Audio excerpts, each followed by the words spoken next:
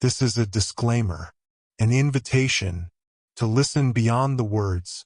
Dear listeners, as you step into this tale, remember, words, like stars, shine in their own way. A name may sound different, a rhythm may shift, but these are not flaws, only the breath of a story made alive. Embrace the creases in the map, the quirks in the voice, the imperfect magic of storytelling. Listen with an open heart, and the journey will remain unchanged. Subscribe for future content updates and new stories. Robur the Conqueror by Jules Verne. Chapter 1. Mysterious Sounds. Bang! Bang! The pistol shots were almost simultaneous. A cow peacefully grazing 50 yards away received one of the bullets in her back. She had nothing to do with the quarrel all the same. Neither of the adversaries was hit. Who were these two gentlemen? We do not know, although this would be an excellent opportunity to hand down their names to posterity. All we can say is that the elder was an Englishman and the younger an American, and both of them were old enough to know better. So far as recording in what locality the inoffensive ruminant had just tasted her last tuft of herbage, nothing can be easier. It was on the left bank of Niagara, not far from the suspension bridge which joins the American to the Canadian bank 3 miles from the falls. The Englishman stepped up to the American. I contend, nevertheless, that it was Rule Britannia, and I say it was Yankee Doodle, replied the young American. The dispute was about to begin again when one of the seconds, doubtless in the interests of the milk trade, interposed. Suppose we say it was Rule Doodle and Yankee Britannia and adjourn to breakfast? This compromise between the national heirs of Great Britain and the United States was adopted to the general satisfaction. The Americans and Englishmen walked up the left bank of the Niagara on their way to Goat Island, the neutral ground between the falls. Let us leave them in the presence of the boiled eggs and traditional ham, and floods enough of tea to make the cataract jealous, and trouble ourselves no more about them. It is extremely unlikely that we shall again meet with them in this story. Which was right, the Englishman or the American? It is not easy to say. Anyhow, the duel shows how great was the excitement, not only in the new but also in the old world, with regard to an inexplicable phenomenon which for a month or more had driven everybody to distraction. Never had the sky been so much looked at since the appearance of man on the terrestrial globe. The night before, an aerial trumpet had blared its brazen notes through space immediately over that part of Canada between Lake Ontario and Lake Erie. Some people had heard those notes as Yankee Doodle. Others had heard them as Rule Britannia, and hence the quarrel between the Anglo-Saxons, which ended with the breakfast on Goat Island. Perhaps it was neither one nor the other of these patriotic tunes, but what was undoubted by all was that these extraordinary sounds had seemed to descend from the sky to the earth. What could it be? Was it some exuberant aeronaut rejoicing on that sonorous instrument of which the renommee makes such obstreperous use? No, there was no balloon and there were no aeronauts. Some strange phenomenon had occurred in the higher zones of the atmosphere, a phenomenon of which neither the nature nor the cause could be explained. Today it appeared over America. 48 hours afterwards it was over Europe. A week later it was in Asia over the Celestial Empire. Hence, in every country of the world, empire, kingdom, or republic, there was anxiety which it was important to allay. If you hear in your house strange and inexplicable noises, do you not at once endeavor to discover the cause? And if your search is in vain, do you not leave your house and take up your quarters in another? But in this case the house was the terrestrial globe. There are no means of leaving that house for the moon or Mars, or Venus, or Jupiter, or any other planet of the solar system. And so of necessity we have to find out what it is that takes place, not in the infinite void, but within the atmospherical zones. In fact, if there is no air, there is no noise, and as there was a noise, that famous trumpet, to wit, the phenomenon must occur in the air, the density of which invariably diminishes and which does not extend for more than 6 miles round our spheroid. Naturally, the newspapers took up the question in their thousands, and treated it in every form, throwing on it both light and darkness, recording many things about it true or false, alarming and tranquilizing their readers, as the sale required, and almost driving ordinary people mad. At one blow party politics dropped unheeded, and the affairs of the world went on none the worse for it. But what could this thing be? There was not an observatory that was not applied to. If an observatory could not give a satisfactory answer, what was the use of observatories? If astronomers, who doubled and tripled the stars 100,000 million miles away, could not explain a phenomenon occurring only a few miles off, what was the use of astronomers? The observatory at Paris was very guarded in what it said. In the mathematical section they had not thought the statement worth noticing. In the meridional section they knew nothing about it. In the physical observatory they had not come across it. In the geodetic section they had had no observation. In the meteorological section there had been no record. In the calculating room they had had nothing to deal with.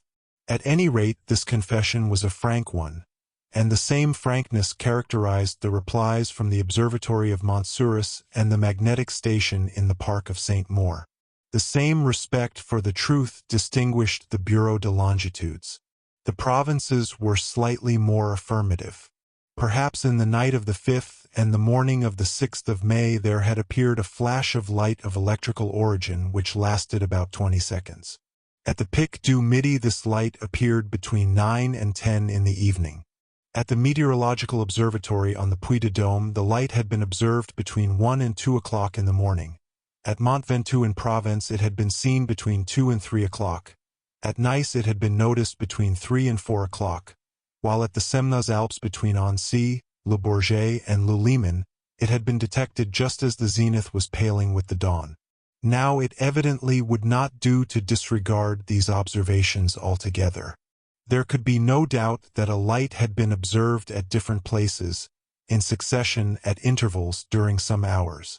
Hence, whether it had been produced from many centers in the terrestrial atmosphere, or from one center, it was plain that the light must have traveled at a speed of over 120 miles an hour. In the United Kingdom there was much perplexity. The observatories were not in agreement. Greenwich would not consent to the proposition of Oxford. They were agreed on one point, however, and that was, it was nothing at all.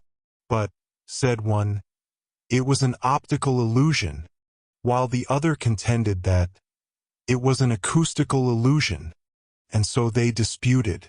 Something, however, was, it will be seen, common to both, it was an illusion. Between the Observatory of Berlin and the Observatory of Vienna the discussion threatened to end in international complications. But Russia, in the person of the director of the observatory at Pulkowa, showed that both were right.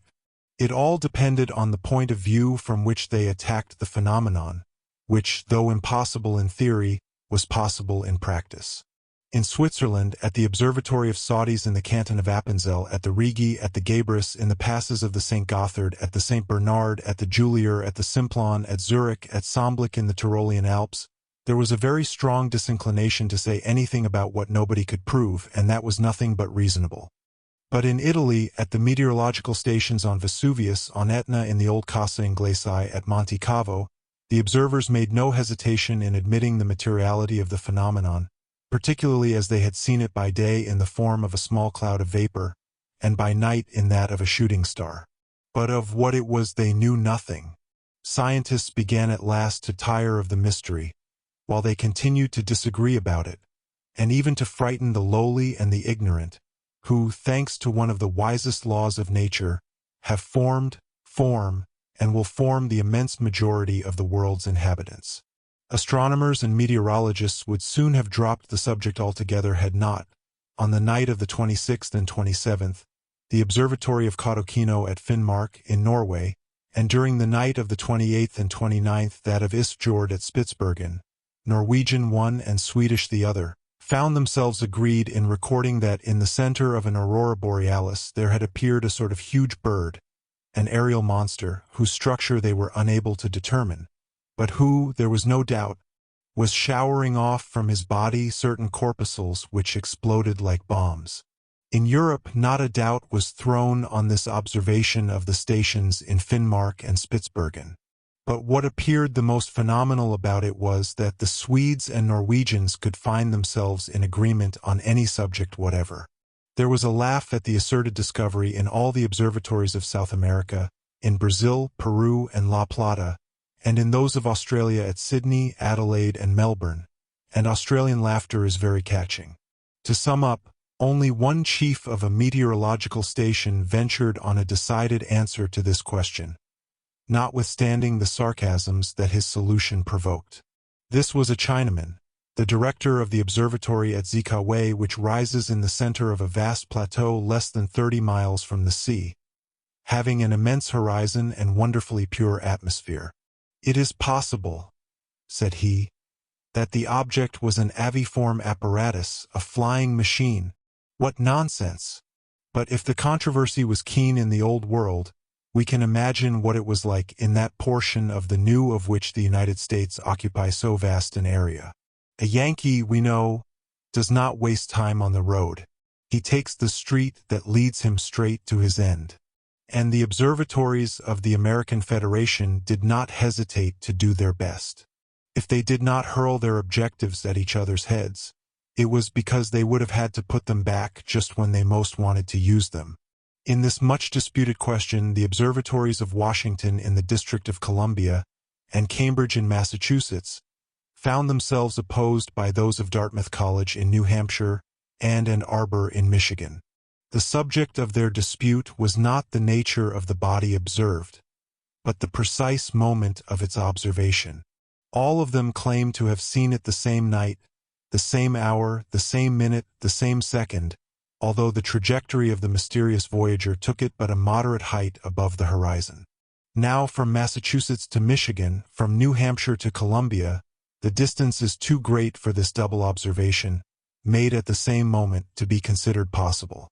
Dudley at Albany, in the state of New York, and West Point, the military academy, showed that their colleagues were wrong by an elaborate calculation of the right ascension and declination of the aforesaid body. But later on it was discovered that the observers had been deceived in the body, and that what they had seen was an aerolite. This aerolite could not be the object in question, for how could an aerolite blow a trumpet? It was in vain that they tried to get rid of this trumpet as an optical illusion. The ears were no more deceived than the eyes. Something had assuredly been seen, and something had assuredly been heard. In the night of the 12th and 13th of May, a very dark night, the observers at Yale College in the Sheffield Science School had been able to take down a few bars of a musical phrase in D major common time, which gave note for note, rhythm for rhythm, the chorus of the chant du depart. "Good," said the Yankee wags. "There is a French band well up in the air.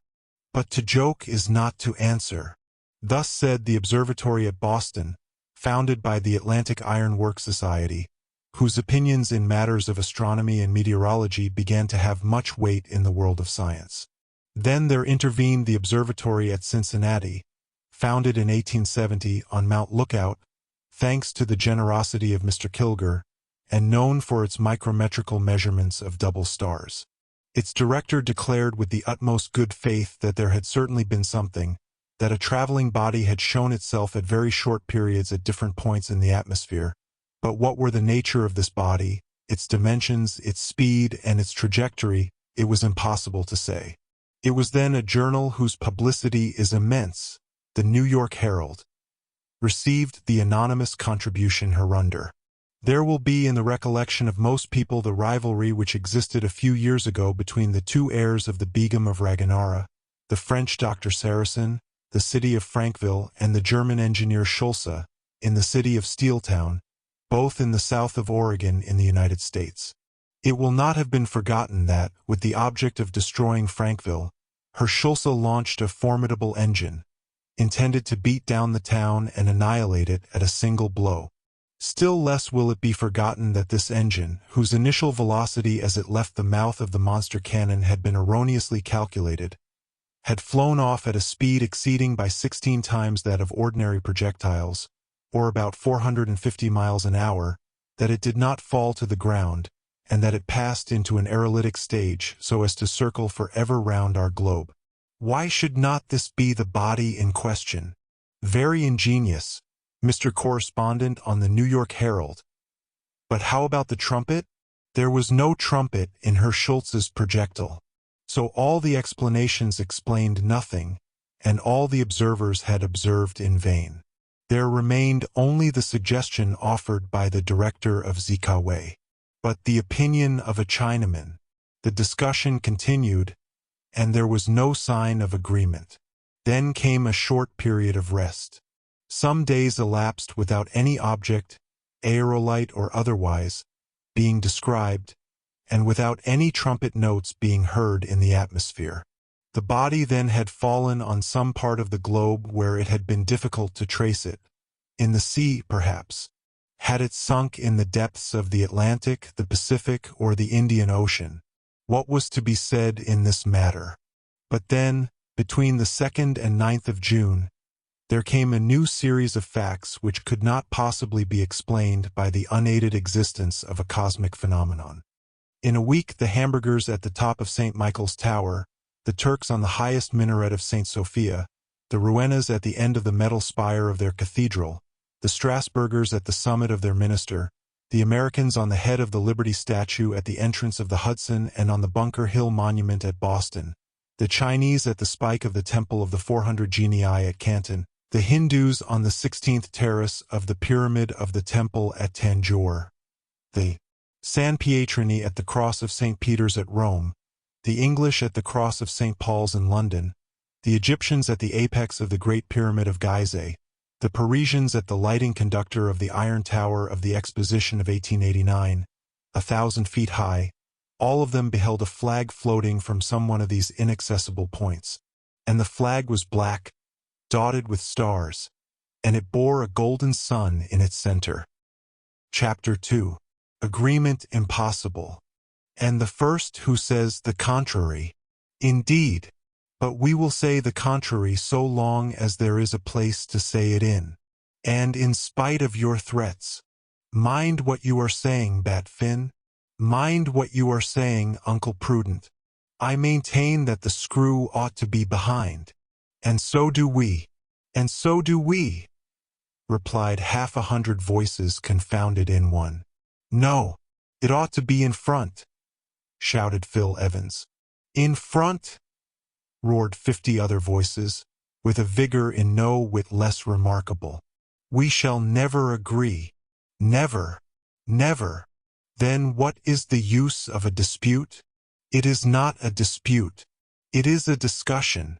One would not have thought so to listen to the taunts, objurgations, and vociferations which filled the lecture room for a good quarter of an hour. The room was one of the largest in the Weldon Institute, the well-known club in Walnut Street, Philadelphia, Pennsylvania, U.S.A. The evening before there had been an election of a lamplighter, occasioning many public manifestations, noisy meetings, and even interchanges of blows, resulting in an effervescence which had not yet subsided, and which would account for some of the excitement just exhibited by the members of the Weldon Institute. For this was merely a meeting of balloonists, discussing the burning question of the direction of balloons. In this great saloon there were struggling, pushing, gesticulating, shouting, arguing, disputing 100 balloonists, all with their hats on, under the authority of a president, assisted by a secretary and treasurer. They were not engineers by profession, but simply amateurs of all that appertained to aerostatics, and they were amateurs in a fury, and especially foes of those who would oppose to aerostats apparatuses heavier than the air. Flying machines, aerial ships, or what not. That these people might one day discover the method of guiding balloons is possible. There could be no doubt that their president had considerable difficulty in guiding them. This president, well known in Philadelphia, was the famous Uncle Prudent, Prudent being his family name. There is nothing surprising in America in the qualificative uncle, for you can there be uncle without having either nephew or niece. There they speak of uncle as in other places they speak of father, though the father may have had no children. Uncle Prudent was a personage of consideration, and in spite of his name was well known for his audacity. He was very rich, and that is no drawback even in the United States. And how could it be otherwise when he owned the greater part of the shares in Niagara Falls? A society of engineers had just been founded at Buffalo for working the cataract. It seemed to be an excellent speculation. The 7,500 cubic meters that pass over Niagara in a second would produce 7 millions of horsepower. This enormous power, distributed amongst all the workshops within a radius of 300 miles, would return an annual income of $300 million, of which the greater part would find its way into the pocket of Uncle Prudent. He was a bachelor, he lived quietly, and for his only servant had his valet Fry Colin, who was hardly worthy of being the servant to so audacious a master. Uncle Prudent was rich, and therefore he had friends, as was natural. But he also had enemies, although he was president of the club, among others all those who envied his position. Amongst his bitterest foes we may mention the secretary of the Weldon Institute. This was Phil Evans, who was also very rich, being the manager of the Wheelton Watch Company, an important manufactory, which makes everyday 500 movements equal in every respect to the best Swiss workmanship. Phil Evans would have passed for one of the happiest men in the world, and even in the United States, if it had not been for Uncle Prudent. Like him, he was in his 46th year, like him of invariable health, like him of undoubted boldness. They were two men made to understand each other thoroughly, but they did not, for both were of extreme violence of character. Uncle Prudent was furiously hot. Phil Evans was abnormally cool. And why had not Phil Evans been elected president of the club? The votes were exactly divided between Uncle Prudent and him.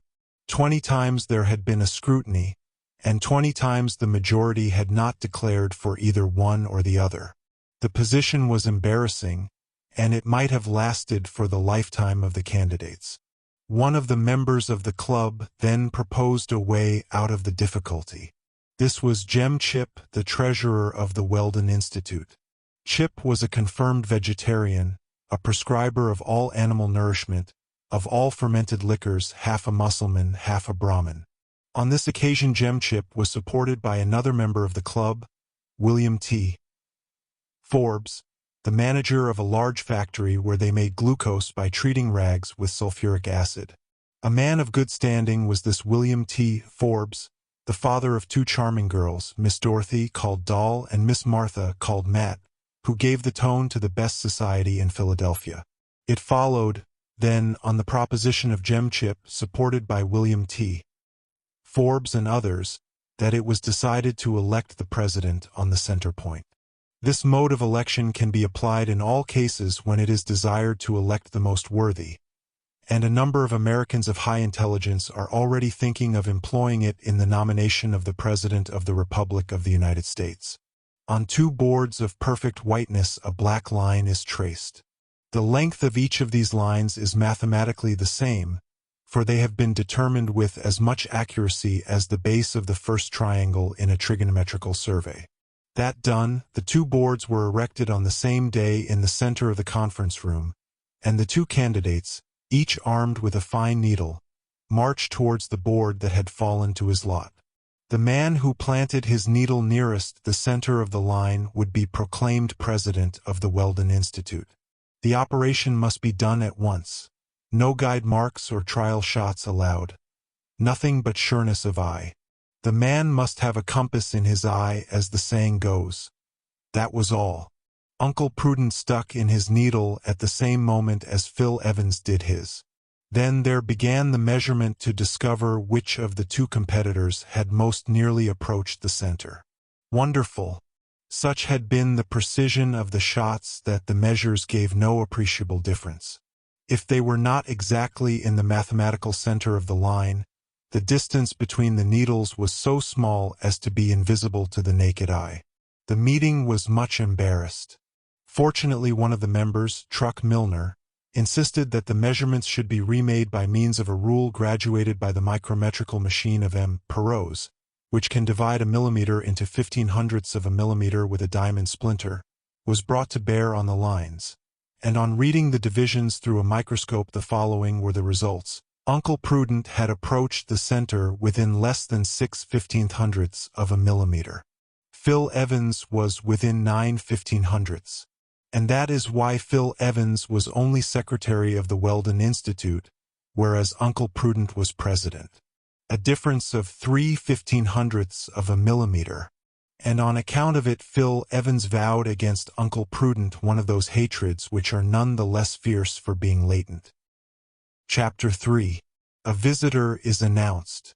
The many experiments made during this last quarter of the 19th century have given considerable impetus to the question of guidable balloons.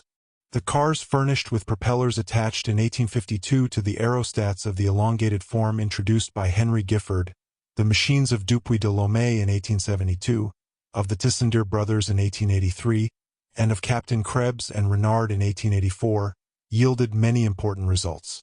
But if these machines, moving in a medium heavier than themselves, maneuvering under the propulsion of a screw, working at an angle to the direction of the wind, and even against the wind to return to their point of departure, had been really guidable.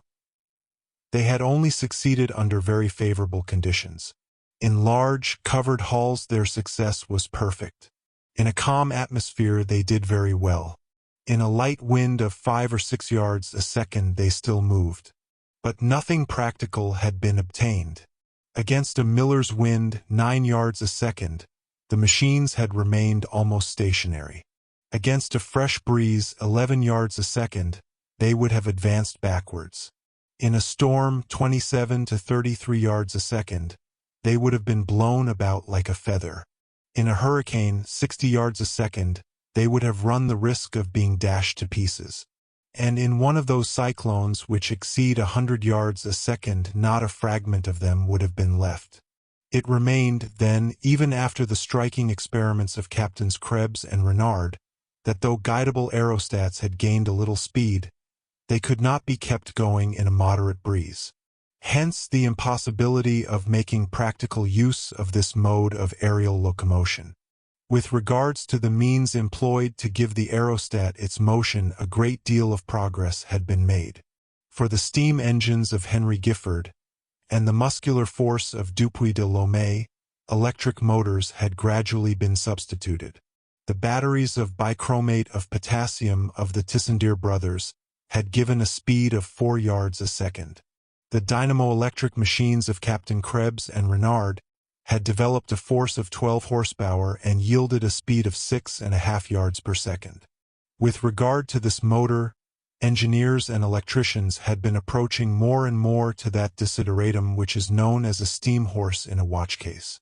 Gradually the results of the pile of which Captains Krebs and Renard had kept the secret had been surpassed, and aeronauts had become able to avail themselves of motors whose lightness increased at the same time as their power. In this there was much to encourage those who believed in the utilization of guidable balloons. But yet how many good people there are who refuse to admit the possibility of such a thing. If the aerostat finds support in the air, it belongs to the medium in which it moves. Under such conditions, how can its mass, which offers so much resistance to the currents of the atmosphere, make its way against the wind? In this struggle of the inventors after a light and powerful motor, the Americans had most nearly attained what they sought. A dynamo-electric apparatus, in which a new pile was employed, the composition of which was still a mystery, had been bought from its inventor, a Boston chemist up to then unknown.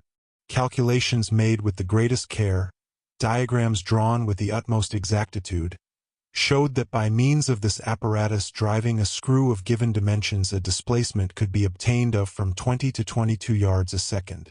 Now this was magnificent, and it is not dear, said Uncle Prudent, as he handed to the inventor in return for his formal receipt the last installment of the 100,000 paper dollars he had paid for his invention.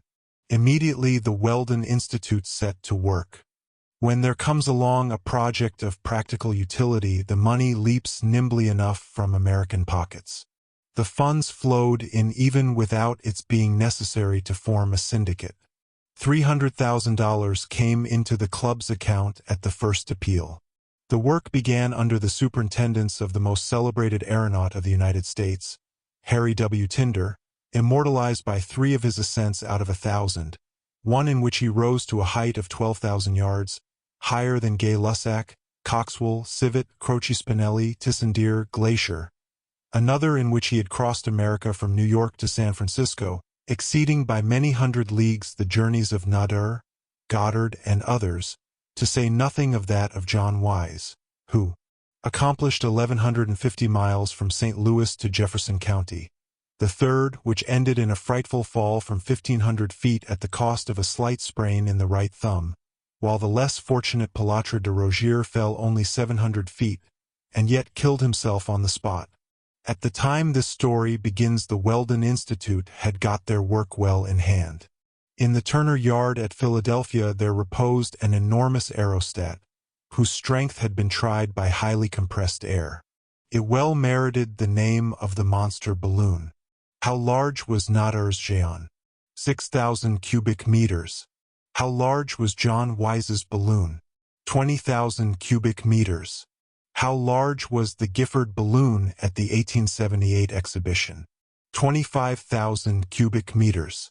Compare these 3 aerostats with the aerial machine of the Weldon Institute, whose volume amounted to 40,000 cubic meters, and you will understand why Uncle Prudent and his colleagues were so justifiably proud of it.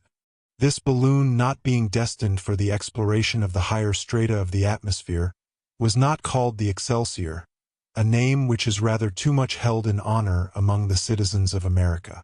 No, it was called simply the Go-Ahead. And all it had to do was to justify its name by going ahead obediently to the wishes of its commander. The dynamo-electric machine, according to the patent purchased by the Weldon Institute, was nearly ready. In less than 6 weeks, the Go-Ahead would start for its first cruise through space. But, as we have seen, all the mechanical difficulties had not been overcome. Many evenings had been devoted to discussing, not the form of its screw nor its dimensions, but whether it ought to be put behind, as the Tissandier brothers had done, or before as Captains Krebs and Renard had done. It is unnecessary to add that the partisans of the 2 systems had almost come to blows. The group of beforists were equaled in number by the group of behindists. Uncle Prudent, who ought to have given the casting vote, Uncle Prudent, brought up doubtless in the school of Professor Buridan, could not bring himself to decide. Hence the impossibility of getting the screw into place. The dispute might last for some time, unless the government interfered. But in the United States the government meddles with private affairs as little as it possibly can. And it is right. Things were in this state at this meeting on the 13th of June, which threatened to end in a riot. Insults exchanged, fisticuffs succeeding the insults, cane thrashings succeeding the fisticuffs, revolver shots succeeding the cane thrashings, when at 37 minutes past 8 there occurred a diversion. The porter of the Weldon Institute coolly and calmly, like a policeman amid the storm of the meeting, approached the presidential desk. On it he placed a card. He awaited the orders that Uncle Prudent found it convenient to give. Uncle Prudent turned on the steam whistle, which did duty for the presidential bell, for even the Kremlin clock would have struck in vain, but the tumult slackened not. Then the president removed his hat. Thanks to this extreme measure, a semi-silence was obtained. "A communication," said Uncle Prudent, after taking a huge pinch from the snuff-box which never left him. "Speak up," answered 89 voices, accidentally in agreement on this one point. "A stranger, my dear colleagues, asks to be admitted to the meeting." "Never," replied every voice. "He desires to prove to us, it would appear," continued Uncle Prudent, "that to believe in guiding balloons is to believe in the absurdest of utopias. Let him in. Let him in." "What is the name of this singular personage?" asked Secretary Phil Evans. "Robur," replied Uncle Prudent. "Robur, Robur, Robur," yelled the assembly. and the welcome accorded so quickly to the curious name was chiefly due to the Weldon Institute hoping to vent its exasperation on the head of him who bore it. Chapter 4, in which a new character appears. Citizens of the United States, my name is Robur. I am worthy of the name. I am 40 years old, although I look but 30, and I have a constitution of iron, a healthy vigor that nothing can shake, a muscular strength that few can equal, and a digestion that would be thought first class even in an ostrich. They were listening. Yes. The riot was quelled at once by the totally unexpected fashion of the speech. Was this fellow a madman or a hoaxer? Whoever he was, he kept his audience in hand. There was not a whisper in the meeting in which but a few minutes ago the storm was in full fury. And Robur looked the man he said he was, of middle height and geometric breadth. His figure was a regular trapezium with the greatest of its parallel sides formed by the line of his shoulders. On this line, attached by a robust neck, there rose an enormous spheroidal head. The head of what animal did it resemble from the point of view of passional analogy? The head of a bull, but a bull with an intelligent face. Eyes which at the least opposition would glow like coals of fire, and above them a permanent contraction of the superciliary muscle, an invariable sign of extreme energy. Short hair, slightly woolly with metallic reflections. Large chest rising and falling like a smith's bellows. Arms, hands, legs, feet, all worthy of the trunk. No mustaches, no whiskers, but a large American goatee, revealing the attachments of the jaw whose masseter muscles were evidently of formidable strength. It has been calculated what has not been calculated. That the pressure of the jaw of an ordinary crocodile can reach 400 atmospheres, while that of a hound can only amount to 100. From this the following curious formula has been deduced. If a kilogram of dog produces 8 kilograms of masseteric force, a kilogram of crocodile could produce 12. Now, a kilogram of the aforesaid Robur would not produce less than 10, so that he came between the dog and the crocodile. From what country did this remarkable specimen come? It was difficult to say. One thing was noticeable, and that was that he expressed himself fluently in English without a trace of the drawling twang that distinguishes the Yankees of New England. He continued, "And now, honorable citizens, for my mental faculties. You see before you an engineer whose nerves are in no way inferior to his muscles. I have no fear of anything or anybody. I have a strength of will that has never had to yield. When I have decided on a thing, all America, all the world, may strive in vain to keep me from it. When I have an idea, I allow no one to share it, and I do not permit any contradiction. I insist on these details, honorable citizens, because it is necessary you should quite understand me. Perhaps you think I am talking too much about myself? It does not matter if you do. And now consider a little before you interrupt me, as I have come to tell you something that you may not be particularly pleased to hear." A sound as of the surf on the beach began to rise along the first row of seats, a sign that the sea would not be long in getting stormy again. "Speak, stranger," said Uncle Prudent, who had some difficulty in restraining himself, and Robur spoke as follows, without troubling himself any more about his audience. "Yes, I know it well. After a century of experiments that have led to nothing, and trials giving no results, there still exist ill-balanced minds who believe in guiding balloons. They imagine that a motor of some sort, electric or otherwise, might be applied to their pretentious skin bags which are at the mercy of every current in the atmosphere. They persuade themselves that they can be masters of an aerostat as they can be masters of a ship on the surface of the sea.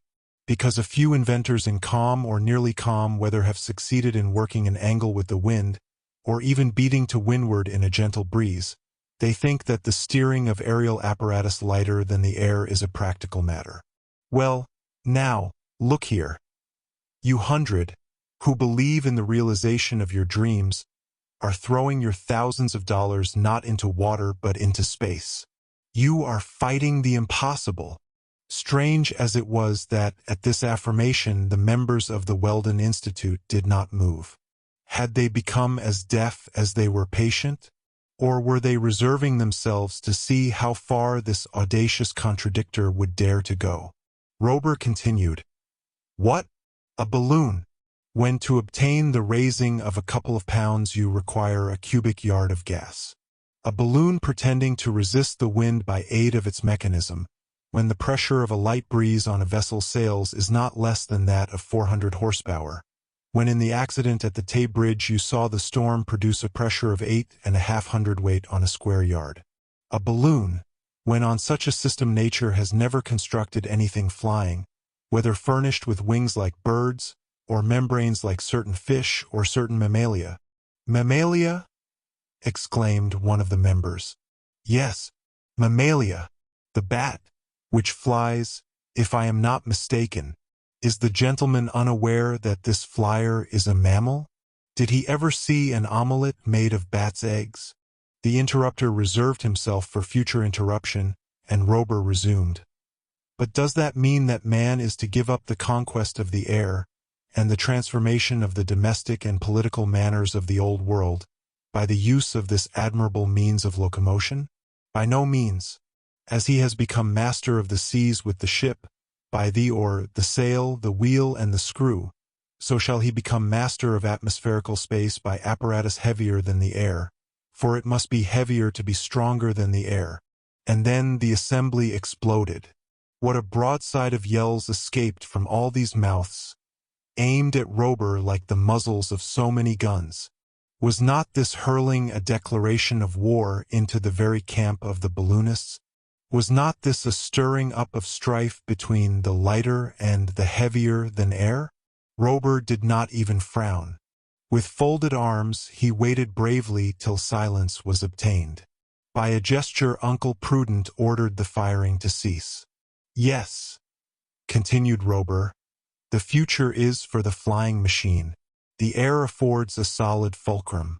If you will give a column of air an ascensional movement of 45 meters a second, a man can support himself on the top of it if the soles of his boots have a superficies of only the eighth of a square meter.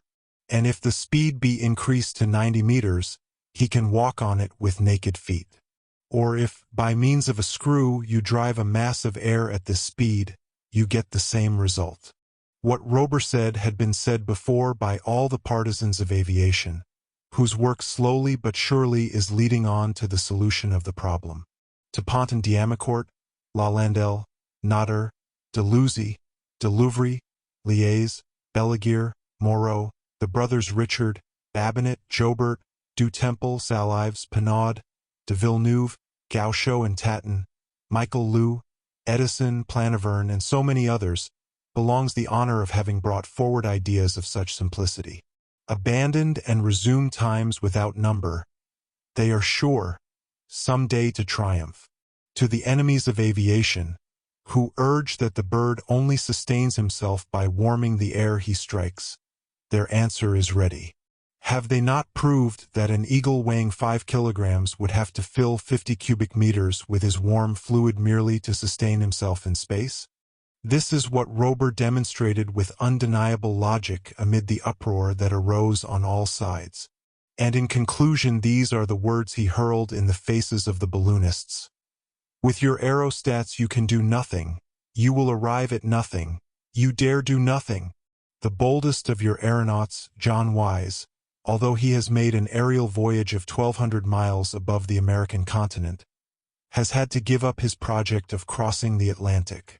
And you have not advanced one step, not one step towards your end." "Sir," said the president, who in vain endeavored to keep himself cool, "you forget what was said by our immortal Franklin at the first appearance of the fire balloon. It is but a child, but it will grow. It was but a child, and it has grown." No, Mr. President, it has not grown. It has got fatter. And this is not the same thing. This was a direct attack on the Weldon Institute, which had decreed, helped, and paid for the making of a monster balloon. And so propositions of the following kind began to fly about the room. Turn him out. Throw him off the platform. Prove that he is heavier than the air.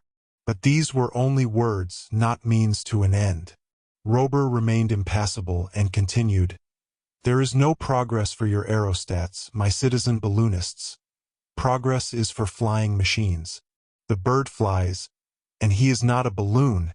He is a piece of mechanism. Yes, he flies, exclaimed the fiery Bat-T-Fin. But he flies against all the laws of mechanics. Indeed, said Robur, shrugging his shoulders and resuming. Since we have begun the study of the flight of large and small birds, one simple idea has prevailed, to imitate nature, which never makes mistakes. Between the albatross, which gives hardly 10 beats of the wing per minute, between the pelican, which gives 70. 71, said the voice of a scoffer, and the bee, which gives 192 per second. 193, said the facetious individual. And the common housefly, which gives 330 and a half, and the mosquito, which gives millions. No, milliards. But Robur the interrupted not his demonstration.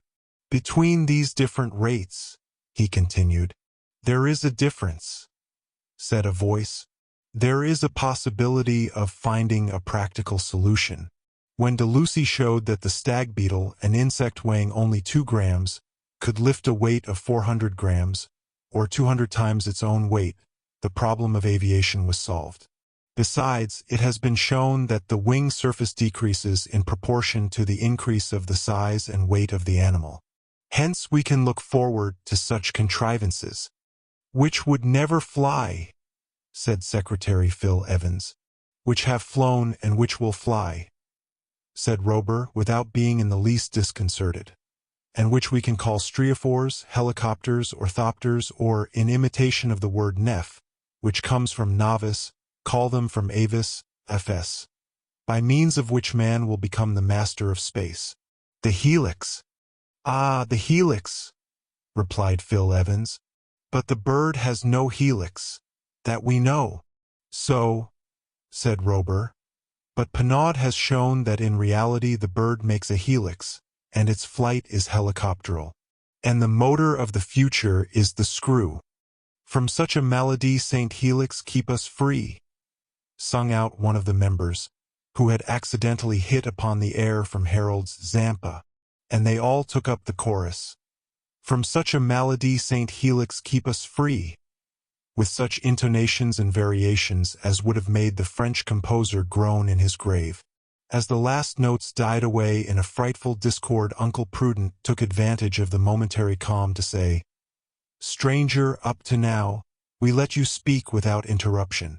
It seemed that for the president of the Weldon Institute shouts, yells, and catcalls were not interruptions, but only an exchange of arguments. But I may remind you, all the same, that the theory of aviation is condemned beforehand and rejected by the majority of American and foreign engineers. It is a system which was the cause of the death of the Flying Saracen at Constantinople, of the monk Volater at Lisbon, of de Letterne in 1852, of de Groff in 1864, besides the victims I forget since the mythological Icarus. A system, replied Robur, no more to be condemned than that whose martyrology contains the names of Pilatre de Rogier at Calais, of Blanchard at Paris, of Donaldson and Grimwood in Lake Michigan, of Civil and of Croce Spinelli, and others whom it takes good care to forget. This was a counter-thrust with a vengeance. Besides, continued Robur, with your balloons as good as you can make them, you will never obtain any speed worth mentioning. It would take you 10 years to go round the world, and a flying machine could do it in a week. Here arose a new tempest of protests and denials which lasted for 3 long minutes. And then Phil Evans looked up the word. Mr. Aviator, he said, you who talk so much of the benefits of aviation, have you ever aviat? I have. And made the conquest of the air? Not unlikely. Hooray for Robur the Conqueror! shouted an ironical voice. Well, yes, Robur the Conqueror. I accept the name and I will bear it, for I have a right to it. We beg to doubt it, said Chip. Gentlemen, said Robur, and his brows knit.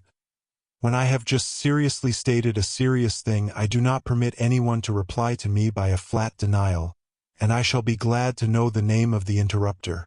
My name is Chip, and I am a vegetarian.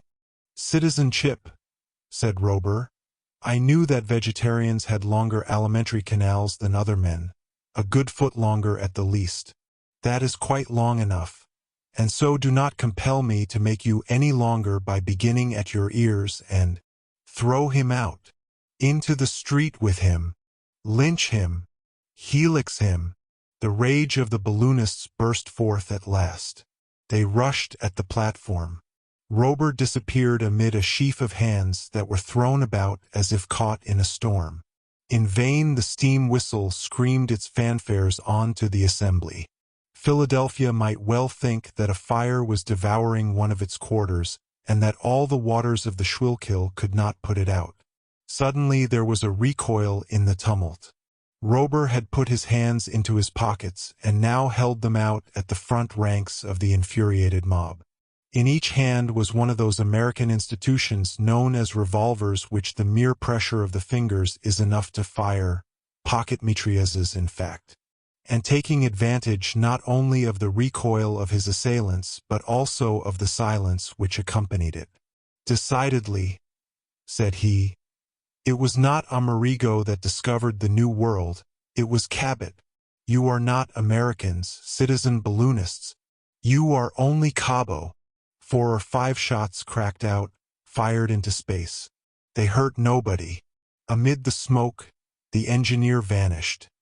And when it had thinned away, there was no trace of him. Robur the Conqueror had flown, as if some apparatus of aviation had borne him into the air. Chapter 5. Another disappearance. This was not the first occasion on which, at the end of their stormy discussions, the members of the Weldon Institute had filled Walnut Street and its neighborhood with their tumult. Several times had the inhabitants complained of the noisy way in which the proceedings ended, and more than once had the policemen had to interfere to clear the thoroughfare for the passers-by, who for the most part were supremely indifferent on the question of aerial navigation. But never before had the tumult attained such proportions, never had the complaints been better founded, never had the intervention of the police been more necessary. But there was some excuse for the members of the Weldon Institute. They had been attacked in their own house. To these enthusiasts for lighter than air, a no less enthusiast for heavier than air had said things absolutely abhorrent. And at the moment they were about to treat him as he deserved, he had disappeared. So they cried aloud for vengeance. To leave such insults unpunished was impossible to all with American blood in their veins. Had not the sons of Amerigo been called the sons of Cabot? Was not that an insult as unpardonable as it happened to be just historically? The members of the club in several groups rushed down Walnut Street, then into the adjoining streets, and then all over the neighborhood. They woke up the householders. They compelled them to search their houses, prepared to indemnify them later on for the outrage on their privacy. Vain were all their trouble and searching. Robur was nowhere to be found. There was no trace of him. He might have gone off in the go-ahead. The balloon of the Institute, for all they could tell. After an hour's hunt, the members had to give in and separate, not before they had agreed to extend their search over the whole territory of the twin Americas that formed the new continent. By 11 o'clock quiet had been restored in the neighborhood of Walnut Street. Philadelphia was able to sink again into that sound sleep which is the privilege of non-manufacturing towns. The different members of the club parted to seek their respective houses. To mention the most distinguished amongst them, William T. Forbes sought his large sugar establishment, where Miss Dahl and Miss Matt had prepared for him his evening tea, sweetened with his own glucose. Truck Milner took the road to his factory in the distant suburb, where the engines worked day and night. Treasurer Jim Chip, publicly accused of possessing an alimentary canal 12 inches longer than that of other men, returned to the vegetable soup that was waiting for him. Two of the most important balloonists, two only, did not seem to think of returning so soon to their domicile. They availed themselves of the opportunity to discuss the question with more than usual acrimony. These were the irreconcilables, Uncle Prudent and Phil Evans, the president and secretary of the Weldon Institute. At the door of the club, the valet Fry Colin waited for Uncle Prudent, his master, and at last he went after him, though he cared but little for the subject which had set the two colleagues at loggerheads. It is only in euphemism that the verb discuss can be used to express the way in which the duet between the president and secretary was being performed. As a matter of fact, they were in full wrangle with an energy born of their old rivalry. "No, sir, no," said Phil Evans. "If I had had the honor of being president of the Weldon Institute, there never, no, never would have been such a scandal." "And what would you have done if you had had the honor?" demanded Uncle Prudent. "I would have stopped the insulter before he had opened his mouth." "It seems to me it would have been impossible to stop him until he had opened his mouth," replied Uncle Prudent. "Not in America, sir. Not in America." And exchanging such observations, increasing in bitterness as they went, they walked on through the streets farther and farther from their homes, until they reached a part of the city whence they had to go a long way round to get back. Fry Colin followed, by no means at ease to see his master plunging into such deserted spots. He did not like deserted spots, particularly after midnight. In fact, the darkness was profound, and the moon was only a thin crescent just beginning its monthly life. Fry Colin kept a lookout to the left and right of him to see if he was followed, and he fancied he could see 5 or 6 hulking follows dogging his footsteps. Instinctively he drew nearer to his master, but not for the world would he have dared to break in on the conversation of which the fragments reached him. In short, it so chanced that the president and secretary of the Weldon Institute found themselves on the road to Fairmount Park. In the full heat of their dispute they crossed the Schuylkill River by the famous Iron Bridge. They met only a few belated wayfarers, and pressed on across a wide open tract where the immense prairie was broken every now and then by the patches of thick woodland, which make the park different to any other in the world. There Fry Colin's terror became acute, particularly as he saw the 5 or 6 shadows gliding after him across the Schuylkill Bridge. The pupils of his eyes broadened out to the circumference of his iris, and his limbs seemed to diminish as if endowed with the contractility peculiar to the mollusca and certain of the articulate. For Fry Colin, the valet, was an egregious coward. He was a pure South Carolina Negro, with the head of a fool and the carcass of an imbecile. Being only 21, he had never been a slave, not even by birth, but that made no difference to him. Grinning and greedy and idle, and a magnificent poltroon, he had been the servant of Uncle Prudent for about 3 years. Over and over again had his master threatened to kick him out, but had kept him on for fear of doing worse. With a master ever ready to venture on the most audacious enterprises, Fry Colin's cowardice had brought him many arduous trials. But he had some compensation. Very little had been said about his gluttony, and still less about his laziness. Ah, Valet Fry Colin, if you could only have read the future. Why, oh why, Fry Colin, did you not remain at Boston with the Sneffels, and not have given them up when they talked of going to Switzerland? Was not that a much more suitable place for you than this of Uncle Prudence, where danger was daily welcomed? But here he was, and his master had become used to his faults. He had one advantage, and that was a consideration. Although he was a Negro by birth, he did not speak like a Negro, and nothing is so irritating as that hateful jargon in which all the pronouns are possessive and all the verbs infinitive. Let it be understood, then, that Fry Colin was a thorough coward. And now it was midnight, and the pale crescent of the moon began to sink in the west behind the trees in the park. The rays streaming fitfully through the branches made the shadows darker than ever. Fry Colin looked around him anxiously. "Error," he said. "There are those fellows there all the time. Positively they are getting nearer." "Master Uncle!" he shouted. It was thus he called the president of the Weldon Institute, and thus did the president desire to be called. At the moment the dispute of the rivals had reached its maximum, and as they hurled their epithets at each other they walked faster and faster, and drew farther and farther away from the Schuylkill Bridge. They had reached the center of a wide clump of trees, whose summits were just tipped by the parting rays of the moon. Beyond the trees was a very large clearing, an oval field, a complete amphitheater. Not a hillock was there to hinder the gallop of the horses, not a bush to stop the view of the spectators. And if Uncle Prudent and Phil Evans had not been so deep in their dispute, and had used their eyes as they were accustomed to, they would have found the clearing was not in its usual state. Was it a flour mill that had anchored on it during the night? It looked like it, with its wings and sails, motionless and mysterious in the gathering gloom. But neither the president nor the secretary of the Weldon Institute noticed the strange modification in the landscape of Fairmount Park, and neither did Fry Colin.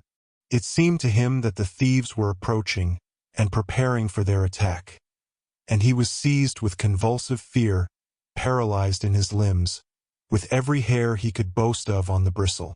His terror was extreme.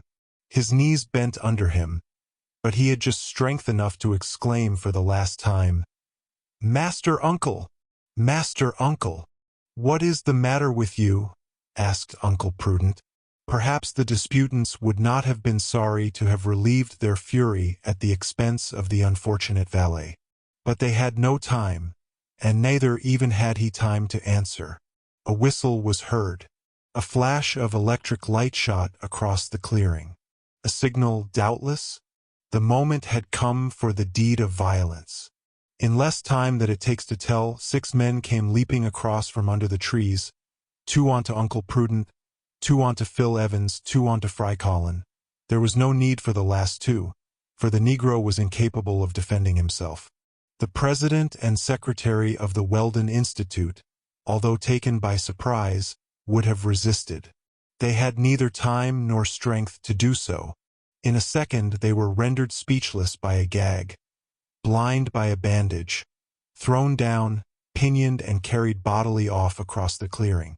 What could they think except that they had fallen into the hands of people who intended to rob them?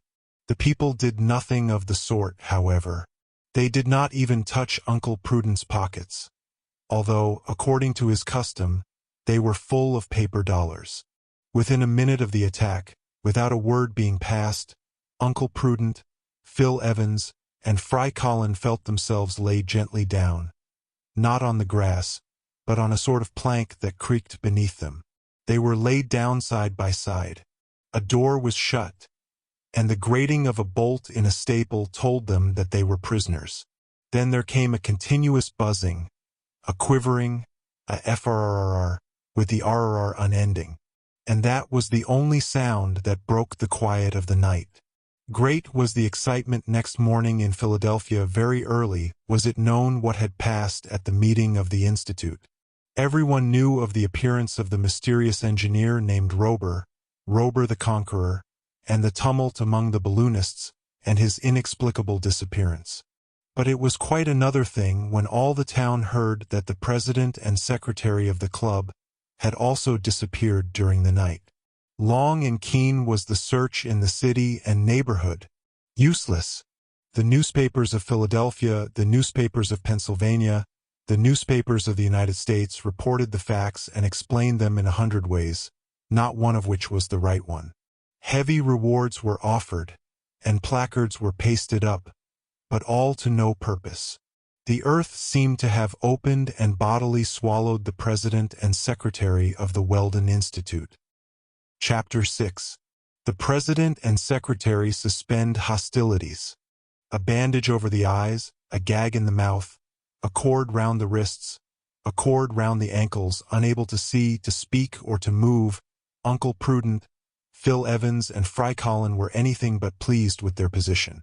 Knowing not who had seized them, nor in what they had been thrown like parcels in a goods wagon, nor where they were, nor what was reserved for them, it was enough to exasperate even the most patient of the ovine race, and we know that the members of the Weldon Institute were not precisely sheep as far as patience went. With his violence of character, we can easily imagine how Uncle Prudent felt. One thing was evident, that Phil Evans and he would find it difficult to attend the club next evening. As to Fry Colin, with his eyes shut and his mouth closed, it was impossible for him to think of anything. He was more dead than alive. For an hour the position of the prisoners remained unchanged. No one came to visit them, or to give them that liberty of movement and speech of which they lay in such need. They were reduced to stifled sighs, to grunts emitted over and under their gags, to everything that betrayed anger kept dumb and fury imprisoned, or rather bound down. Then, after many fruitless efforts, they remained for some time as though lifeless. Then, as the sense of sight was denied them, they tried by their sense of hearing to obtain some indication of the nature of this disquieting state of things. But in vain did they seek for any other sound than an interminable and inexplicable FRRR, which seemed to envelop them in a quivering atmosphere. At last something happened. Phil Evans, regaining his coolness, managed to slacken the cord which bound his wrists. Little by little the knot slipped, his fingers slipped over each other, and his hands regained their usual freedom. A vigorous rubbing restored the circulation. A moment after he had slipped off the bandage which bound his eyes, taken the gag out of his mouth, and cut the cords round his ankles with his knife. An American who has not a Bowie knife in his pocket is no longer an American. But if Phil Evans had regained the power of moving and speaking, that was all. His eyes were useless to him, at present at any rate. The prison was quite dark, though about 6 feet above him a feeble gleam of light came in through a kind of loophole. As may be imagined, Phil Evans did not hesitate to at once set free his rival. A few cuts with the Bowie settled the knots which bound him foot and hand. Immediately Uncle Prudent rose to his knees and snatched away his bandage and gag. "Thanks," said he in stifled voice. "Phil Evans. Uncle Prudent? Here we are no longer the president and secretary of the Weldon Institute. We are adversaries no more." "You are right," answered Evans. "We are now only 2 men agreed to avenge ourselves on a third whose attempt deserves severe reprisals. And this third is Robur. It is Robur." On this point both were absolutely in accord. On this subject there was no fear of dispute. "And your servant?" said Phil Evans, pointing to Fry Colin, who was puffing like a grampus. "We must set him free." "Not yet," said Uncle Prudent. "He would overwhelm us with his jeremiads, and we have something else to do than abuse each other." "What is that, Uncle Prudent?" "To save ourselves if possible." "You are right, even if it is impossible." "And even if it is impossible." There could be no doubt that this kidnapping was due to Robur, for an ordinary thief would have relieved them of their watches, jewelry, and purses, and thrown their bodies into the Schuylkill with a good gash in their throats instead of throwing them to the bottom of what? That was a serious question, which would have to be answered before attempting an escape with any chance of success. "Phil Evans," began Uncle Prudent, "if, when we came away from our meeting, instead of indulging in amenities to which we need not recur, we had kept our eyes more open, this would not have happened. Had we remained in the streets of Philadelphia, there would have been none of this. Evidently Robur foresaw what would happen at the club, and had placed some of his bandits on guard at the door. When we left Walnut Street, these fellows must have watched us and followed us, and when we imprudently ventured into Fairmount Park, they went in for their little game." "Agreed," said Evans. "We were wrong not to go straight home." "It is always wrong not to be right," said Prudent. Here a long-drawn sigh escaped from the darkest corner of the prison. "What is that?" asked Evans. "Nothing. Fry Colin is dreaming." Between the moment we were seized a few steps out into the clearing and the moment we were thrown in here only 2 minutes elapsed. It is thus evident that those people did not take us out of Fairmount Park. And if they had done so, we should have felt we were being moved. Undoubtedly. And consequently we must be in some vehicle, perhaps some of those long prairie wagons or some show caravan. Evidently, for if we were in a boat moored on the Schuylkill, we should have noticed the movement due to the current. That is so, and as we are still in the clearing, I think that now is the time to get away, and we can return later to settle with this Robur, and make him pay for this attempt on the liberty of 2 citizens of the United States. And he shall pay pretty dearly. But who is this man? Where does he come from? Is he English or German or French? "He is a scoundrel, that is enough," said Uncle Prudent. "Now to work."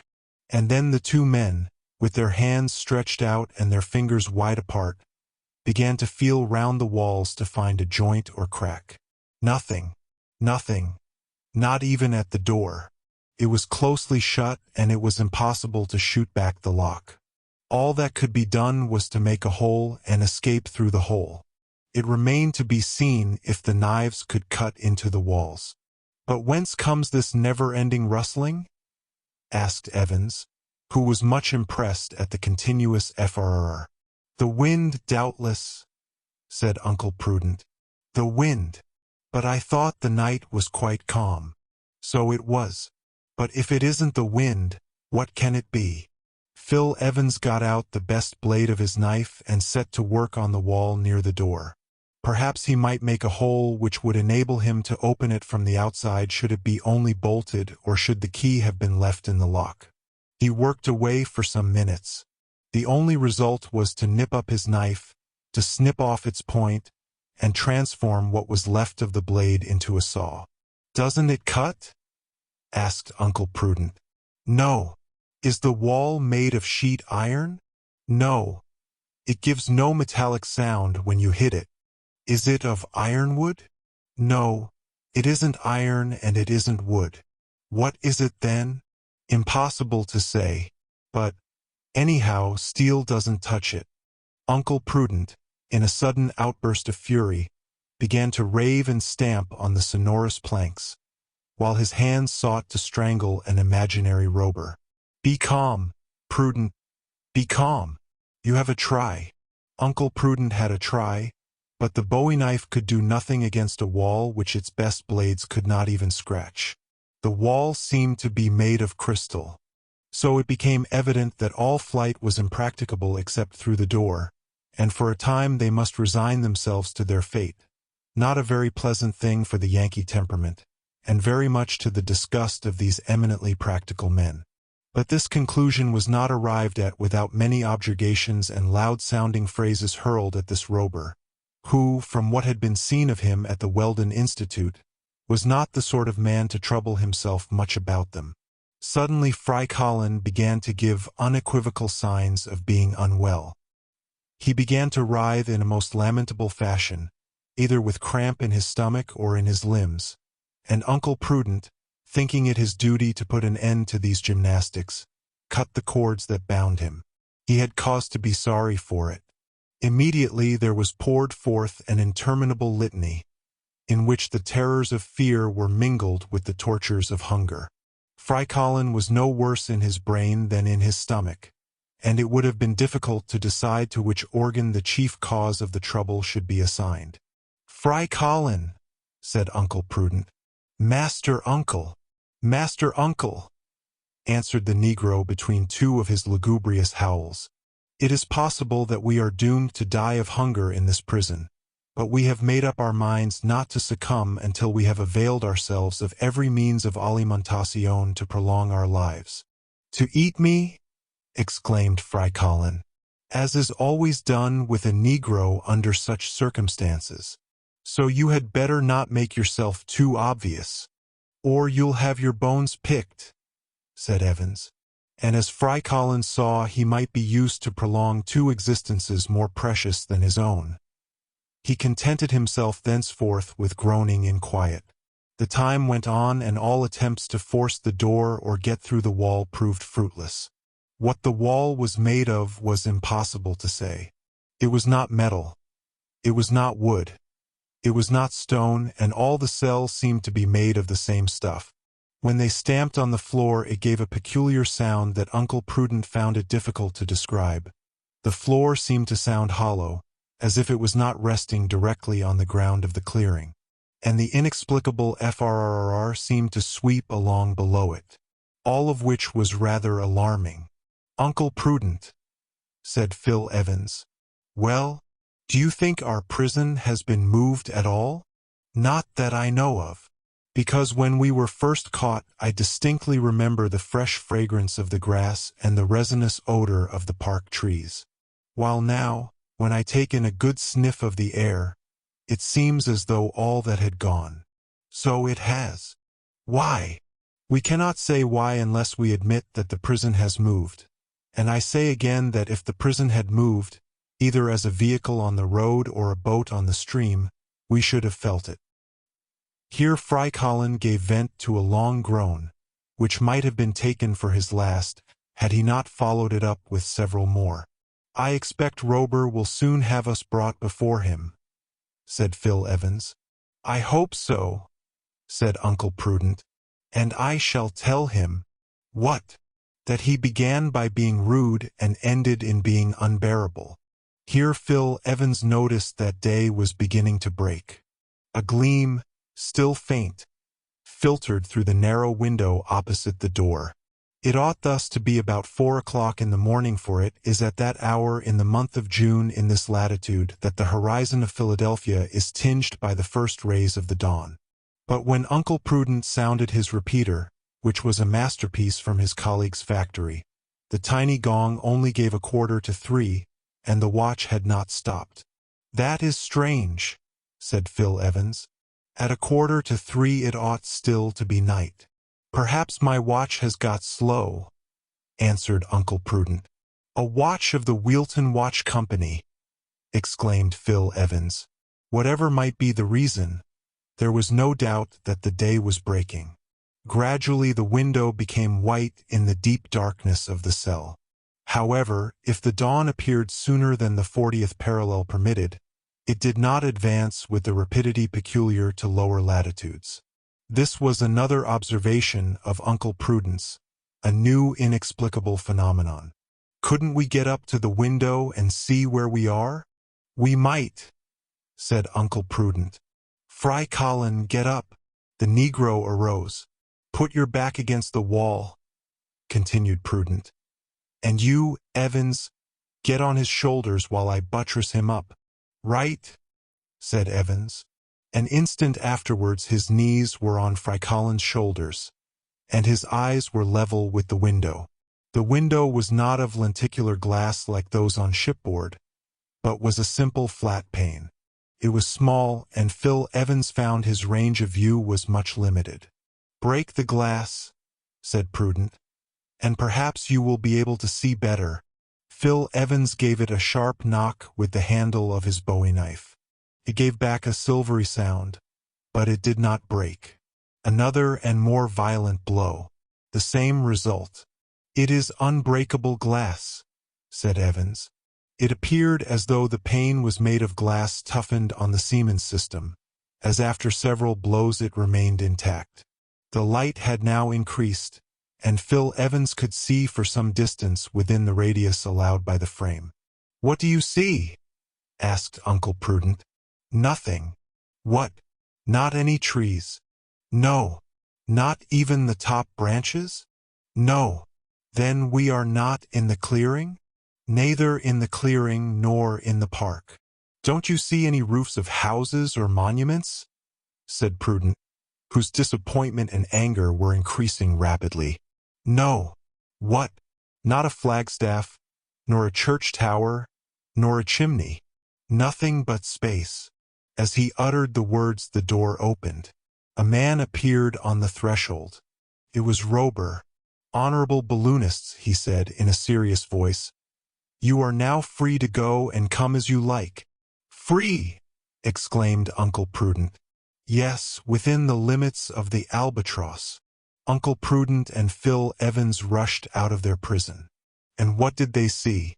For 1,000 feet below them the face of a country they sought in vain to recognize. Chapter 7. On board the Albatross. When will man cease to crawl in the depths to live in the azure and quiet of the sky? To this question of Camille Flammarion's the answer is easy. It will be when the progress of mechanics has enabled us to solve the problem of aviation. And in a few years, as we can foresee, a more practical utilization of electricity will do much towards that solution. In 1783, before the Montgolfier brothers had built their fire balloon, and Charles, the physician, had devised his first aerostat, a few adventurous spirits had dreamt of the conquest of space by mechanical means. The first inventors did not think of apparatus lighter than air, for that the science of their time did not allow them to imagine. It was to contrivances heavier than air, to flying machines in imitation of the birds, that they trusted to realize aerial locomotion. This was exactly what had been done by that madman Icarus, the son of Daedalus, whose wings, fixed together with wax, had melted as they approached the sun. But without going back to mythological times, without dwelling on Arcadus of Tarentum, we find, in the works of Dante of Perugia, of Leonardo da Vinci and Guidotti, the idea of machines made to move through the air. 2 centuries and a half afterwards inventors began to multiply. In 1742 the Marquis de Bacqueville designed a system of wings, tried it over the Seine, and fell and broke his arm. In 1768 Paucton conceived the idea of an apparatus with 2 screws, suspensive and propulsive. In 1781 Meerwein, the architect of the Prince of Baden, built an orthopteric machine, and protested against the tendency of the aerostats which had just been invented. In 1784 Launoy and Bienvenu had maneuvered a helicopter worked by springs. In 1808 there were the attempts at flight by the Austrian Jacques Degen. In 1810 came the pamphlet by Denayan of Nantes, in which the principles of heavier than air are laid down. From 1811 to 1840 came the inventions and researches of Derblinger, Vigouel, Sardi, Dubochet, and Cagniard de Latour. In 1842 we have the Englishman Henson, with his system of inclined planes and screws worked by steam. In 1845 came Cassis and his ascensional screws. In 1847 came Camille Vert and his helicopter made of birds' wings. In 1852 came Leader with his system of guidable parachutes, whose trial cost him his life. And in the same year came Michel Leu with his plan of gliding through the air on 4 revolving wings. In 1853 came Belliguic and his aeroplane with the traction screws, Voisin Chardins with his guidable kite, and George Colley with his flying machines driven by gas. From 1854 to 1863 appeared Joseph Pline with several patents for aerial systems. Brent, Carlingford, Lebris, Dew Temple, Bright, whose ascensional screws were left-handed, Smithies, Panifieu, Crosnier, and C. At length, in 1863, thanks to the efforts of Nader, a society of heavier than air was founded in Paris. There the inventors could experiment with the machines, of which many were patented. Ponton d'Amecourt and his steam helicopter, Lalandel and his system of combining screws with inclined planes and parachutes, Louvry and his aeroscape, Esterno and his mechanical bird, Gruff and his apparatus with wings worked by levers. The impetus was given, inventors invented, calculators calculated all that could render aerial locomotion practicable. Burckhardt, Lebris, Kaufmann, Smith, Stringfellow, Prigent, Dangerd, Pomes and de la Paz, Moy, Penaud, Jobert, Haro de Villeneuve, Achenbach, Garapon, Duchesne, Danderan, Periessel, Dywade, Melkosef, Forlanini, Beery, Tatton, Dandrieux, Edison, some with wings or screws, others with inclined planes, imagined, created, constructed, perfected, their flying machines, ready to do their work, once there came to be applied to thereby some inventor a motor of adequate power and excessive lightness. This list may be a little long, but that will be forgiven, for it is necessary to give the various steps in the ladder of aerial locomotion, on the top of which appeared Robur the Conqueror. Without these attempts, these experiments of his predecessors, how could the inquirer have conceived so perfect an apparatus? And though he had but contempt for those who obstinately worked away in the direction of balloons, he held in high esteem all those partisans of heavier than air, English, American, Italian, Austrian, French, and particularly French, whose work had been perfected by him, and led him to design and then to build this flying engine known as the Albatross, which he was guiding through the currents of the atmosphere. "The pigeon flies," had exclaimed one of the most persistent adepts at aviation. "They will crowd the air as they crowd the earth," said one of his most excited partisans.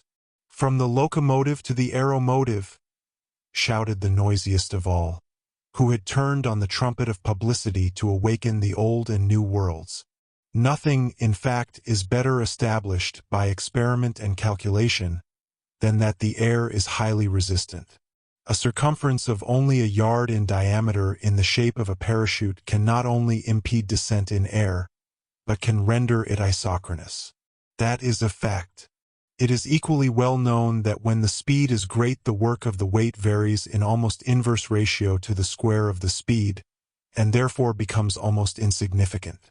It is also known that as the weight of a flying animal increases, the less is the proportional increase in the surface beaten by the wings in order to sustain it, although the motion of the wings becomes slower. A flying machine must therefore be constructed to take advantage of these natural laws, to imitate the bird, that admirable type of aerial locomotion, according to Dr. Marcy of the Institute of France. In short, the contrivances likely to solve the problem are of three kinds. 1. Helicopters or spiralophers, which are simply screws with vertical axes. 2. Ornithopters, machines which endeavor to reproduce the natural flight of birds. 3. Aeroplanes, which are merely inclined planes like kites, but towed or driven by screws. Each of these systems has had and still has its partisans obstinately resolved to give way in not the slightest particular. However, Robur, for many reasons, had rejected the two first. The ornithopter or mechanical bird offers certain advantages, no doubt, that the work and experiments of M. Renard in 1884 have sufficiently proved. But, as has been said, it is not necessary to copy nature servilely. Locomotives are not copied from the hare, nor are ships copied from the fish. To the first we have put wheels which are not legs. To the second we have put screws which are not fins. And they do not do so badly. Besides, what is this mechanical movement in the flight of birds whose action is so complex? Has not Dr. Marcy suspected that the feathers open during the return of the wings so as to let the air through them? And is not that rather a difficult operation for an artificial machine? On the other hand, aeroplanes have given many good results. Screws opposing a slanting plane to the bed of air will produce an ascensional movement, and the models experimented on have shown that the disposable weight, that is to say the weight it is possible to deal with as distinct from that of the apparatus, increases with the square of the speed. Herein the aeroplane has the advantage over the aerostat even when the aerostat is furnished with the means of locomotion. Nevertheless, Robur had thought that the simpler his contrivance the better. And the screws, the St. Helices that had been thrown in his teeth at the Weldon Institute, had sufficed for all the needs of his flying machine. One series could hold it suspended in the air, the other could drive it along under conditions that were marvelously adapted for speed and safety. If the ornithopter, striking like the wings of a bird, raised itself by beating the air, the helicopter raised itself by striking the air obliquely, with the fins of the screw as it mounted on an inclined plane.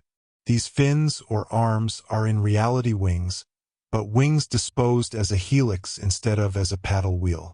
The helix advances in the direction of its axis. Is the axis vertical? Then it moves vertically. Is the axis horizontal? Then it moves horizontally.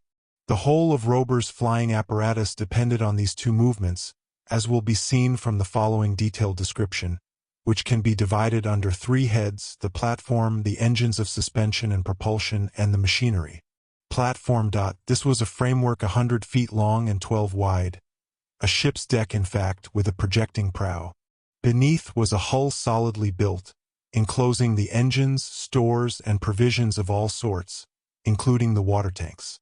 Round the deck, a few light uprights supported a wire trellis that did duty for bulwarks. On the deck were three houses, whose compartments were used as cabins for the crew, or as machine rooms. In the center house was the machine which drove the suspensory helices. In that forward was the machine that drove the bow screw. In that aft was the machine that drove the stern screw. In the bow were the cook's galley and the crew's quarters. In the stern were several cabins, including that of the engineer, the saloon, and above them all a glass house in which stood the helmsman, who steered the vessel by means of a powerful rudder. All these cabins were lighted by portholes filled with toughened glass, which has 10 times the resistance of ordinary glass. Beneath the hull was a system of flexible springs to ease off the concussion when it became advisable to land. Engines of suspension and propulsion. Above the deck rose 37 vertical axes, 15 along each side, and 7 more elevated in the center. The Albatross might be called a clipper with 37 masts. But these masts, instead of sails, bore each 2 horizontal screws, not very large in spread or diameter, but driven at prodigious speed. Each of these axes had its own movement independent of the rest, and each alternate one spun round in a different direction from the others, so as to avoid any tendency to gyration. Hence the screws, as they rose on the vertical column of air, retained their equilibrium by their horizontal resistance. Consequently, the apparatus was furnished with 74 suspensory screws, whose 3 branches were connected by a metallic circle which economized their motive force. In front and behind, mounted on horizontal axes, were 2 propelling screws, each with 4 arms. These screws were of much larger diameter than the suspensory ones, but could be worked at quite their speed. In fact, the vessel combined the systems of Cassis, La Landelle, and Ponton d'Amicourt, as perfected by Robur. But it was in the choice and application of his motive force that he could claim to be an inventor. Machinery. Robur had not availed himself of the vapor of water or other liquids, nor compressed air and other mechanical motion. He employed electricity, that agent which one day will be the soul of the industrial world. But he required no electromotor to produce it. All he trusted to was piles and accumulators. What were the elements of these piles, and what were the acids he used, Robur only knew. And the construction of the accumulators was kept equally secret. Of what were their positive and negative plates, none can say. The engineer took good care, and not unreasonably, to keep his secret unpatented. One thing was unmistakable, and that was that the piles were of extraordinary strength, and the accumulators left those of Forcell and Volkmer very far behind in yielding currents whose amperes ran into figures up to then unknown. Thus there was obtained a power to drive the screws and communicate a suspending and propelling force in excess of all his requirements under any circumstances. But it is as well to repeat it, this belonged entirely to Robur. He kept it a close secret, and, if the president and secretary of the Weldon Institute did not happen to discover it, it would probably be lost to humanity. It need not be shown that the apparatus possessed sufficient stability. Its center of gravity proved that at once. There was no danger of its making alarming angles with the horizontal, still less of its capsizing. And now for the metal used by Robur in the construction of his aeronef, a name which can be exactly applied to the Albatross. What was this material, so hard that the bowie knife of Phil Evans could not scratch it, and Uncle Prudent could not explain its nature? Simply paper. For some years this fabrication had been making considerable progress. Unzized paper, with the sheets impregnated with dextrin and starch and squeezed in hydraulic presses, will form a material as hard as steel. There are made of it pulleys, rails, and wagon wheels, much more solid than metal wheels and far lighter. And it was this lightness and solidity which Robur availed himself of in building his aerial locomotive. Everything, framework, hull, houses, cabins, were made of straw paper turned hard as metal by compression. And, what was not to be despised in an apparatus flying at great heights, incombustible. The different parts of the engines and the screws were made of gelatinized fiber, which combined in sufficient degree flexibility with resistance. This material could be used in every form. It was insoluble in most gases and liquids, acids or essences, to say nothing of its insulating properties, and it proved most valuable in the electric machinery of the Albatross. Robur, his mate Tom Turner, an engineer and 2 assistants, 2 steersmen and a cook, 8 men all told, formed the crew of the aeronef and proved ample for all the maneuvers required in aerial navigation. There were arms of the chase and of war, fishing appliances, electric lights, instruments of observation, compasses and sextants for checking the course, thermometers for studying the temperature, different barometers, some for estimating the heights attained, others for indicating the variations of atmospheric pressure, a storm glass for forecasting tempests, a small library, a portable printing press, a field piece mounted on a pivot, breech loading and throwing a 3-inch shell, a supply of powder, bullets, dynamite cartridges, a cooking stove, warmed by currents from the accumulators, a stock of preserves, meats and vegetables sufficient to last for months. Such were the outfit and stores of the aeronef in addition to the famous trumpet. There was besides a light India-rubber boat, insubmersible, which could carry 8 men on the surface of a river, a lake, or a calm sea. But were there any parachutes in case of accident? No. Robur did not believe in accidents of that kind. The axes of the screws were independent. The stoppage of a few would not affect the motion of the others, and if only half were working, the Albatross could still keep afloat in her natural element. And with her, said Robur to his guests in spite of themselves, I am master of the 7th part of the world, larger than Africa, Oceania, Asia, America, and Europe, this aerial Icarian sea, which millions of Icarians will one day people. Chapter 8. The balloonists refused to be convinced. The president of the Weldon Institute was stupefied. His companion was astonished. But neither of them would allow any of their very natural amazement to be visible. The valet Fry Colin did not conceal his terror at finding himself borne through space on such a machine, and he took no pains whatever to hide it. The suspensory screws were rapidly spinning overhead. Fast as they were going, they would have to triple their speed if the Albatross was to ascend to higher zones.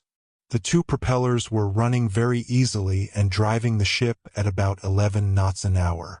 As they leaned over the rail, the passengers of the Albatross could perceive a long sinuous liquid ribbon which meandered like a mere brook through a varied country amid the gleaming of many lagoons obliquely struck by the rays of the sun.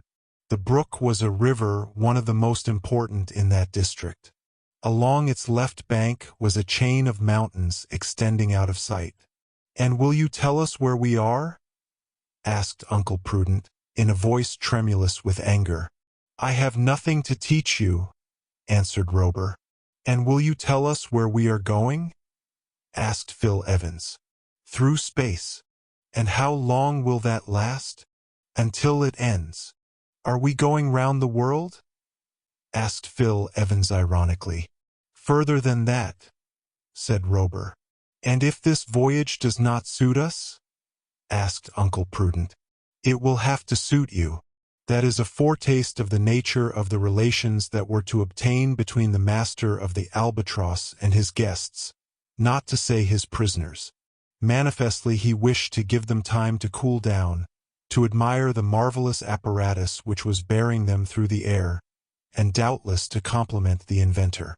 And so he went off to the other end of the deck, leaving them to examine the arrangement of the machinery and the management of the ship, or to give their whole attention to the landscape which was unrolling beneath them. "Uncle Prudent," said Evans, "unless I am mistaken, we are flying over central Canada. That river in the northwest is the St. Lawrence. That town we are leaving behind is Quebec." It was indeed the old city of Champlain, whose zinc roofs were shining like reflectors in the sun. The Albatross must thus have reached the 46th degree of north latitude, and thus was explained the premature advance of the day with the abnormal prolongation of the dawn. "Yes," said Phil Evans, "there is the town in its amphitheater, the hill with its citadel, the Gibraltar of North America. There are the cathedrals. There is the custom house with its dome surmounted by the British flag." Phil Evans had not finished before the Canadian city began to slip into the distance. The clipper entered a zone of light clouds, which gradually shut off a view of the ground. Robur, seeing that the president and secretary of the Weldon Institute had directed their attention to the external arrangements of the Albatross, walked up to them and said, "Well, gentlemen, do you believe in the possibility of aerial locomotion by machines heavier than air?" It would have been difficult not to succumb to the evidence. But Uncle Prudent and Phil Evans did not reply. "You are silent," continued the engineer. "Doubtless hunger makes you dumb. But if I undertook to carry you through the air, I did not think of feeding you on such a poorly nutritive fluid. Your first breakfast is waiting for you." As Uncle Prudent and Phil Evans were feeling the pangs of hunger somewhat keenly, they did not care to stand upon ceremony. A meal would commit them to nothing, and when Robur put them back on the ground they could resume full liberty of action. And so they followed into a small dining room in the aftermost house. There they found a well-laid table at which they could take their meals during the voyage. There were different preserves, and, among other things, was a sort of bread made of equal parts of flour and meat reduced to powder and worked together with a little lard, which boiled in water made excellent soup, and there were rashers of fried ham, and for drink there was tea. Neither had Fry Colin been forgotten. He was taken forward, and there found some strong soup made of this bread. In truth, he had to be very hungry to eat it all, for his jaws shook with fear, and almost refused to work. "If it was to break, if it was to break," said the unfortunate Negro. Hence continual faintings. Only think, a fall of over 4,000 feet, which would smash him to a jelly. An hour afterwards Uncle Prudent and Phil Evans appeared on the deck. Robur was no longer there. At the stem the man at the wheel in his glass cage, his eyes fixed on the compass, followed imperturbably without hesitation the route given by the engineer. As for the rest of the crew, breakfast probably kept them from their posts. An assistant engineer, examining the machinery, went from one house to the other. If the speed of the ship was great, the two colleagues could only estimate it imperfectly, for the Albatross had passed through the cloud zone which the sun showed some 4,000 feet below. "I can hardly believe it," said Phil Evans. "Don't believe it," said Uncle Prudent, and going to the bow they looked out towards the western horizon. "Another town," said Phil Evans. "Do you recognize it?" "Yes, it seems to me to be Montreal." "Montreal? But we only left Quebec 2 hours ago." "That proves that we must be going at a speed of 75 miles an hour. Such was the speed of the aeronef, and if the passengers were not inconvenienced by it, it was because they were going with the wind. In a calm such speed would have been difficult, and the rate would have sunk to that of an express. In a headwind the speed would have been unbearable." Phil Evans was not mistaken. Below the Albatross appeared Montreal, easily recognizable by the Victoria Bridge, a tubular bridge thrown over the St. Lawrence like the railway viaduct over the Venice Lagoon. Soon they could distinguish the town's wide streets, its huge shops, its palatial banks, its cathedral, recently built on the model of St. Peter's at Rome, and then Mount Royal, which commands the city and forms a magnificent park. Luckily, Phil Evans had visited the chief towns of Canada, and could recognize them without asking Robur. After Montreal they passed Ottawa, whose falls, seen from above, looked like a vast cauldron in ebullition, throwing off masses of steam with grand effect. There is the Parliament House, and he pointed out a sort of Nuremberg toy planted on a hilltop. This toy, with its polychrome architecture, resembled the House of Parliament in London, much as the Montreal Cathedral resembles St. Peter's at Rome. But that was of no consequence. There could be no doubt it was Ottawa. Soon the city faded off towards the horizon, and formed but a luminous spot on the ground. It was almost 2 hours before Robur appeared. His mate, Tom Turner, accompanied him. He said only 3 words. These were transmitted to the 2 assistant engineers in the fore and aft engine houses. At a sign, the helmsman changed the direction of the Albatross a couple of points to the southwest. At the same time, Uncle Prudent and Phil Evans felt that a greater speed had been given to the propellers. In fact, the speed had been doubled, and now surpassed anything that had ever been attained by terrestrial engines. Torpedo boats do their 22 knots an hour. Railway trains do their 60 miles an hour. The ice boats on the frozen Hudson do their 65 miles an hour. A machine built by the Patterson Company with a cogged wheel has done its 80 miles, and another locomotive between Trenton and Jersey City has done its 84.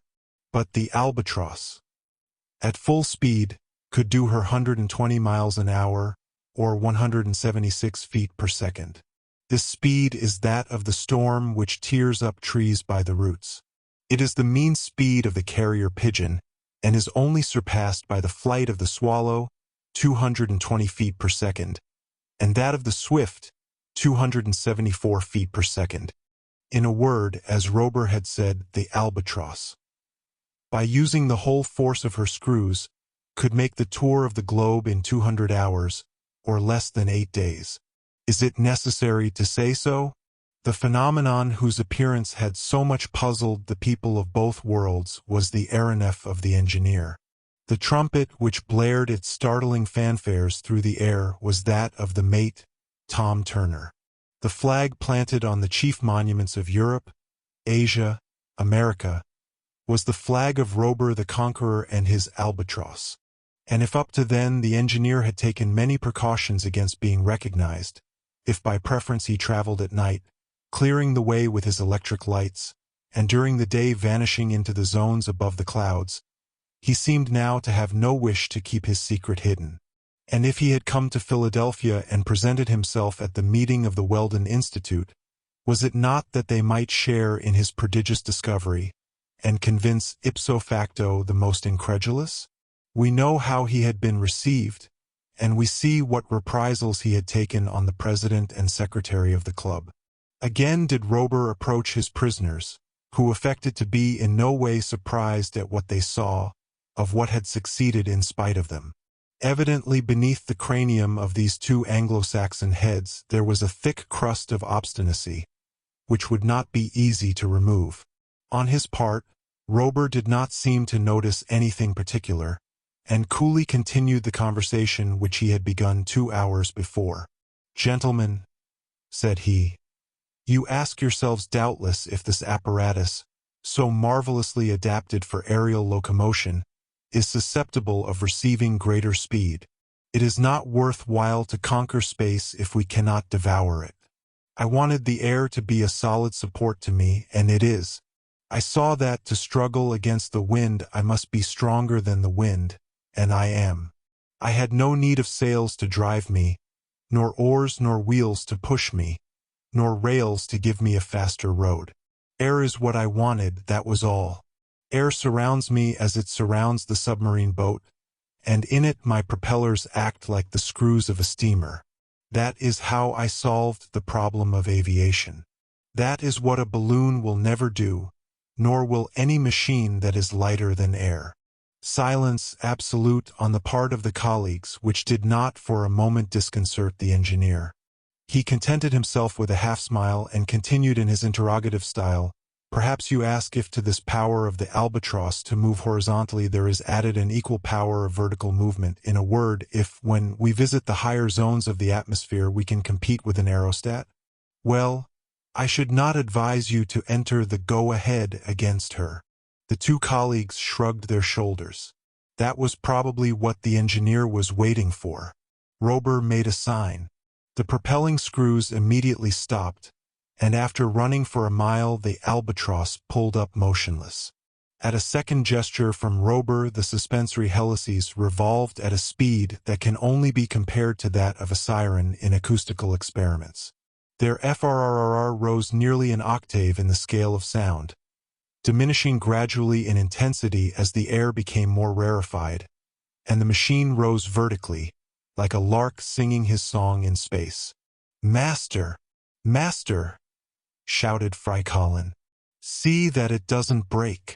A smile of disdain was Robur's only reply. In a few minutes the Albatross had attained the height of 8,700 feet, and extended the range of vision by 70 miles, the barometer having fallen 480 millimeters. Then the Albatross descended. The diminution of the pressure in high altitudes leads to the diminution of oxygen in the air, and consequently in the blood. This has been the cause of several serious accidents which have happened to aeronauts, and Robur saw no reason to run any risk. The Albatross thus returned to the height she seemed to prefer, and her propellers beginning again, drove her off to the southwest. "Now, sirs, if that is what you wanted you can reply." Then, leaning over the rail, he remained absorbed in contemplation. When he raised his head, the president and secretary of the Weldon Institute stood by his side. "Engineer Robur," said Uncle Prudent, in vain endeavoring to control himself, "we have nothing to ask about what you seem to believe, but we wish to ask you a question which we think you would do well to answer. Speak. By what right did you attack us in Philadelphia in Fairmount Park? By what right did you shut us up in that prison? By what right have you brought us against our will on board this flying machine? And by what right, Messrs. Balloonists, did you insult and threaten me in your club in such a way that I am astonished I came out of it alive? To ask is not to answer," said Phil Evans. "And I repeat, by what right? Do you wish to know? If you please. Well, by the right of the strongest. That is cynical, but it is true." "And for how long, citizen engineer?" asked Uncle Prudent, who was nearly exploding. "For how long do you intend to exercise that right?" "How can you?" said Robur, ironically. "How can you ask me such a question when you have only to cast down your eyes to enjoy a spectacle unparalleled in the world?" The Albatross was then sweeping across the immense expanse of Lake Ontario. She had just crossed the country so poetically described by Cooper. Then she followed the southern shore and headed for the celebrated river which pours into it the waters of Lake Erie, breaking them to powder in its cataracts. In an instant a majestic sound, a roar as of the tempest, mounted towards them and, as if a humid fog had been projected into the air, the atmosphere sensibly freshened. Below were the liquid masses. They seemed like an enormous flowing sheet of crystal amid 1,000 rainbows due to refraction as it decomposed the solar rays. The sight was sublime. Before the falls a footbridge, stretching like a thread, united one bank to the other. 3 miles below was a suspension bridge, across which a train was crawling from the Canadian to the American bank. "The Falls of Niagara!" exclaimed Phil Evans. And as the exclamation escaped him, Uncle Prudent was doing all could do to admire nothing of these wonders. A minute afterwards the Albatross had crossed the river which separates the United States from Canada, and was flying over the vast territories of the West. Chapter 9. Across the Prairie. In one of the cabins of the afterhouse Uncle Prudent and Phil Evans had found 2 excellent berths, with clean linen, change of clothes and traveling cloaks and rugs.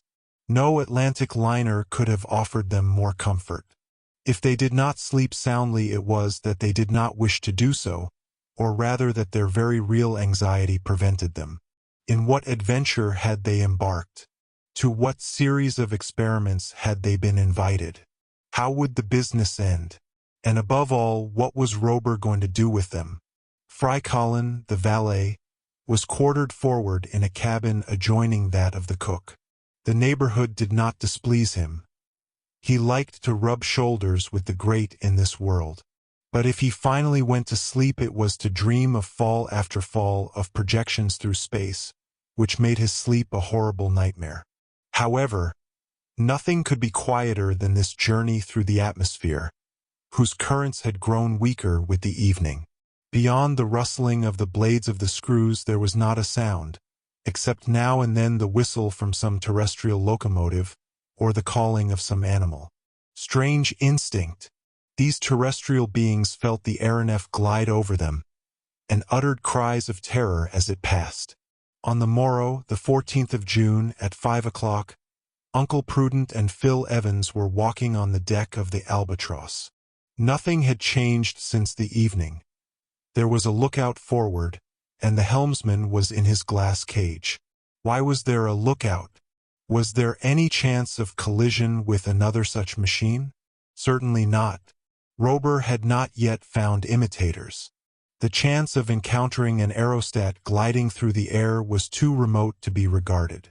In any case, it would be all the worse for the aerostat, the earthen pot and the iron pot. The Albatross had nothing to fear from the collision. But what could happen? The aeronef might find herself like a ship on a lee shore if a mountain that could not be outflanked or passed barred the way. These are the reefs of the air, and they have to be avoided as a ship avoids the reefs of the sea. The engineer, it is true, had given the course, and in doing so had taken into account the altitude necessary to clear the summits of the highlands in the district. But as the aeronef was rapidly nearing a mountainous country, it was only prudent to keep a good lookout, in case some slight deviation from the course became necessary. Looking at the country beneath them, Uncle Prudent and Phil Evans noticed a large lake, whose lower southern end the Albatross had just reached. They concluded, therefore, that during the night the whole length of Lake Erie had been traversed, and that, as they were going due west, they would soon be over Lake Michigan. "There can be no doubt of it," said Phil Evans, "and that group of roofs on the horizon is Chicago." He was right. It was indeed the city from which the 17 railways diverge, the Queen of the West, the vast reservoir into which flow the products of Indiana, Ohio, Wisconsin, Missouri, and all the states which form the western half of the Union. Uncle Prudent, through an excellent telescope he had found in his cabin, easily recognized the principal buildings. His colleague pointed out to him the churches and public edifices, the numerous elevators or mechanical granaries, and the huge Sherman Hotel, whose windows seemed like 100 glittering points on each of its faces. "If that is Chicago," said Uncle Prudent, "it is obvious that we are going farther west than is convenient for us if we are to return to our starting place." And, in fact, the Albatross was traveling in a straight line from the Pennsylvania capital. But if Uncle Prudent wished to ask Robur to take him eastwards, he could not then do so. That morning the engineer did not leave his cabin. Either he was occupied in some work, or else he was asleep, and the two colleagues sat down to breakfast without seeing him. The speed was the same as that during last evening. The wind being easterly, the rate was not interfered with at all, and as the thermometer only falls a degree centigrade for every 70 meters of elevation, the temperature was not insupportable. And so, in chatting and thinking and waiting for the engineer, Uncle Prudent and Phil Evans walked about beneath the forest of screws, whose gyratory movement gave their arms the appearance of semi-diaphanous discs. The state of Illinois was left by its northern frontier in less than 2 hours and a half, and they crossed the Father of Waters, the Mississippi, whose double-deck steamboats seemed no bigger than canoes. Then the Albatross flew over Iowa after having sighted Iowa City about 11 o'clock in the morning. A few chains of hills, bluffs as they are called, curved across the face of the country trending from the south to the northwest, whose moderate height necessitated no rise in the course of the aeronef. Soon the bluffs gave place to the large plains of western Iowa and Nebraska, immense prairies extending all the way to the foot of the Rocky Mountains. Here and there were many rios, affluents or minor affluents of the Missouri. On their banks were towns and villages, growing more scattered as the Albatross sped farther west. Nothing particular happened during this day. Uncle Prudent and Phil Evans were left entirely to themselves. They hardly noticed Fry Collins sprawling at full length in the bow, keeping his eyes shut so that he could see nothing. And they were not attacked by vertigo, as might have been expected. There was no guiding mark, and there was nothing to cause the vertigo, as there would have been on the top of a lofty building. The abyss has no attractive power when it is gazed at from the car of a balloon or deck of an aeronef. It is not an abyss that opens beneath the aeronaut, but an horizon that rises round him on all sides like a cup. In a couple of hours the Albatross was over Omaha on the Nebraskan frontier. Omaha City, the real head of the Pacific Railway, that long line of rails 4,500 miles in length, stretching from New York to San Francisco. For a moment they could see the yellow waters of the Missouri, then the town, with its houses of wood and brick in the center of a rich basin, like a buckle in the iron belt which clasps North America round the waist. Doubtless, also, as the passengers in the aeronef could observe all these details, the inhabitants of Omaha noticed the strange machine. Their astonishment at seeing it gliding overhead could be no greater than that of the president and secretary of the Weldon Institute at finding themselves on board.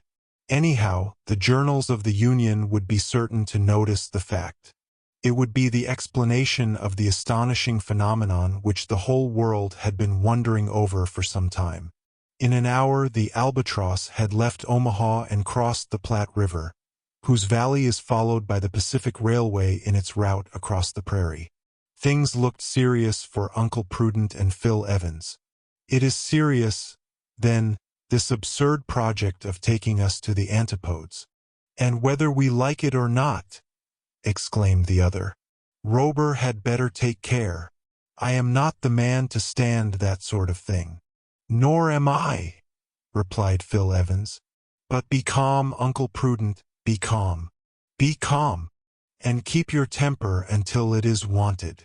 By 5 o'clock they had crossed the Black Mountains covered with pines and cedars, and the Albatross was over the appropriately named Bad Lands of Nebraska, a chaos of ochre-colored hills, of mountainous fragments fallen on the soil and broken in their fall. At a distance these blocks take the most fantastic shapes. Here and there amid this enormous game of knucklebones there could be traced the imaginary ruins of medieval cities with forts and dungeons, pepper-box turrets, and machicolated towers.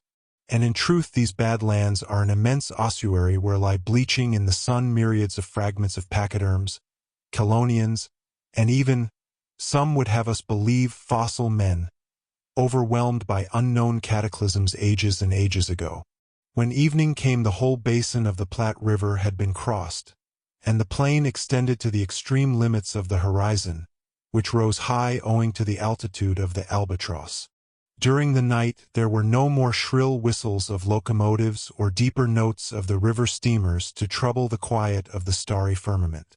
Long bellowing occasionally reached the aeronef from the herds of buffalo that roamed over the prairie in search of water and pasturage. And when they ceased, the trampling of the grass under their feet produced a dull roaring similar to the rushing of a flood, and very different from the continuous frrrr of the screws. Then from time to time came the howl of a wolf, a fox, a wild cat, or a coyote, the Canis latrans, whose name is justified by his sonorous bark. Occasionally came penetrating odors of mint, and sage and absinthe, mingled with the more powerful fragrance of the conifers which rose floating through the night air. At last came a menacing yell, which was not due to the coyote, It was the shout of a redskin, which no tenderfoot would confound with the cry of a wild beast. Chapter 10. Westward, but whither?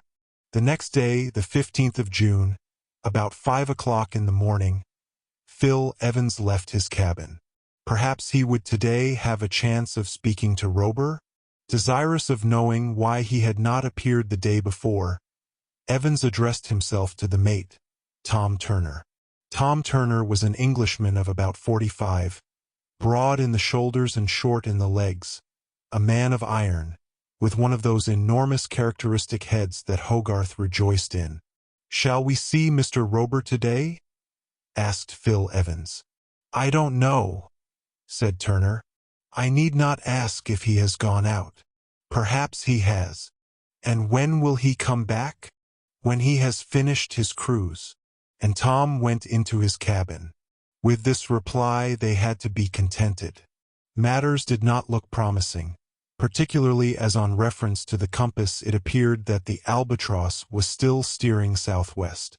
Great was the contrast between the barren tract of the Bad Lands passed over during the night and the landscape then unrolling beneath them. The aeronef was now more than 600 miles from Omaha, and over a country which Phil Evans could not recognize because he had never been there before. A few forts to keep the Indians in order crowned the bluffs with their geometric lines, formed oftener of palisades than walls.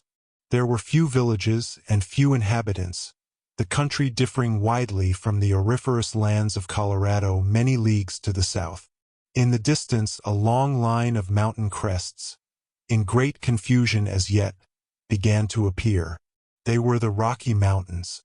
For the first time that morning Uncle Prudent and Phil Evans were sensible of a certain lowness of temperature which was not due to a change in the weather, for the sun shone in superb splendor. "It is because of the Albatross being higher in the air," said Phil Evans. In fact, the barometer outside the central deckhouse had fallen 540 millimeters, thus indicating an elevation of about 10,000 feet above the sea. The aeronef was at this altitude owing to the elevation of the ground. An hour before she had been at a height of 13,000 feet, and behind her were mountains covered with perpetual snow. There was nothing Uncle Prudent and his companion could remember which would lead them to discover where they were. During the night the Albatross had made several stretches north and south at tremendous speed, and that was what had put them out of their reckoning. After talking over several hypotheses more or less plausible, they came to the conclusion that this country encircled with mountains must be the district declared by an act of Congress in March 1872 to be the National Park of the United States. A strange region it was. It well merited the name of a park with mountains for hills, with lakes for ponds, with rivers for streamlets, and with geysers of marvelous power instead of fountains. In a few minutes the Albatross glided across the Yellowstone River, leaving Mount Stevenson on the right, and coasting the large lake which bears the name of the stream. Great was the variety on the banks of this basin, ribbed as they were with obsidian and tiny crystals, reflecting the sunlight on their myriad facets. Wonderful was the arrangement of the islands on its surface. Magnificent were the blue reflections of the gigantic mirror. And around the lake, one of the highest in the globe, were multitudes of pelicans, swans, gulls and geese, barnacles and divers. In places the steep banks were clothed with green trees, pines and larches, and at the foot of the escarpments there shot upwards innumerable white fumaroles, the vapor escaping from the soil as from an enormous reservoir in which the water is kept in permanent ebullition by subterranean fire. The cook might have seized the opportunity of securing an ample supply of trout, the only fish the Yellowstone Lake contains in myriads. But the Albatross kept on at such a height that there was no chance of indulging in a catch which assuredly would have been miraculous. In 3/4 of an hour the lake was overpassed, and a little farther on the last was seen of the geyser region, which rivals the finest in Iceland. Leaning over the rail, Uncle Prudent and Phil Evans watched the liquid columns which leaped up as though to furnish the aeronef with a new element. There were the fan, with the jets shot forth in rays, the fortress, which seemed to be defended by waterspouts, the faithful friend, with her plume crowned with the rainbows, the giant, spurting forth a vertical torrent 20 feet round and more than 200 feet high. Robur must evidently have been familiar with this incomparable spectacle, unique in the world, for he did not appear on deck. Was it, then, for the sole pleasure of his guests that he had brought the aeronef above the national domain? If so, he came not to receive their thanks. He did not even trouble himself during the daring passage of the Rocky Mountains, which the Albatross approached at about 7 o'clock. By increasing the speed of her wings, as a bird rising in its flight, the Albatross would clear the highest ridges of the chain and sink again over Oregon or Utah, but the maneuver was unnecessary. The passes allowed the barrier to be crossed without ascending for the higher ridges. There are many of these canyons or steep valleys more or less narrow, through which they could glide, such as Bridger Gap, through which runs the Pacific Railway into the Mormon Territory, and others to the north and south of it. It was through one of these that the Albatross headed, after slackening speed so as not to dash against the walls of the canyon. The steersman, with a sureness of hand rendered more effective by the sensitiveness of the rudder, maneuvered his craft as if she were a crack racer in a Royal Victoria match. It was really extraordinary, in spite of all the jealousy of the two enemies of lighter than air. They could not help being surprised at the perfection of this engine of aerial locomotion. In less than 2 hours and a half they were through the Rockies, and the Albatross resumed her former speed of 62 miles an hour. She was steering southwest so as to cut across Utah diagonally as she neared the ground. She had even dropped several hundred yards when the sound of a whistle attracted the attention of Uncle Prudent and Phil Evans. It was a train on the Pacific Railway on the road to Salt Lake City. And then, in obedience to an order secretly given, the Albatross dropped still lower so as to chase the train, which was going at full speed. She was immediately sighted. A few heads showed themselves at the doors of the cars. Then numerous passengers crowded the gangways. Some did not hesitate to climb on the roof to get a better view of the flying machine. Cheers came floating up through the air, but no Robur appeared in answer to them. The Albatross continued her descent, slowing her suspensory screws and moderating her speed so as not to leave the train behind. She flew about it like an enormous beetle or a gigantic bird of prey. She headed off to the right and left and swept on in front, and hung behind, and proudly displayed her flag with the golden sun, to which the conductor of the train replied by waving the stars and stripes. In vain the prisoners, in their desire to take advantage of the opportunity, endeavored to make themselves known to those below. In vain the president of the Weldon Institute roared forth at the top of his voice, "I am Uncle Prudent of Philadelphia," and the secretary followed suit with, "I am Phil Evans, his colleague." Their shouts were lost in the 1,000 cheers with which the passengers greeted the aeronef.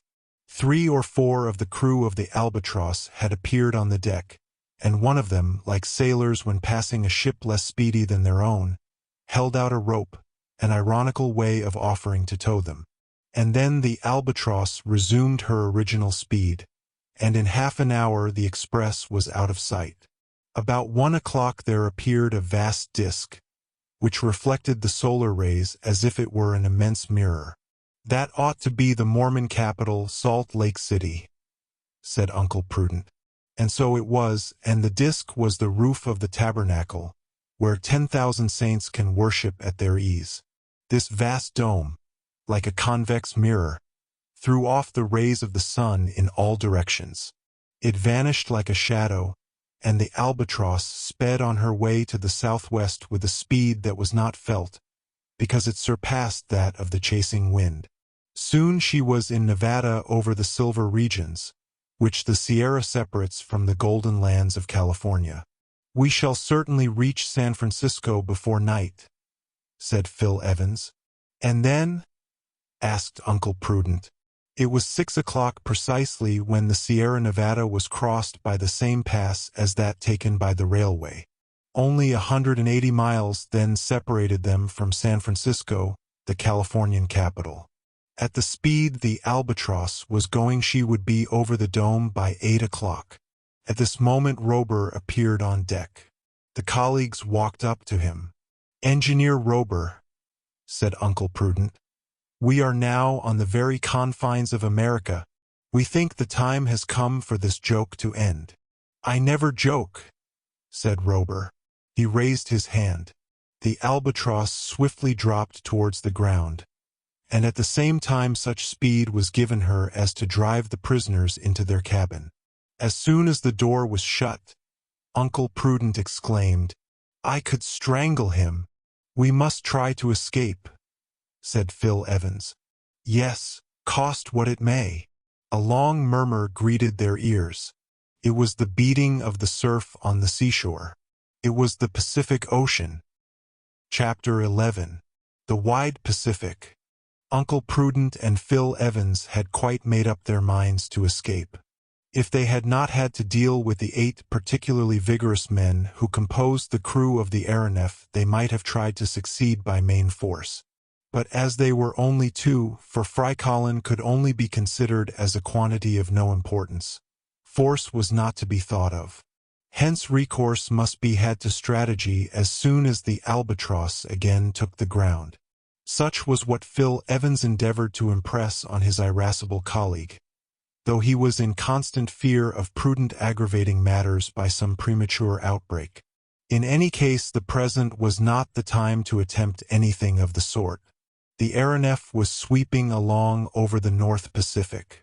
On the following morning, that of June 16th, the coast was out of sight.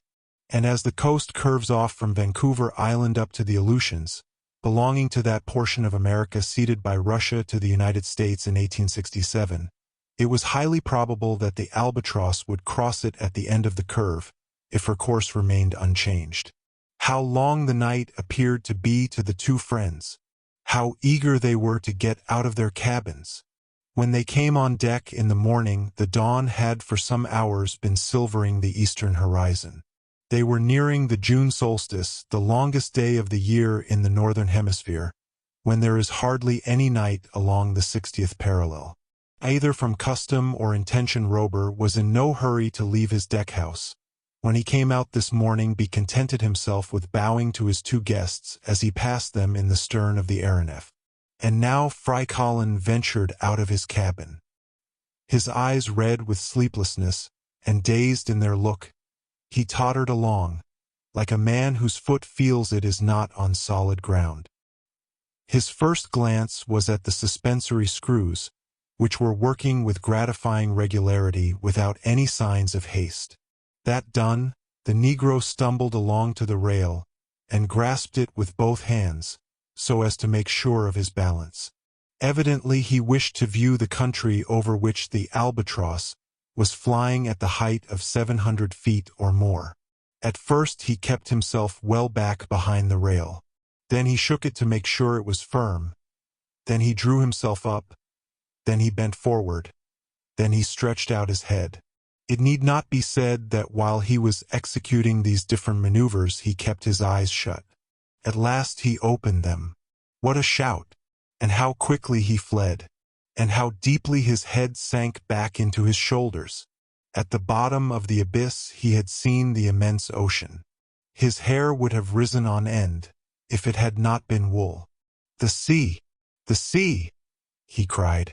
And Fry Colin would have fallen on the deck, had not the cook opened his arms to receive him. This cook was a Frenchman and probably a Gascon, his name being François Tapage. If he was not a Gascon, he must in his infancy have inhaled the breezes of the Garonne. How did this François Tapage find himself in the service of the engineer? By what chain of accidents had he become one of the crew of the Albatross? We can hardly say, but in any case bespoke English like a Yankee. Stand up," he said, lifting the Negro by a vigorous clutch at the waist. "Master Tapage," said the poor fellow, giving a despairing look at the screws. "At your service, Fry Colin. Did this thing ever smash?" No, but it will end by smashing. Why? Why? Because everything must end. And the sea is beneath us. If we are to fall, it is better to fall in the sea. We shall be drowned. We shall be drowned, but we shall not be smashed to a jelly. The next moment Fry Colin was on all fours, creeping to the back of his cabin. During this day the aeronef was only driven at moderate speed. She seemed to skim the placid surface of the sea, which lay beneath. Uncle Prudent and his companion remained in their cabin, so that they did not meet with Robur, who walked about smoking alone or talking to the mate. Only half the screws were working, yet that was enough to keep the apparatus afloat in the lower zones of the atmosphere. The crew, as a change from the ordinary routine, would have endeavored to catch a few fish had there been any sign of them, but all that could be seen on the surface of the sea were a few of those yellow-bellied whales which measure about 80 feet in length. These are the most formidable cetaceans in the northern seas, and whalers are very careful in attacking them, for their strength is prodigious. However, in harpooning one of these whales, either with the ordinary harpoon, the Fletcher fuse, or the javelin bomb, of which there was an assortment on board, there would have been danger to the men of the Albatross. But what was the good of such useless massacre? Doubtless to show off the powers of the aeronef to the members of the Weldon Institute. And so Robur gave orders for the capture of one of these monstrous cetaceans. At the shout of "A whale! A whale!" Uncle Prudent and Phil Evans came out of their cabin. Perhaps there was a whaler in sight. In that case, all they had to do to escape from their flying prison was to jump into the sea and chance being picked up by the vessel. The crew were all on deck. "Shall we try, sir?" asked Tom Turner. "Yes," said Robur. In the engine room the engineer and his assistant were at their posts ready to obey the orders signaled to them. The Albatross dropped towards the sea and remained about 50 feet above it. There was no ship in sight. Of that the two colleagues soon assured themselves. Nor was there any land to be seen to which they could swim, providing Robur made no attempt to recapture them. Several jets of water from the spout holes soon announced the presence of the whales as they came to the surface to breathe. Tom Turner and one of the men were in the bow. Within his reach was one of those javelin bombs of Californian make, which are shot from an arquebus and which are shaped as a metallic cylinder terminated by a cylindrical shell armed with a shaft having a barbed point. Robur was a little farther aft, and with his right hand signaled to the engineers, while with his left he directed the steersman. He thus controlled the aeronef in every way, horizontally and vertically, and it is almost impossible to conceive with what speed and precision the Albatross answered to his orders. She seemed a living being of which he was the soul. "A whale! A whale!" shouted Tom Turner, as the back of a cetacean emerged from the surface about 4 cable lengths in front of the Albatross. The Albatross swept towards it, and when she was within 60 feet of it she stopped dead. Tom Turner seized the arquebus, which was resting against a cleat on the rail. He fired, and the projectile, attached to a long line, entered the whale's body. The shell, filled with an explosive compound, burst, and shot out a small harpoon with 2 branches, which fastened into the animal's flesh. "Look out!" shouted Turner. Uncle Prudent and Phil Evans, much against their will, became greatly interested in the spectacle.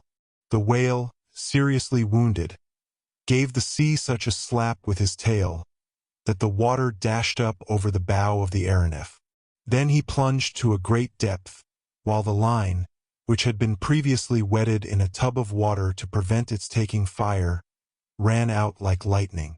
When the whale rose to the surface he started off at full speed in a northerly direction. It may be imagined with what speed the Albatross was towed in pursuit. Besides, the propellers had been stopped. The whale was let go as he would, and the ship followed him. Turner stood ready to cut the line in case a fresh plunge should render this towing dangerous. For half an hour, and perhaps for a distance of 6 miles, The Albatross was thus dragged along, but it was obvious that the whale was tiring. Then, at a gesture from Robur, the assistant engineers started the propellers astern, so as to oppose a certain resistance to the whale, who was gradually getting closer. Soon the aeronef was gliding about 25 feet above him. His tail was beating the waters with incredible violence, and as he turned over on his back an enormous wave was produced. Suddenly the whale turned up again, so as to take a header, as it were, and then dived with such rapidity that Turner had barely time to cut the line. The aeronef was dragged to the very surface of the water. A whirlpool was formed where the animal had disappeared. A wave dashed up onto the deck as if the aeronef were a ship driving against wind and tide. Luckily, with a blow of the hatchet the mate severed the line, and the Albatross, freed from her tug, sprang aloft 600 feet under the impulse of her ascensional screws. Robur had maneuvered his ship without losing his coolness for a moment. A few minutes afterwards the whale returned to the surface, dead. From every side the birds flew down onto the carcass, and their cries were enough to deafen a congress. The Albatross, without stopping to share in the spoil, resumed her course to the west. In the morning of the 17th of June, at about 6 o'clock, land was sighted on the horizon. This was the peninsula of Alaska and the long range of breakers of the Aleutian Islands. The Albatross glided over the barrier where the fur seals swarm for the benefit of the Russo-American Company. An excellent business is the capture of these amphibians, which are from 6 to 7 feet long, russet in color, and weigh from 300 to 400 pounds. There they were in interminable files, ranged in line of battle and countable by thousands, although they did not move at the passage of the Albatross. It was otherwise with the ducks, divers, and loons, whose husky cries filled the air as they disappeared beneath the waves and fled terrified from the aerial monster. The 1,200 miles of the Bering Sea between the first of the Aleutians and the extreme end of Kamchatka were traversed during the 24 hours of this day and the following night. Uncle Prudent and Phil Evans found that here was no present chance of putting their project of escape into execution. Flight was not to be thought of among the deserts of eastern Asia, nor on the coast of the Sea of Okhotsk. Evidently the Albatross was bound for Japan or China, and there, although it was not perhaps quite safe to trust themselves to the mercies of the Chinese or Japanese, the two friends had made up their minds to run if the aeronef stopped. But would she stop? She was not like a bird which grows fatigued by too long a flight, or like a balloon which has to descend for want of gas. She still had food for many weeks, and her organs were of marvelous strength, defying all weakness and weariness. During the 18th of June she swept over the peninsula of Kamchatka, and during the day there was a glimpse of Petropolovsky and the volcano of Cloudshoe. Then she rose again to cross the Sea of Okhotsk, running down by the Kuriil Isles, which seemed to be a breakwater pierced by hundreds of channels. On the 19th, in the morning, the Albatross was over the Strait of La Perouse between Saghalien and northern Japan, and had reached the mouth of the great Siberian River, the Amur. Then there came a fog so dense that the aeronef had to rise above it. At the altitude she was there was no obstacle to be feared, no elevated monuments to hinder her passage, no mountains against which there was risk of being shattered in her flight. The country was only slightly varied, but the fog was very disagreeable, and made everything on board very damp. All that was necessary was to get above this bed of mist, which was nearly 1,300 feet thick, and the ascensional screws being increased in speed, the Albatross was soon clear of the fog and in the sunny regions of the sky. Under these circumstances, Uncle Prudent and Phil Evans would have found some difficulty in carrying out their plan of escape, even admitting that they could leave the aeronef. During the day, as Robur passed them, he stopped for a moment, and without seeming to attach any importance to what he said, addressed them carelessly as follows: "Gentlemen, a sailing ship or a steamship caught in a fog from which it cannot escape is always much delayed. It must not move unless it keeps its whistle or its horn going. It must reduce its speed, and any instant a collision may be expected. The Albatross has none of these things to fear. What does fog matter to her? She can leave it when she chooses. The whole of space is hers." And Robur continued his stroll without waiting for an answer, and the puffs of his pipe were lost in the sky. "Uncle Prudent," said Phil Evans, "it seems that this astonishing Albatross never has anything to fear. "That we shall see," answered the president of the Weldon Institute. The fog lasted 3 days, the 19th, 20th, and 21st of June, with regrettable persistence. An ascent had to be made to clear the Japanese mountain of Fujiyama. When the curtain of mist was drawn aside, there lay below them an immense city, with palaces, villas, gardens, and parks. Even without seeing it, Robur had recognized it by the barking of the innumerable dogs, the cries of the birds of prey, and above all, by the cadaverous odor which the bodies of its executed criminals gave off into space. The two colleagues were out on the deck while the engineer was taking his observations in case he thought it best to continue his course through the fog. "Gentlemen," said he, "I have no reason for concealing from you that this town is Tokyo, the capital of Japan." Uncle Prudent did not reply. In the presence of the engineer he was almost choked, as if his lungs were short of air. "This view of Tokyo," continued Robur, "is very curious." "Curious as it may be," replied Phil Evans. "It is not as good as Peking?" interrupted the engineer. "That is what I think, and very shortly you shall have an opportunity of judging. Impossible to be more agreeable." The Albatross, then gliding southeast, had her course changed 4 points, so as to head to the eastward. Chapter 12. Through the Himalayas. During the night the fog cleared off. There were symptoms of an approaching typhoon, a rapid fall of the barometer, a disappearance of vapor, large clouds of ellipsoid form clinging to a copper sky, and, on the opposite horizon, long streaks of carmine on a slate-colored field, with a large sector quite clear in the north. Then the sea was smooth and calm, and at sunset assumed a deep scarlet hue. Fortunately, the typhoon broke more to the south, and had no other result than to sweep away the mist which had been accumulating during the last 3 days. In an hour they had traversed the 125 miles of the Korean Strait, and while the typhoon was raging on the coast of China, the Albatross was over the Yellow Sea.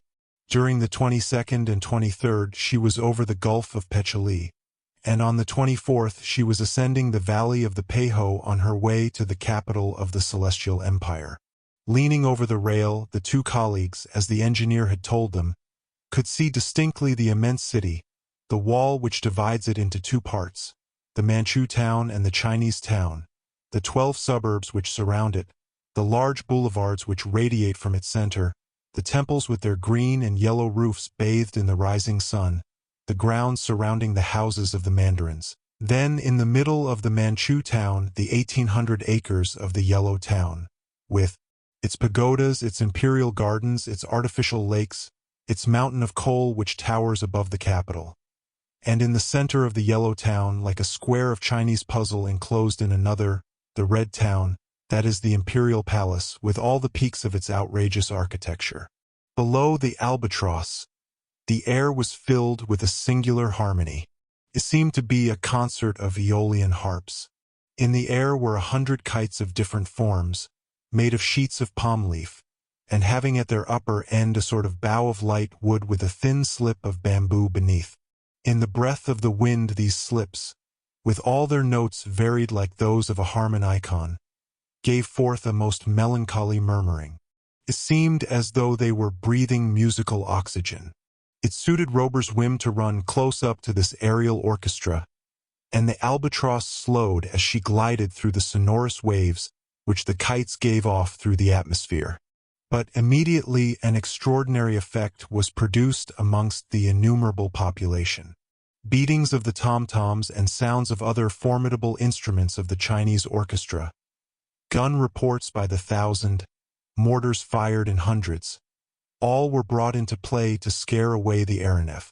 Although the Chinese astronomers may have recognized the aerial machine as the moving body that had given rise to such disputes, it was to the celestial million, from the humblest tankator to the best-buttoned mandarin, an apocalyptical monster appearing in the sky of Buddha. The crew of the Albatross troubled themselves very little about these demonstrations. But the strings which held the kites and were tied to fixed pegs in the imperial gardens were cut or quickly hauled in, and the kites were either drawn in rapidly, sounding louder as they sank, or else fell like a bird shot through both wings, whose song ends with its last sigh. A noisy fanfare escaped from Tom Turner's trumpet and drowned the final notes of the aerial concert. It did not interrupt the terrestrial fusillade. At last a shell exploded a few feet below the Albatross, and then she mounted into the inaccessible regions of the sky. Nothing happened during the few following days of which the prisoners could take advantage. The aeronef kept on her course to the southwest, thereby showing that it was intended to take her to India. 12 hours after leaving Peking, Uncle Prudent and Phil Evans caught a glimpse of the Great Wall in the neighborhood of Chinsi. Then, avoiding the Lung Mountains, they passed over the valley of the Huanghe and crossed the Chinese border on the Tibet side. Tibet consists of high tablelands without vegetation, with here and there snowy peaks and barren ravines, torrents fed by glaciers, depressions with glittering beds of salt, lakes surrounded by luxurious forests, with icy winds sweeping over all. The barometer indicated an altitude of 13,000 feet above the level of the sea. At that height, the temperature, although it was in the warmest months of the northern hemisphere, was only a little above freezing. This cold, combined with the speed of the Albatross, made the voyage somewhat trying, and although the friends had warm traveling wraps, they preferred to keep to their cabin. It need hardly be said that to keep the aeronef in this rarefied atmosphere the suspensory screws had to be driven at extreme speed. But they worked with perfect regularity, and the sound of their wings almost acted as a lullaby. During this day, appearing from below about the size of a carrier pigeon, she passed over Garlock, a town of western Tibet, the capital of the province of Karakoram. On the 27th of June, Uncle Prudent and Phil Evans sighted an enormous barrier, broken here and there by several peaks, lost in the snows that bounded the horizon. Leaning against the forecabin, so as to keep their places notwithstanding the speed of the ship, they watched these colossal masses, which seemed to be running away from the aeronef. "The Himalayas, evidently," said Phil Evans, "and probably Robur is going round their base so as to pass into India." "So much the worse," answered Uncle Prudent. "On that immense territory we shall perhaps be able to, unless he goes round by Burma to the east or Nepal to the west. Anyhow, I defy him to go through them." "Indeed," said a voice. The next day, the 28th of June, the Albatross was in front of the huge mass above the province of Zong. On the other side of the chain was the province of Nepal. These ranges block the road into India from the north.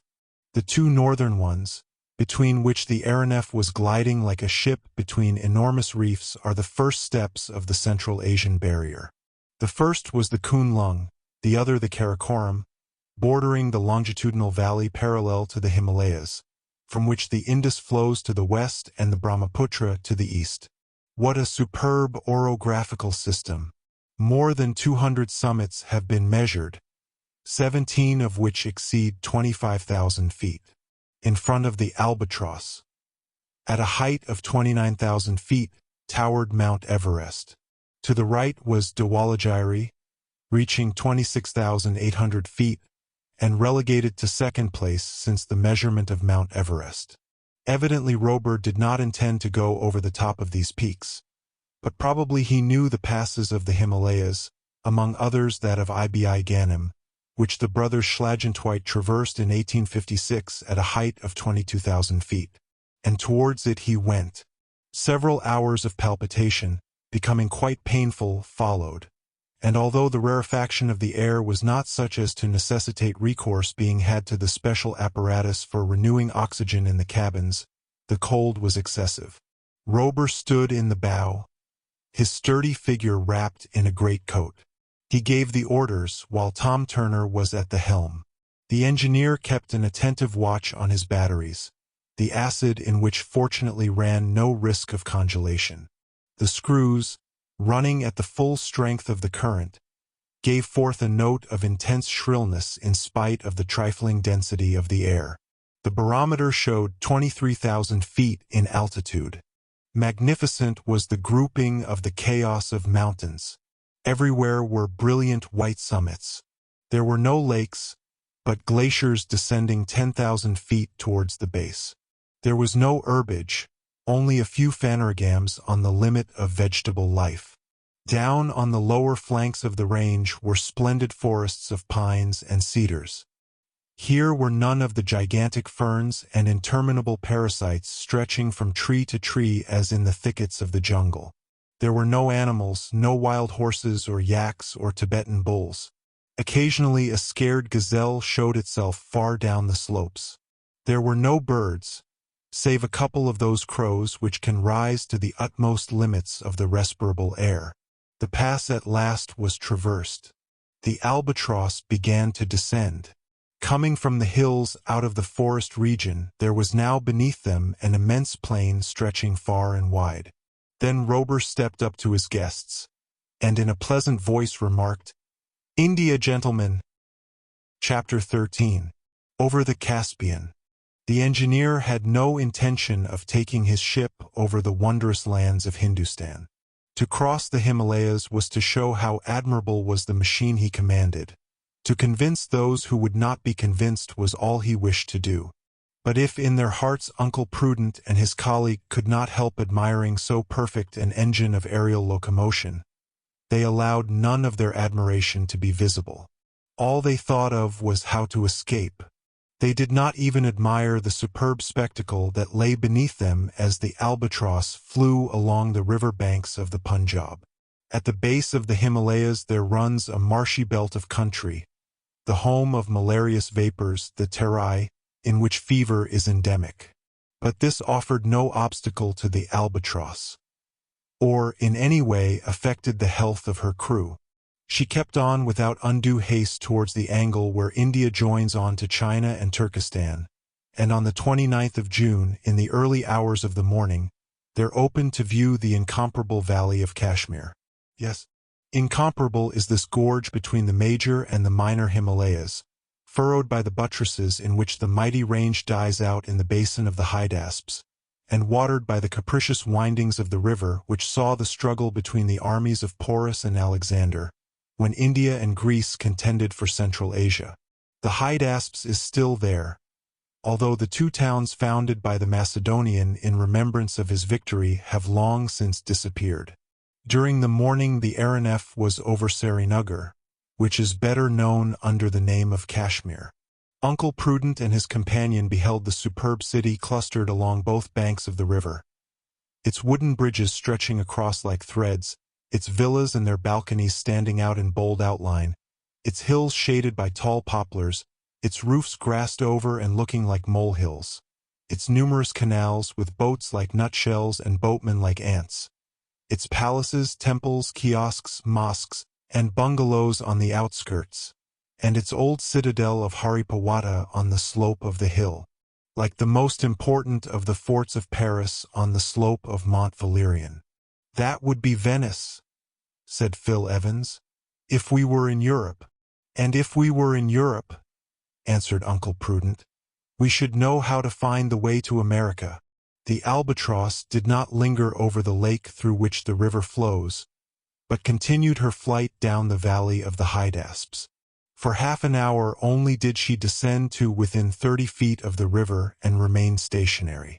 Then, by means of an india-rubber pipe, Tom Turner and his men replenished their water supply, which was drawn up by a pump worked by the accumulators.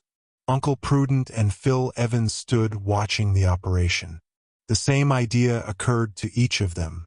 They were only a few feet from the surface of the stream. They were both good swimmers. A plunge would give them their liberty. And once they had reached the river, how could Robur get them back again? For his propellers to work, he must keep at least 6 feet above the ground.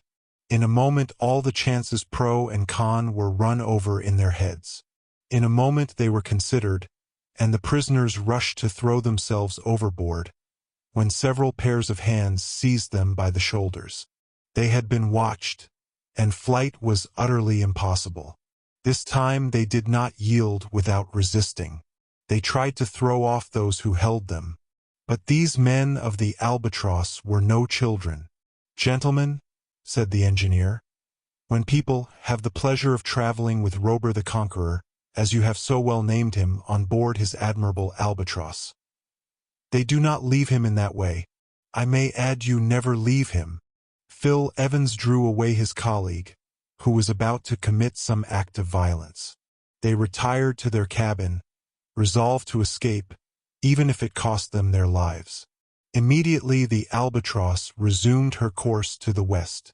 During the day at moderate speed she passed over the territory of Kabulistan, catching a momentary glimpse of its capital, and crossed the frontier of the Kingdom of Herat, nearly 700 miles from Kashmir.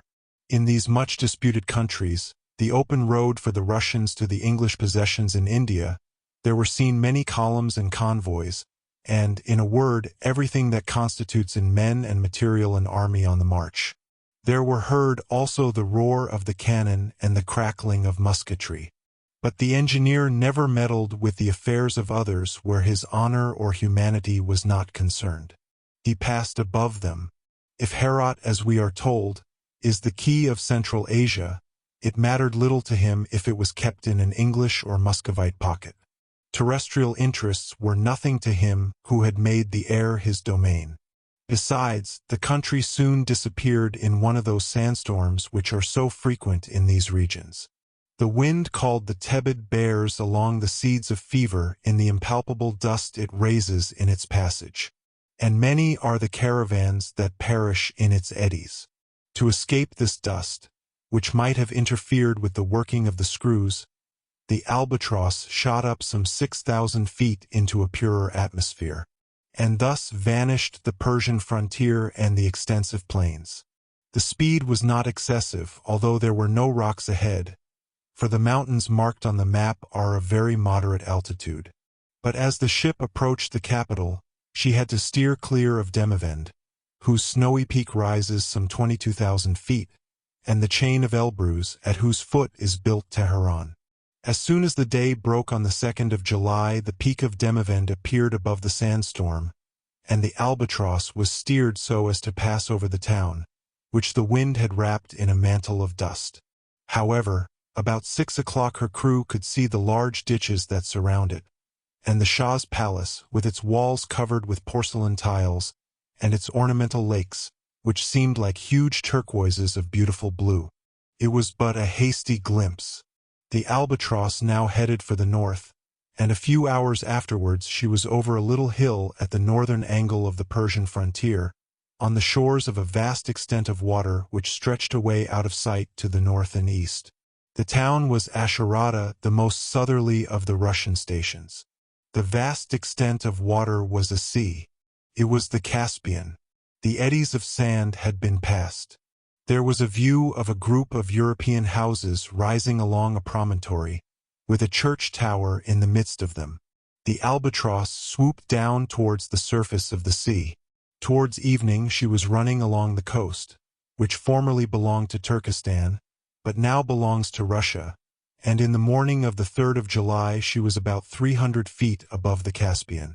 There was no land in sight, either on the Asiatic or European side.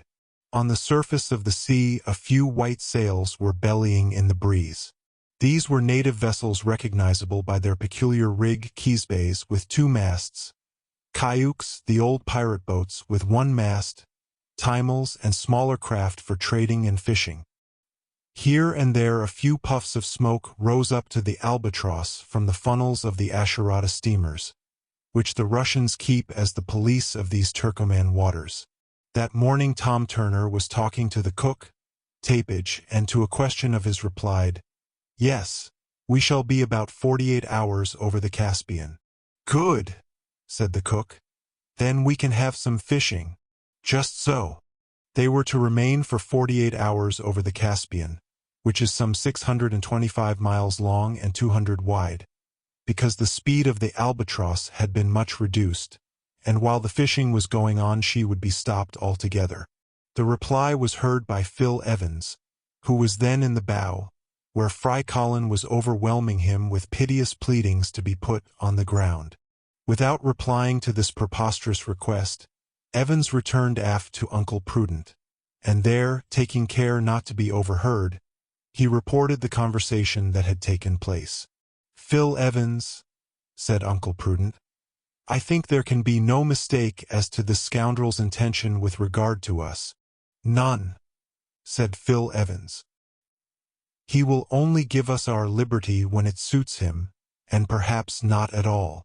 In that case we must do all we can to get away from the Albatross. A splendid craft she is, I must admit." "Perhaps so," said Uncle Prudent, "but she belongs to a scoundrel who detains us on board in defiance of all right. For us and ours she is a constant danger. If we do not destroy her—" "Let us begin by saving ourselves," answered Phil Evans. "We can see about the destruction afterwards." "Just so," said Uncle Prudent, "and we must avail ourselves of every chance that comes along.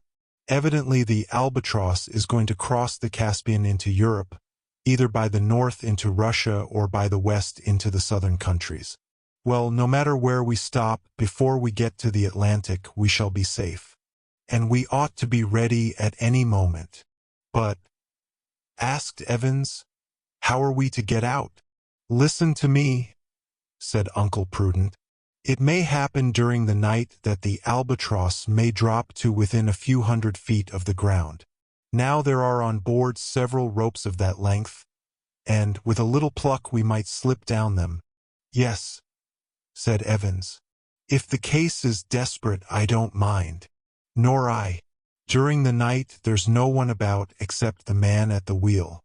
And if we can drop one of the ropes forward without being seen or heard—" "Good. I am glad to see you are so cool. That means business. But just now we are over the Caspian.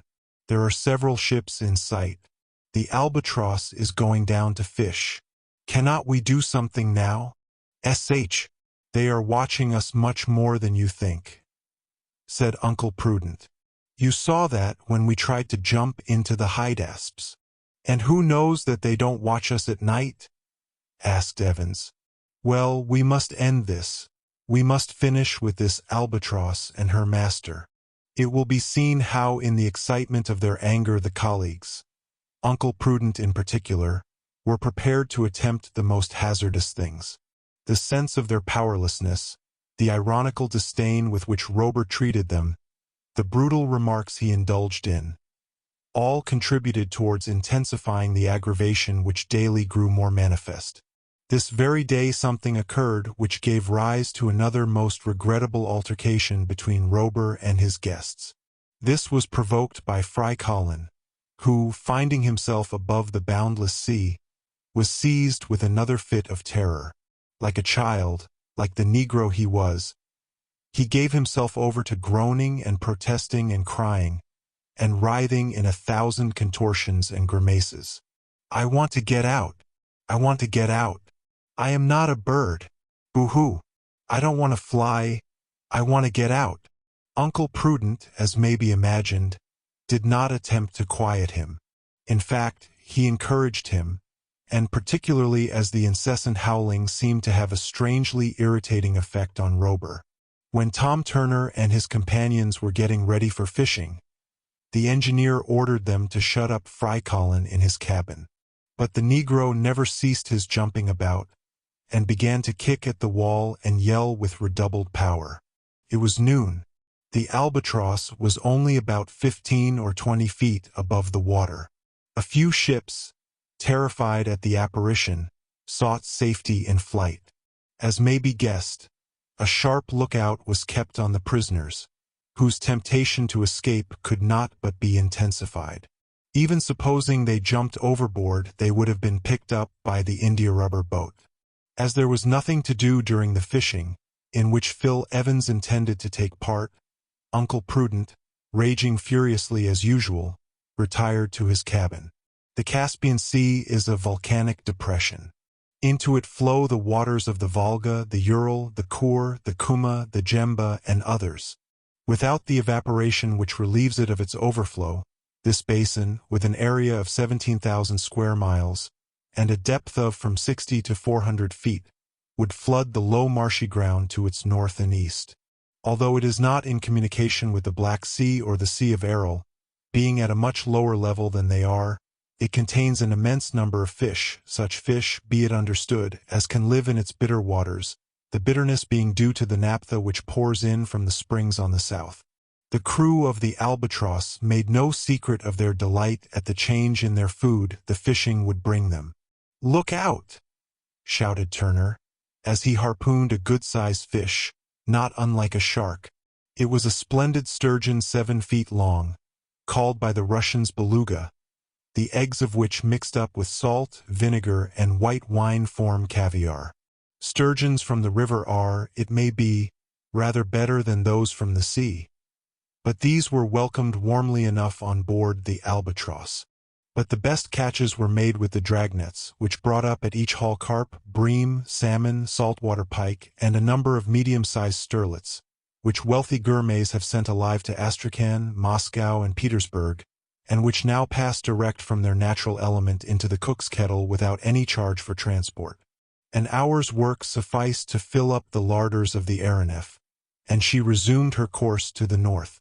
During the fishing, Fry Colin had continued shouting and kicking at his cabin wall, and making a tremendous noise. "That wretched nigger will not be quiet, then?" said Robur, almost out of patience.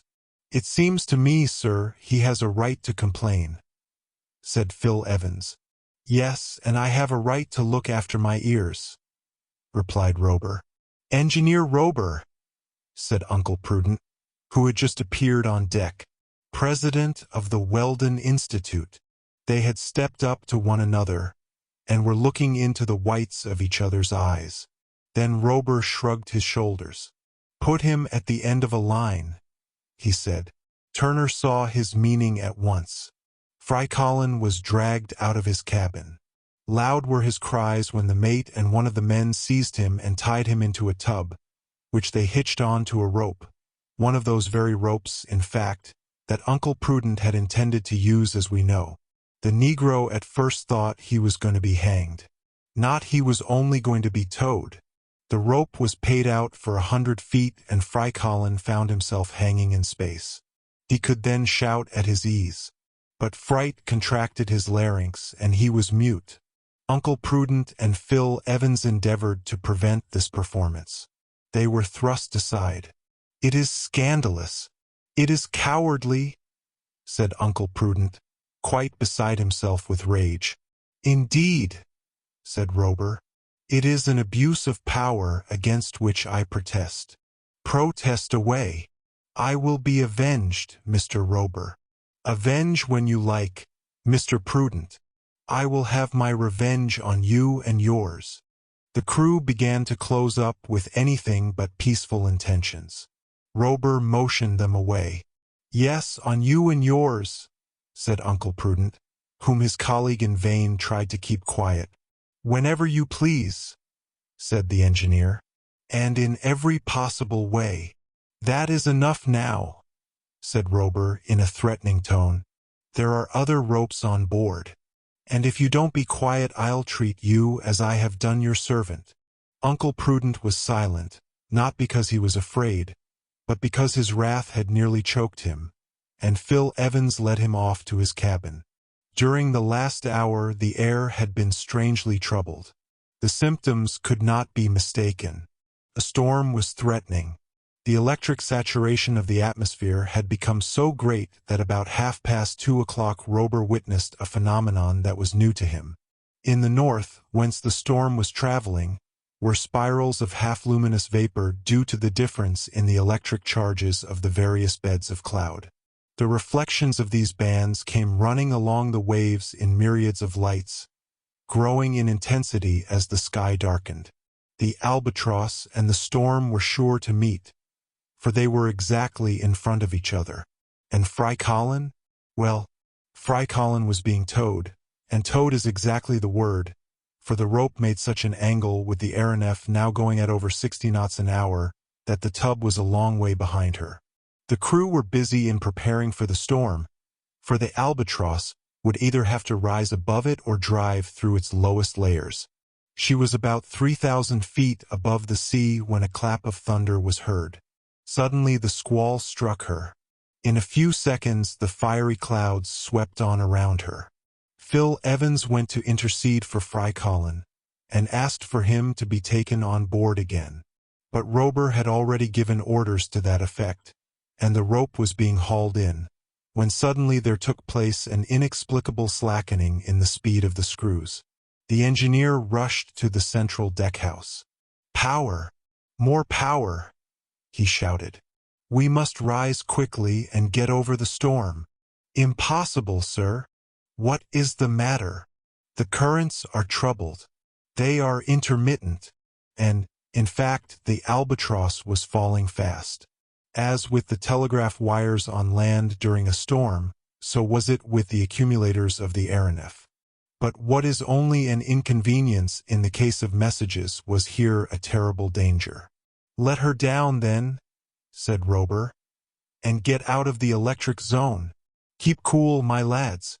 He stepped on to his quarterdeck and his crew went to their stations. Although the Albatross had sunk several hundred feet, she was still in the thick of the cloud, and the flashes played across her as if they were fireworks. It seemed as though she was struck. The screws ran more and more slowly, and what began as a gentle descent threatened to become a collapse. In less than a minute it was evident they would get down to the surface of the sea. Once they were immersed, no power could drag them from the abyss. Suddenly the electric cloud appeared above them. The Albatross was only 60 feet from the crest of the waves. In 2 or 3 seconds the deck would be under water. But Robur, seizing the propitious moment, rushed to the central house and seized the levers. He turned on the currents from the piles, no longer neutralized by the electric tension of the surrounding atmosphere. In a moment the screws had regained their normal speed and checked the descent, and the Albatross remained at her slight elevation while her propellers drove her swiftly out of reach of the storm. Fry Colin, of course, had a bath, though only for a few seconds. When he was dragged on deck, he was as wet as if he had been to the bottom of the sea. As may be imagined, he cried no more. In the morning of the 4th of July, the Albatross had passed over the northern shore of the Caspian. Chapter 14. The aeronef at full speed. If ever Prudent and Evans despaired on escaping from the Albatross, it was during the 2 days that followed. It may be that Robur considered it more difficult to keep a watch on his prisoners while he was crossing Europe, and he knew that they had made up their minds to get away. But any attempt to have done so would have been simply committing suicide. To jump from an express going 60 miles an hour is to risk your life, but to jump from a machine going 120 miles an hour would be to seek your death. And it was at this speed, the greatest that could be given to her, that the Albatross tore along. Her speed exceeded that of the Swallow, which is 112 miles an hour. At first the wind was in the northeast, and the Albatross had it fair, her general course being a westerly one. But the wind began to drop, and it soon became impossible for the colleagues to remain on the deck without having their breath taken away by the rapidity of the flight. And on one occasion they would have been blown overboard if they had not been dashed up against the deckhouse by the pressure of the wind. Luckily the steersman saw them through the windows of his cage, and by the electric bell gave the alarm to the men in the forecabin. 4 of them came aft, creeping along the deck. Those who have been at sea, beating to windward in half a gale of wind, will understand what the pressure was like. But here it was the Albatross that by her incomparable speed made her own wind. To allow Uncle Prudent and Phil Evans to get back to their cabin, the speed had to be reduced. Inside the deckhouse the Albatross bore with her a perfectly breathable atmosphere. To stand such driving, the strength of the apparatus must have been prodigious. The propellers spun round so swiftly that they seemed immovable, and it was with irresistible power that they screwed themselves through the air. The last town that had been noticed was Astrakhan, situated at the north end of the Caspian Sea. The star of the desert, it must have been a poet who so called it, has now sunk from the first rank to the fifth or sixth. A momentary glance was afforded at its old walls, with their useless battlements, the ancient towers in the center of the city, the mosques and modern churches, the cathedral with its 5 domes, gilded and dotted with stars as if it were a piece of the sky, as they rose from the bank of the Volga, which here, as it joins the sea, is over a mile in width. Thenceforward the flight of the Albatross became quite a race through the heights of the sky, as if she had been harnessed to one of those fabulous hippogriffs which cleared a league at every sweep of the wing. At 10 o'clock in the morning of the 4th of July the aeronef, heading northwest, followed for a little the valley of the Volga. The steppes of the Don and the Ural stretched away on each side of the river. Even if it had been possible to get a glimpse of these vast territories, there would have been no time to count the towns and villages. In the evening the aeronef passed over Moscow without saluting the flag on the Kremlin. In 10 hours she had covered the 1,200 miles which separate Astrakhan from the ancient capital of all the Russias. From Moscow to St. Petersburg the railway line measures about 750 miles. This was but a half-day's journey, and the Albatross, as punctual as the mail, reached St. Petersburg and the banks of the Neva at 2 o'clock in the morning. Then came the Gulf of Finland, the archipelago of Abo, the Baltic, Sweden in the latitude of Stockholm, and Norway in the latitude of Christiania. 10 hours only for these 1,200 miles. Verily it might be thought that no human power would henceforth be able to check the speed of the Albatross. And as if the resultant of her force of projection and the attraction of the earth would maintain her in an unvarying trajectory round the globe. But she did stop nevertheless, and that was over the famous fall of the Rjukanfoss in Norway. Gusta, whose summit dominates this wonderful region of Telemarken, stood in the west like a gigantic barrier apparently impassable. And when the Albatross resumed her journey at full speed her head had been turned to the south. And during this extraordinary flight what was Freikallen doing? He remained silent in a corner of his cabin, sleeping as well as he could, except at meal times. Tapage then favored him with his company and amused himself at his expense. "Eh, my boy," said he, "so you are not crying any more? Perhaps it hurt you too much? That 2 hours hanging cured you of it? At our present rate, what a splendid air bath you might have for your rheumatics. It seems to me we shall soon go to pieces." "Perhaps so. But we shall go so fast we shan't have time to fall. That is some comfort." "Do you think so?" "I do. To tell the truth, and not to exaggerate like Tapage, it was only reasonable that owing to the excessive speed the work of the suspensory screws should be somewhat lessened. The Albatross glided on its bed of air like a Congreve rocket. "And shall we last long like that?" asked Freikallen. "Long? Oh no, only as long as we live." "Oh," said the Negro, beginning his lamentations. "Take care, Fry, take care. For, as they say in my country, the master may send you to the seesaw." And Freikallen gulped down his sobs as he gulped down the meat which, in double doses, he was hastily swallowing. Meanwhile Uncle Prudent and Phil Evans, who were not men to waste time in wrangling when nothing could come of it, agreed upon doing something. It was evident that escape was not to be thought of. But if it was impossible for them to again set foot on the terrestrial globe, could they not make known to its inhabitants what had become of them since their disappearance, and tell them by whom they had been carried off and provoke? How was not very clear. Some audacious attempt on the part of their friends to rescue them from Robur? Communicate? But how?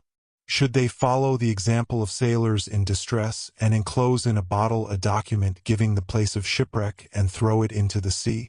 But here the sea was the atmosphere. The bottle would not swim, and if it did not fall on somebody and crack his skull it might never be found. The colleagues were about to sacrifice one of the bottles on board when an idea occurred to Uncle Prudent. He took snuff, as we know, and we may pardon this fault in an American, who might do worse. And as a snuff-taker he possessed a snuff-box, which was now empty. This box was made of aluminum. If it was thrown overboard, any honest citizen that found it would pick it up, and, being an honest citizen, he would take it to the police office, and there they would open it and discover from the document what had become of the two victims of Robur the Conqueror. And this is what was done. The note was short, but it told all, and it gave the address of the Weldon Institute, with a request that it might be forwarded. Then Uncle Prudent folded up the note, shut it in the box, bound the box round with a piece of worsted, so as to keep it from opening it as it fell. And then all that had to be done was to wait for a favorable opportunity. During this marvelous flight over Europe, it was not an easy thing to leave the cabin and creep along the deck at the risk of being suddenly and secretly blown away, and it would not do for the snuff-box to fall into the sea or a gulf or a lake or a watercourse, for it would then perhaps be lost. At the same time, it was not impossible that the colleagues might in this way get into communication with the habitable globe. It was then growing daylight, and it seemed as though it would be better to wait for the night and take advantage of a slackening speed or a halt to go out on deck and drop the precious snuff-box into some town. When all these points had been thought over and settled, the prisoners found they could not put their plan into execution, on that day at all events, for the Albatross, after leaving Gusta, had kept her southerly course, which took her over the North Sea, much to the consternation of the thousands of coasting craft engaged in the English, Dutch, French, and Belgian trade.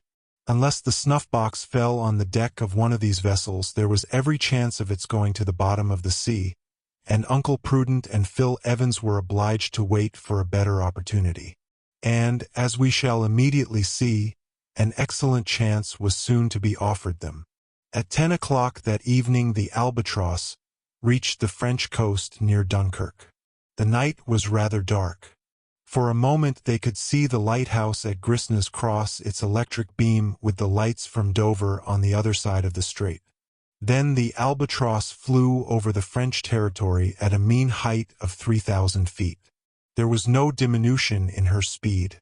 She shot like a rocket over the towns and villages so numerous in northern France. She was flying straight on to Paris, and after Dunkirk came Doullens, Amiens, Creil, St. Denis. She never left the line, and about midnight she was over the City of Light, which merits its name even when its inhabitants are asleep or ought to be. By what strange whim was it that she was stopped over the city of Paris? We do not know. But down she came till she was within a few hundred feet of the ground. Robur then came out of his cabin, and the crew came on to the deck to breathe the ambient air. Uncle Prudent and Phil Evans took care not to miss such an excellent opportunity. They left their deck-house and walked off away from the others so as to be ready at the propitious moment. It was important their action should not be seen. The Albatross, like a huge coleopter, glided gently over the mighty city. She took the line of the boulevards, then brilliantly lighted by the Edison lamps. Up to her there floated the rumble of the vehicles as they drove along the streets, and the roll of the trains on the numerous railways that converge into Paris.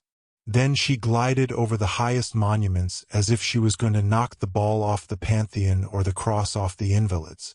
She hovered over the two minarets of the Trocadero and the metal tower of the Champ de Mars, where the enormous reflector was inundating the whole capital with its electric rays.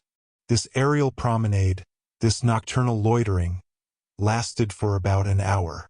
It was a halt for breath before the voyage was resumed, and probably Robur wished to give the Parisians the sight of a meteor quite unforeseen by their astronomers. The lamps of the Albatross were turned on. Two brilliant sheaves of light shot down and moved along over the squares, the gardens, the palaces, the 60,000 houses, and swept the space from one horizon to the other. Assuredly the Albatross was seen this time, and not only well seen but heard, for Tom Turner brought out his trumpet and blew a rousing tarantaratara. At this moment Uncle Prudent leant over the rail, opened his hand, and let his snuff-box fall. Immediately the Albatross shot upwards, and past her, higher still, there mounted the noisy cheering of the crowd then thick on the boulevards. a hurrah of stupefaction to greet the imaginary meteor. The lamps of the aeronef were turned off, and the darkness and the silence closed in around as the voyage was resumed at the rate of 120 miles an hour. This was all that was to be seen of the French capital. At 4 o'clock in the morning the Albatross had crossed the whole country obliquely, and so as to lose no time in traversing the Alps or the Pyrenees, she flew over the face of Provence to the Cape of Antibes. At 9 o'clock next morning the San Pietrini assembled on the terrace of St. Peter at Rome were astounded to see her pass over the Eternal City. 2 hours afterwards she crossed the Bay of Naples and hovered for an instant over the fuliginous wreaths of Vesuvius. Then, after cutting obliquely across the Mediterranean, in the early hours of the afternoon she was signaled by the lookouts at La Goulette on the Tunisian coast. After America, Asia. After Asia, Europe. More than 18,000 miles had this wonderful machine accomplished in less than 23 days. And now she was off over the known and unknown regions of Africa. It may be interesting to know what had happened to the famous snuff-box after its fall. It had fallen in the Rue de Rivoli, opposite number 200, when the street was deserted. In the morning it was picked up by an honest sweeper, who took it to the prefecture of police. There it was at first supposed to be an infernal machine, and it was untied, examined, and opened with care. Suddenly a sort of explosion took place. It was a terrific sneeze on the part of the inspector. The document was then extracted from the snuff-box, and to the general surprise, read as follows.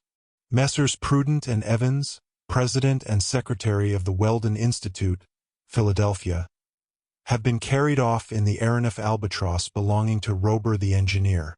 Please inform our friends and acquaintances. P. and P. E. Thus was the strange phenomenon at last explained to the people of the two worlds. Thus was peace given to the scientists of the numerous observatories on the surface of the terrestrial globe. Chapter 15. A Skirmish in Dahomey. At this point in the circumnavigatory voyage of the Albatross, it is only natural that some such questions as the following should be asked. Who was this Robur, of whom up to the present we know nothing but the name? Did he pass his life in the air? Did his aeronef never rest? Had he not some retreat in some inaccessible spot in which, if he had need of repose or revictualling, he could betake himself? It would be very strange if it were not so. The most powerful flyers have always an eyrie or nest somewhere. And what was the engineer going to do with his prisoners? Was he going to keep them in his power and condemn them to perpetual aviation? Or was he going to take them on a trip over Africa, South America, Australasia, the Indian Ocean, the Atlantic, and the Pacific to convince them against their will, and then dismiss them with, "And now, gentlemen, I hope you will believe a little more in heavier than air"? To these questions it is now impossible to reply. They are the secrets of the future. Perhaps the answers will be revealed. Anyhow, the bird-like Robur was not seeking his nest on the northern frontier of Africa. By the end of the day he had traversed Tunis from Cape Bon to Cape Carthage, sometimes hovering, and sometimes darting along at top speed. Soon he reached the interior, and flew down the beautiful valley of Megiddo above its yellow stream hidden under its luxuriant bushes of cactus and oleander, and scared away the hundreds of parrots that perch on the telegraph wires and seem to wait for the messages to pass to bear them away beneath their wings. 2 hours after sunset the helm was put up and the Albatross bore off to the southeast. And on the morrow, after clearing the Tell Mountains, she saw the rising of the morning star over the sands of the Sahara.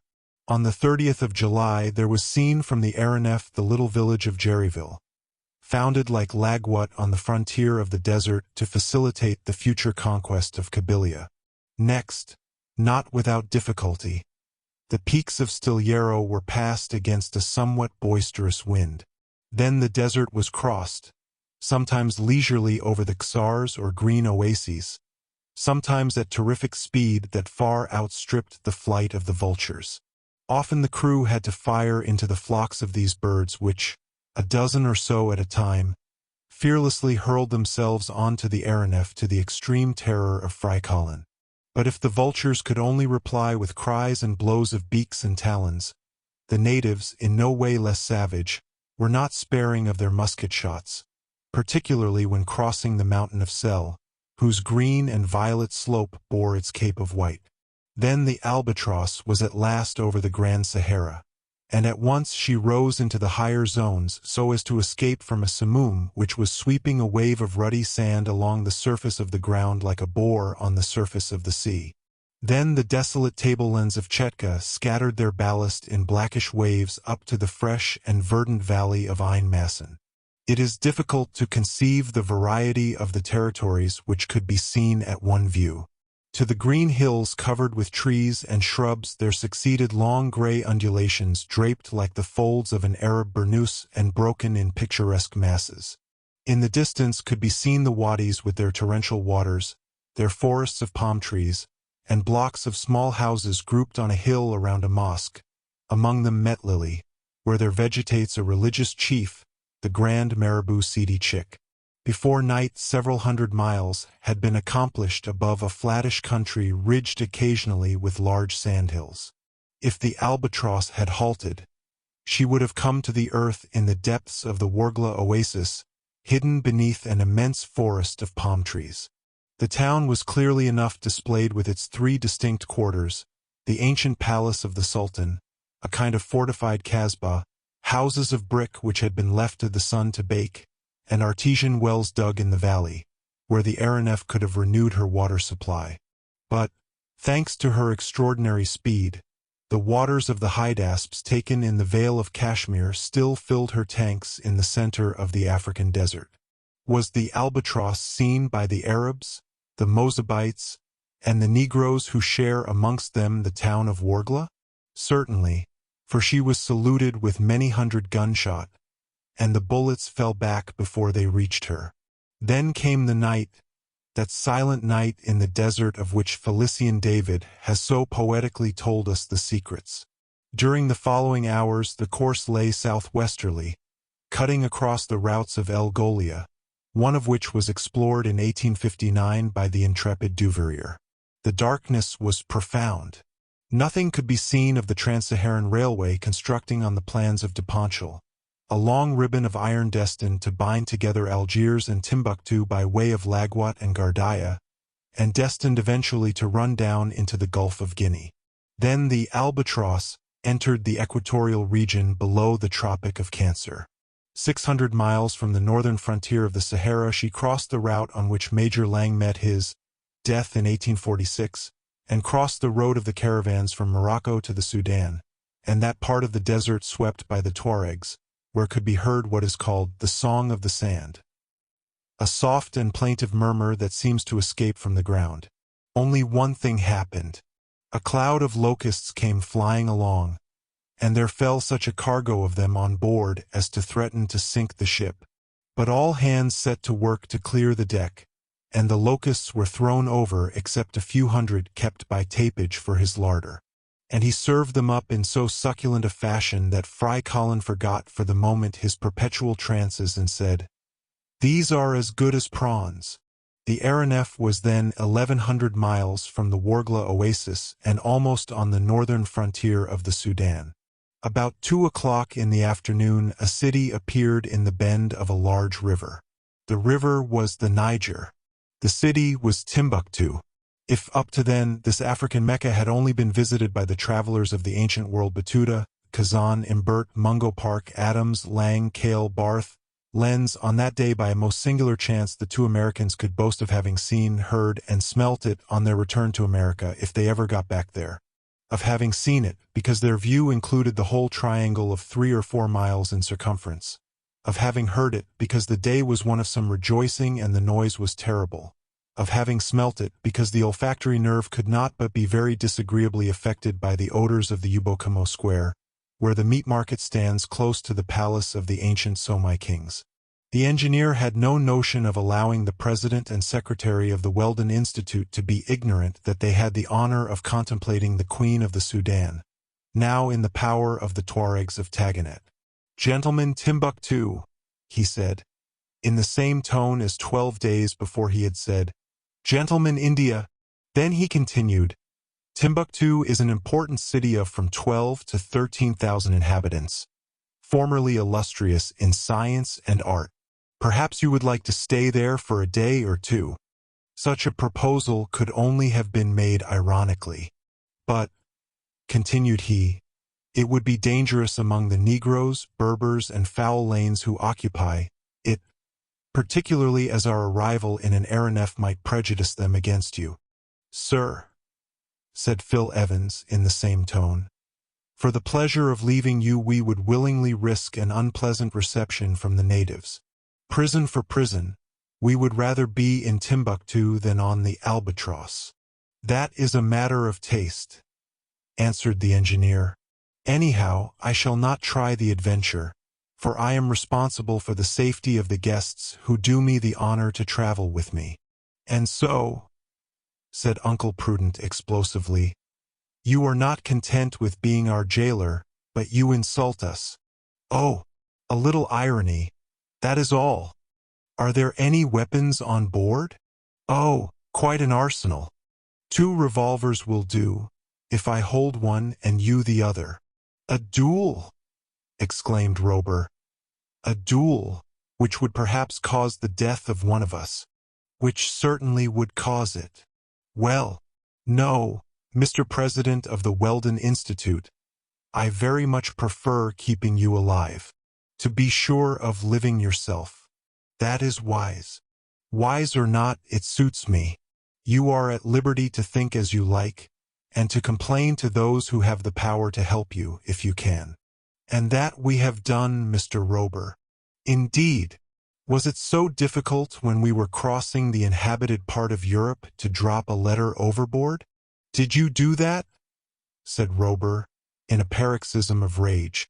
"And if we have done it? If you have done it, you deserve—" "What, sir?" "To follow your letter overboard." "Throw us over, then." "We did do it." Robur stepped towards them. At a gesture from him, Tom Turner and some of the crew ran up.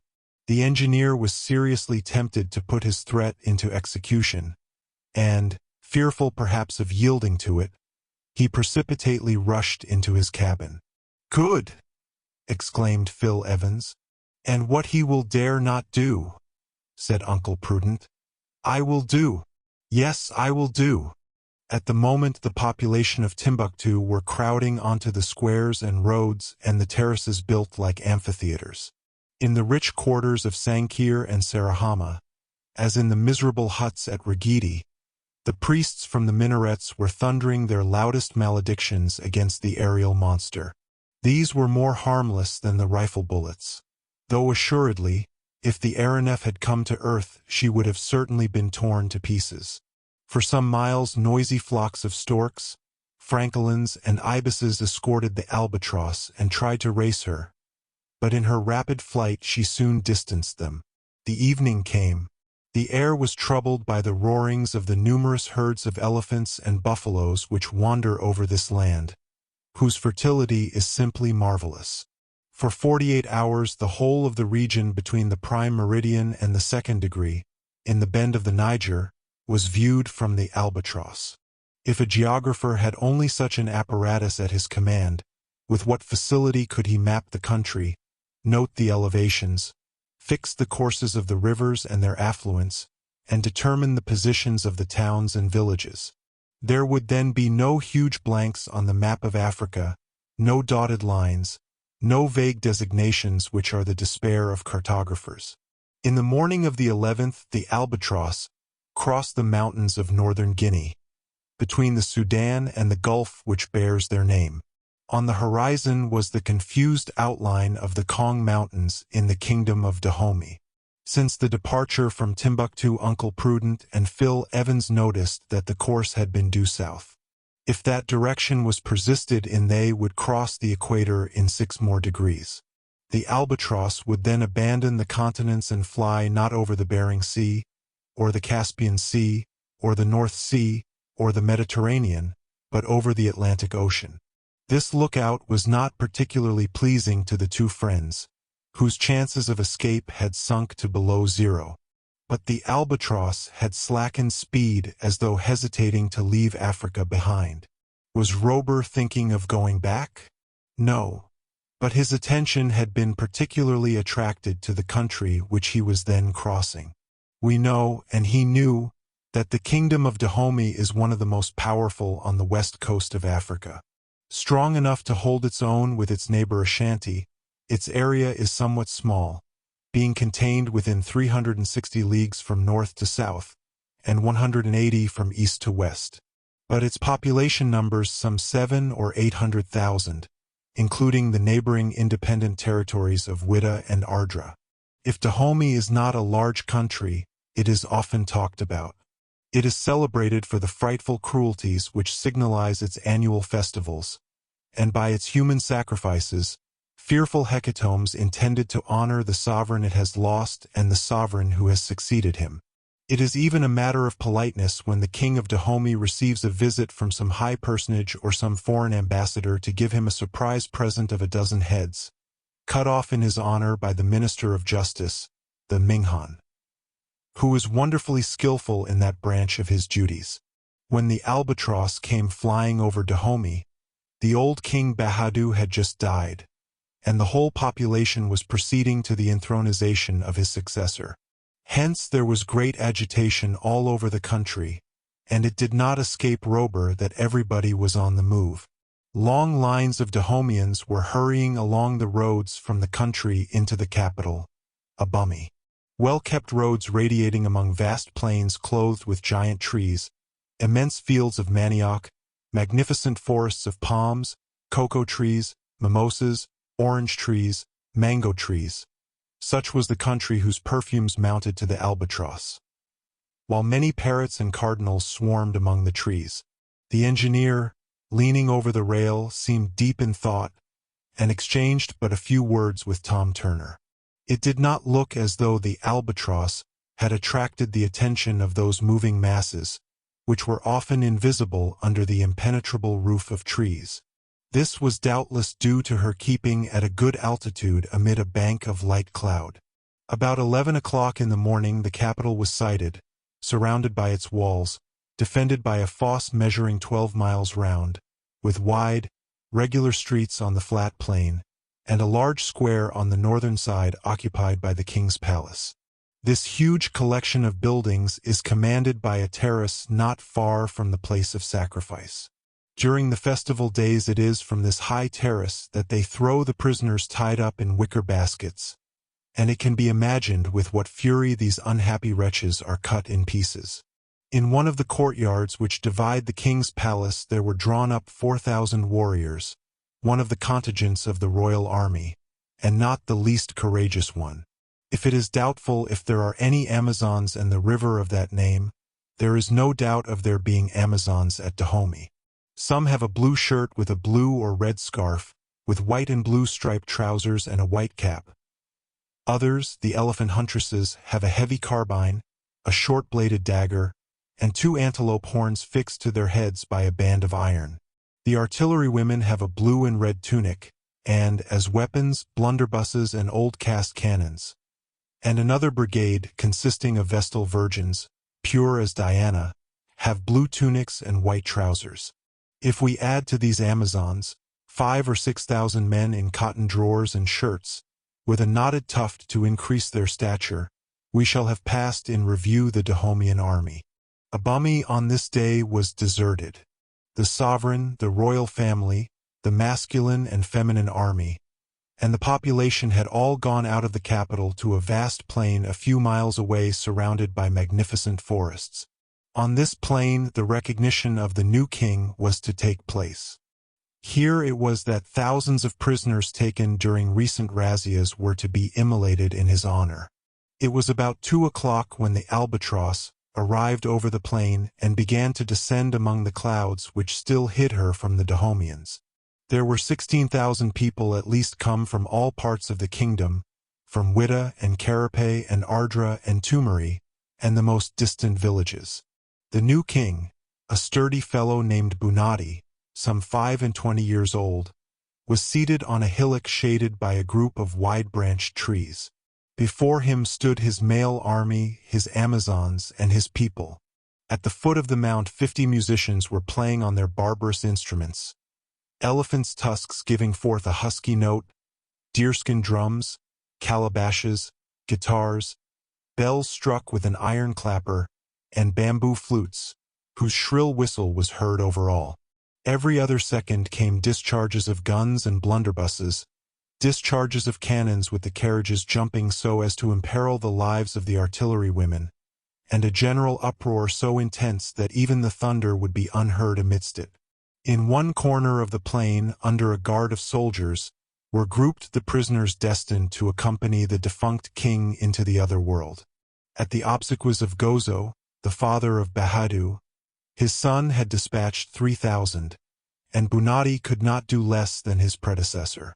For an hour there was a series of discourses, harangues, palavers, and dances, executed not only by professionals, but by the Amazons, who displayed much martial grace. But the time for the hecatomb was approaching. Robur, who knew the customs of Dahomey, did not lose sight of the men, women, and children reserved for butchery. The Minghan was standing at the foot of the hillock. He was brandishing his executioner's sword, with its curved blade surmounted by a metal bird, whose weight rendered the cut more certain. This time he was not alone. He could not have performed the task. Near him were grouped 100 executioners, all accustomed to cut off heads at one blow. The Albatross came slowly down in an oblique direction.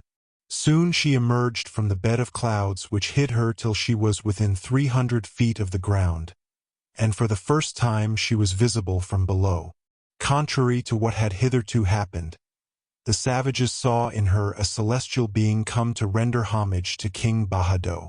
The enthusiasm was indescribable, the shouts were interminable, the prayers were terrific, prayers addressed to the supernatural hippogriff, which had doubtless come to take the king's body to the higher regions of the Dahomean heaven. And now the first head fell under the Mingan's sword, and the prisoners were led up in hundreds before the horrible executioners. Suddenly a gun was fired from the Albatross. The Minister of Justice fell dead on his face. "Well aimed, Tom," said Robur. His comrades, armed as he was, stood ready to fire when the order was given. But a change came over the crowd below. They had understood. The winged monster was not a friendly spirit. It was a hostile spirit. And after the fall of the Minghan, loud shouts for revenge arose on all sides. Almost immediately a fusillade resounded over the plain. These menaces did not prevent the Albatross from descending boldly to within 150 feet of the ground.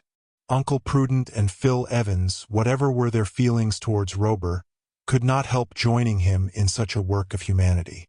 "Let us free the prisoners," they shouted. "That is what I am going to do," said the engineer. And the magazine rifles of the Albatross in the hands of the colleagues, as in the hands of the crew, began to rain down the bullets, of which not one was lost in the masses below. And the little gun shot forth its shrapnel, which really did marvels. The prisoners, although they did not understand how the help had come to them, broke their bonds, while the soldiers were firing at the aeronef. The stern screw was shot through by a bullet, and a few holes were made in the hull. Fry Colin, crouching in his cabin, received a graze from a bullet that came through the deckhouse. "Ah, they will have them," said Tom Turner, and, rushing to the magazine, he returned with a dozen dynamite cartridges, which he distributed to the men. At a sign from Robur, these cartridges were fired at the hillock, and as they reached the ground exploded like so many small shells. The king and his court and army and people were stricken with fear at the turn things had taken. They fled under the trees, while the prisoners ran off without anybody thinking of pursuing them. In this way was the festival interfered with, and in this way did Uncle Prudent and Phil Evans recognize the power of the aeronef and the services it could render to humanity. Soon the Albatross rose again to a moderate height, and passing over Wita lost to view the savage coast which the southwest wind hems round with an inaccessible surf, and she flew out over the Atlantic. Chapter 16. Over the Atlantic. Yes, the Atlantic. The fears of the two colleagues were realized, but it did not seem as though Robur had the least anxiety about venturing over this vast ocean. Both he and his men seemed quite unconcerned about it and had gone back to their stations. Whither was the Albatross bound? Was she going more than round the world as Robur had said? Even if she were, the voyage must end somewhere. That Robur spent his life in the air on board the aeronef and never came to the ground was impossible. How could he make up his stock of provisions and the materials required for working his machines? He must have some retreat, some harbor of refuge, in some unknown and inaccessible spot where the Albatross could revictual. That he had broken off all connections with the inhabitants of the land might be true, but with every point on the surface of the earth certainly not. That being the case, where was this point? How had the engineer come to choose it? Was he expected by a little colony of which he was the chief? Could he there find a new crew? What means had he that he should be able to build so costly a vessel as the Albatross, and keep her building secret? It is true his living was not expensive. But, finally, who was this Robur? Where did he come from? What had been his history? Here were riddles impossible to solve, and Robur was not the man to assist willingly in their solution. It is not to be wondered at that these insoluble problems drove the colleagues almost to frenzy. To find themselves whipped off into the unknown without knowing what the end might be, doubting even if the adventure would end, sentenced to perpetual aviation, was this not enough to drive the president and secretary of the Weldon Institute to extremities? Meanwhile the Albatross drove along above the Atlantic, and in the morning when the sun rose there was nothing to be seen but the circular line where earth met sky. Not a spot of land was in sight in this huge field of vision. Africa had vanished beneath the northern horizon. When Fry Colin ventured out of his cabin and saw all this water beneath him, fear took possession of him. Of the 145 million square miles of which the area of the world's waters consists, the Atlantic claims about a quarter, and it seemed as though the engineer was in no hurry to cross it. There was now no going at full speed, none of the 120 miles an hour at which the Albatross had flown over Europe. Here, where the southwest winds prevail, the wind was ahead of them, and though it was not very strong, it would not do to defy it, and the Albatross was sent along at a moderate speed, which, however, easily outstripped that of the fastest mailboat. On the 13th of July she crossed the line, and the fact was duly announced to the crew. It was then that Uncle Prudent and Phil Evans ascertained that they were bound for the southern hemisphere. The crossing of the line took place without any of the Neptunian ceremonies that still linger on certain ships. Tapage was the only one to mark the event, and he did so by pouring a pint of water down Fry Colin's neck. On the 18th of July, when beyond the Tropic of Capricorn, another phenomenon was noticed, which would have been somewhat alarming to a ship on the sea. A strange succession of luminous waves widened out over the surface of the ocean with a speed estimated at quite 60 miles an hour. The waves ran along at about 8 feet from one another, tracing 2 furrows of light. As night fell, a bright reflection rose even to the Albatross, so that she might have been taken for a flaming aerolite. Never before had Robur sailed on a sea of fire, fire without heat, which there was no need to flee from as it mounted upwards into the sky. The cause of this light must have been electricity. It could not be attributed to a bank of fish spawn, nor to a crowd of those animalculae that give phosphorescence to the sea, and this showed that the electrical tension of the atmosphere was considerable. In the morning an ordinary ship would probably have been lost. But the Albatross played with the winds and waves like the powerful bird whose name she bore. If she did not walk on their surface like the petrels, she could like the eagles find calm and sunshine in the higher zones. They had now passed the 47th parallel. The day was but little over 7 hours long, and would become even less as they approached the pole. About 1 o'clock in the afternoon, the Albatross was floating along in a lower current than usual, about 100 feet from the level of the sea. The air was calm, but in certain parts of the sky were thick black clouds, massed in mountains, on their upper surface, and ruled off below by a sharp horizontal line. From these clouds a few lengthy protuberances escaped, and their points as they fell seemed to draw up hills of foaming water to meet them. Suddenly the water shot up in the form of a gigantic hourglass, and the Albatross was enveloped in the eddy of an enormous waterspout, while 20 others, black as ink, raged around her. Fortunately, the gyratory movement of the water was opposite to that of the suspensory screws, otherwise the aeronef would have been hurled into the sea. But she began to spin round on herself with frightful rapidity. The danger was immense, and perhaps impossible to escape, for the engineer could not get through the spout which sucked him back in defiance of his propellers. The men, thrown to the ends of the deck by centrifugal force, were grasping the rail to save themselves from being shot off. "Keep cool," shouted Robur. They wanted all their coolness and their patience, too. Uncle Prudent and Phil Evans, who had just come out of their cabin, were hurled back at the risk of flying overboard. As she spun, the Albatross was carried along by the spout, which pirouetted along the waves with a speed enough to make the helices jealous. And if she escaped from the spout, she might be caught by another, and jerked to pieces with the shock. "Get the gun ready," said Robur. The order was given to Tom Turner, who was crouching behind the swivel amidships where the effect of the centrifugal force was least felt. He understood.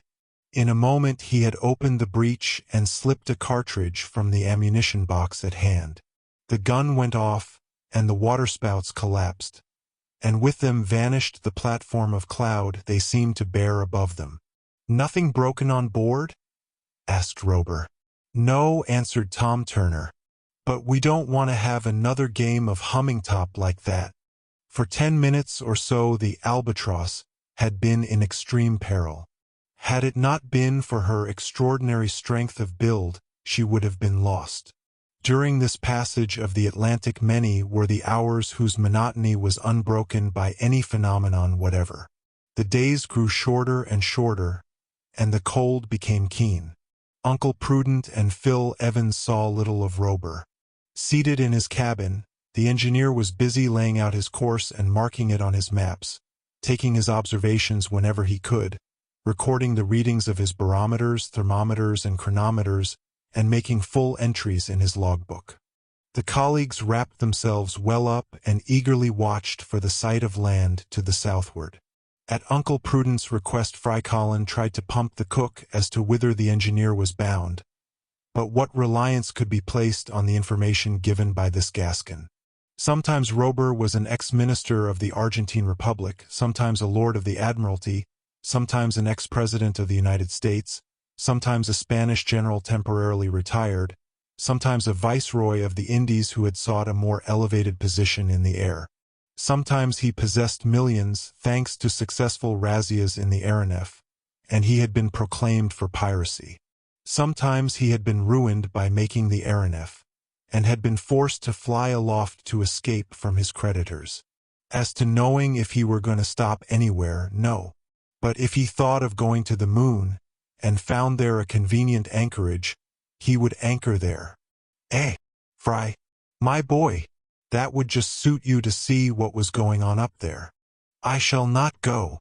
I refuse," said the Negro, who took all these things seriously. "And why, Fry, why? You might get married to some pretty bouncing lunarian." Fry Colin reported this conversation to his master, who saw it was evident that nothing was to be learnt about Robur, and so he thought still more of how he could have his revenge on him. "Phil," said he one day, "is it quite certain that escape is impossible?" "Impossible. Be it so, but a man is always his own property, and if necessary, by sacrificing his life." "If we are to make that sacrifice," said Phil Evans, "the sooner the better. It is almost time to end this. Where is the Albatross going? Here we are flying obliquely over the Atlantic, and if we keep on we shall get to the coast of Patagonia or Tierra del Fuego. And what are we to do then? Get into the Pacific or go to the continent at the South Pole? Everything is possible with this Robur. We shall be lost in the end. It is thus a case of legitimate self-defense, and if we must perish, which we shall not do," answered Uncle Prudent, "without being avenged, without annihilating this machine and all she carries." The colleagues had reached a stage of impotent fury, and were prepared to sacrifice themselves if they could only destroy the inventor and his secret.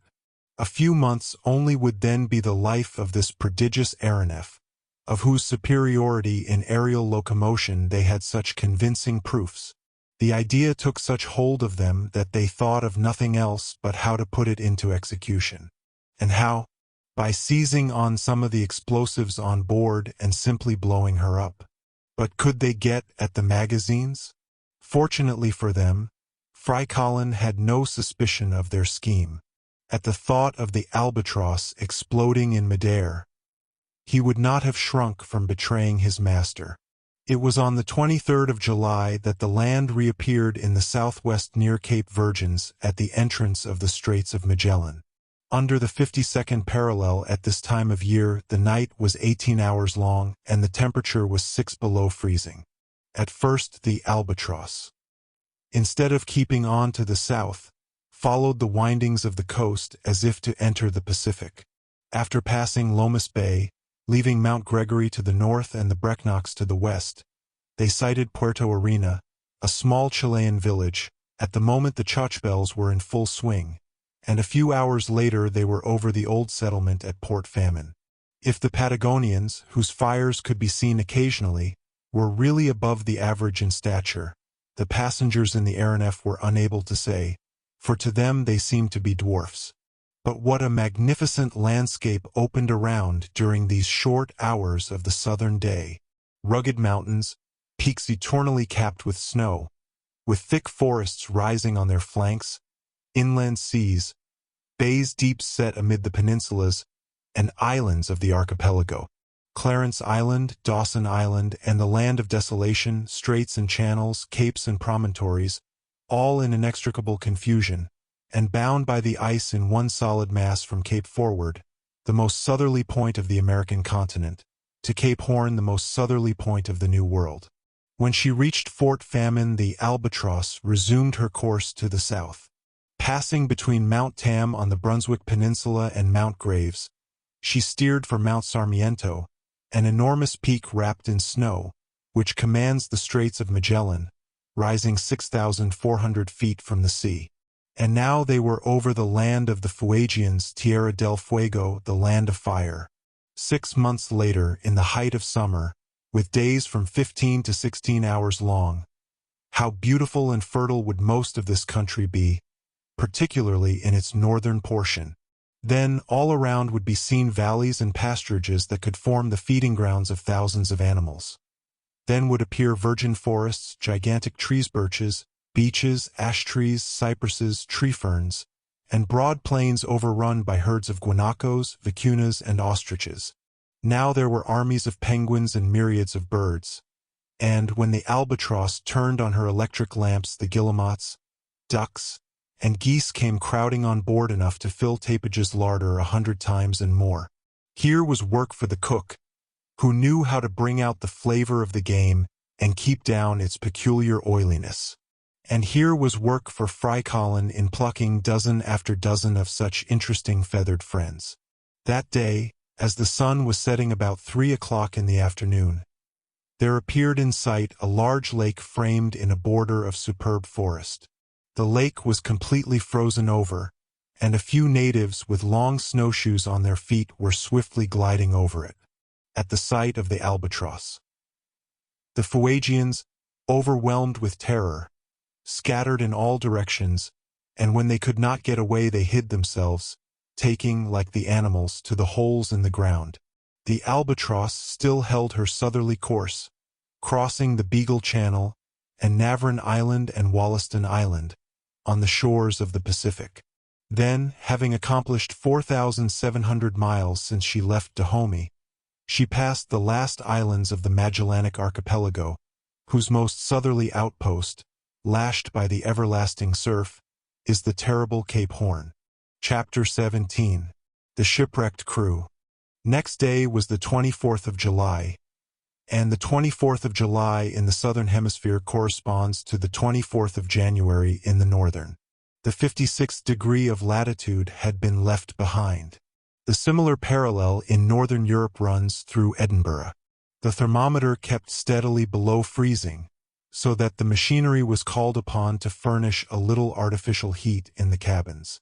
Although the days begin to lengthen after the 21st day of June in the southern hemisphere, yet the advance of the Albatross towards the pole more than neutralized this increase, and consequently the daylight became very short. There was thus very little to be seen. At night time the cold became very keen, but as there was no scarcity of clothing on board, the colleagues, well wrapped up, remained a good deal on deck thinking over their plans of escape and watching for an opportunity. Little was seen of Robur. Since the high words that had been exchanged in the Timbuktu country, the engineer had left off speaking to his prisoners. Fry Collins seldom came out of the cookhouse, where Tapage treated him most hospitably, on condition that he acted as his assistant. This position was not without its advantages, and the Negro, with his master's permission, very willingly accepted it. Shut up in the galley, he saw nothing of what was passing outside, and might even consider himself beyond the reach of danger. He was, in fact, very like the ostrich not only in his stomach, but in his folly. But whither went the Albatross? Was she in midwinter bound for the southern seas or continents round the pole? In this icy atmosphere, even granting that the elements of the batteries were unaffected by such frost, would not all the crew succumb to a horrible death from the cold? That Robur should attempt to cross the pole in the warm season was bad enough, but to attempt such a thing in the depth of the winter night would be the act of a madman. Thus reasoned the president and secretary of the Weldon Institute, now they had been brought to the end of the continent of the New World, which is still America, although it does not belong to the United States. What was this intractable Robur going to do? Had not the time arrived for them to end the voyage by blowing up the ship? It was noticed that during the 24th of July the engineer had frequent consultations with his mate. He and Tom Turner kept constant watch on the barometer, not so much to keep themselves informed of the height at which they were traveling as to be on the lookout for a change in the weather. Evidently some indications had been observed of which it was necessary to make careful note. Uncle Prudent also remarked that Robur had been taking stock of the provisions and stores, and everything seemed to show that he was contemplating turning back. "Turning back," said Phil Evans. "But where to?" "Where he can reprovision the ship," said Uncle Prudent. "That ought to be in some lonely island in the Pacific with a colony of scoundrels worthy of their chief. That is what I think. I fancy he is going west, and with the speed he can get up it would not take him long to get home. But we should not be able to put our plan into execution. If we get there, we shall not get there." The colleagues had partly guessed the engineer's intentions. During the day it became no longer doubtful that when the Albatross reached the confines of the Antarctic Sea her course was to be changed. When the ice has formed about Cape Horn the lower regions of the Pacific are covered with ice fields and icebergs. The floes then form an impenetrable barrier to the strongest ships and the boldest navigators. Of course, by increasing the speed of her wings the Albatross could clear the mountains of ice accumulated on the ocean as she could the mountains of earth on the polar continent, if it is a continent that forms the cap of the southern pole. But would she attempt it in the middle of the polar night, in an atmosphere of 60 below freezing? After she had advanced about 100 miles to the south the Albatross headed westerly, as if for some unknown island of the Pacific. Beneath her stretched the liquid plain between Asia and America. The waters now had assumed that singular color which has earned for them the name of the Milky Sea.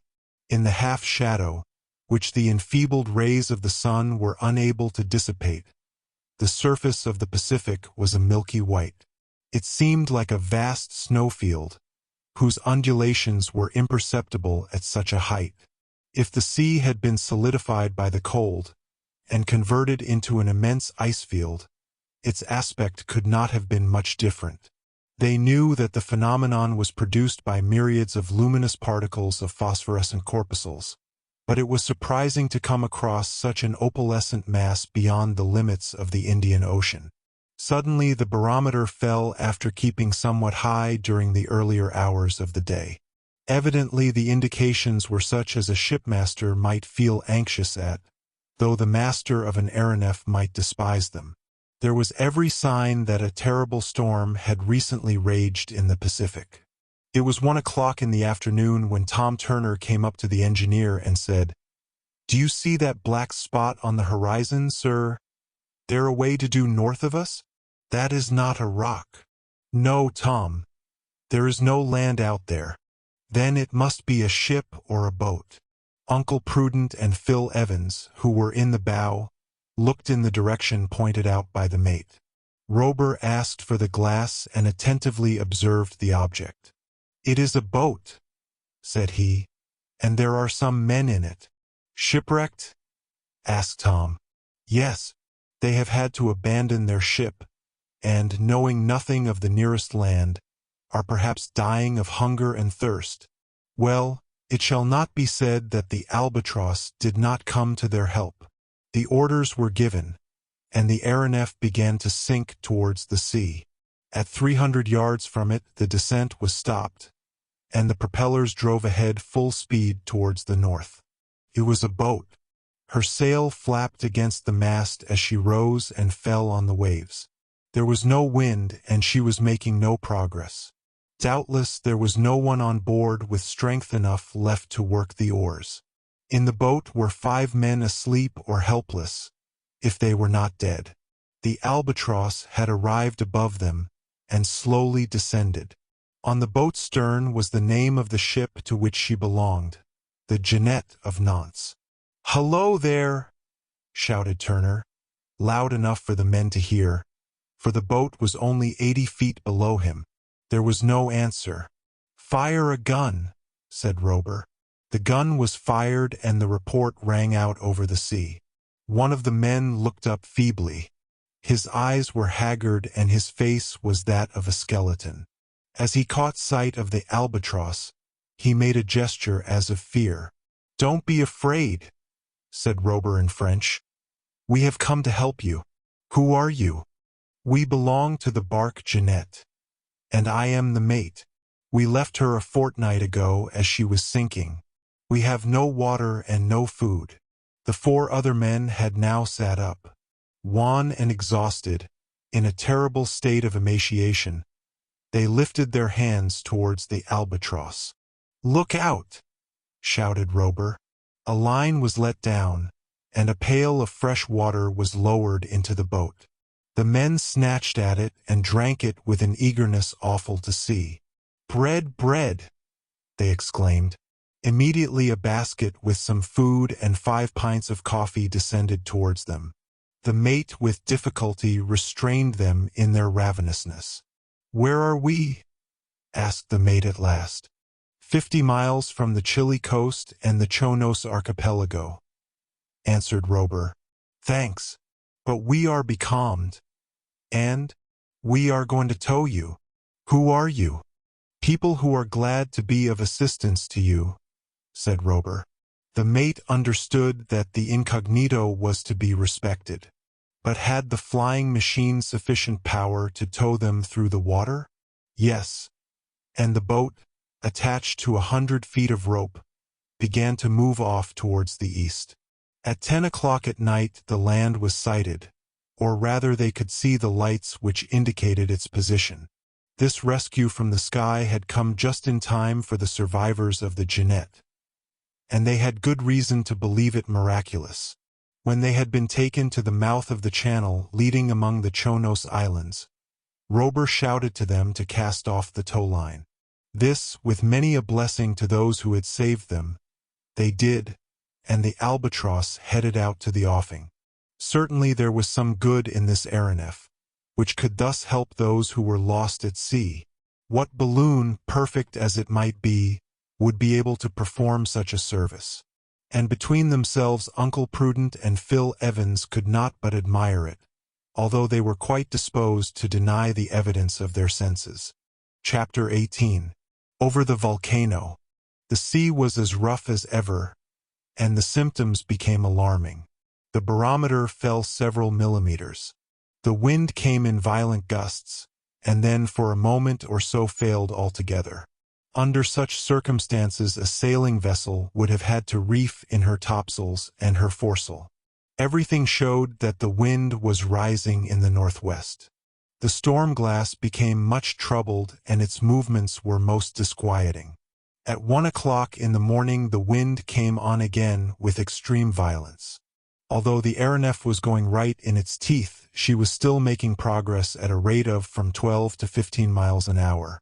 But that was the utmost she could do. Evidently preparations must be made for a cyclone, a very rare occurrence in these latitudes.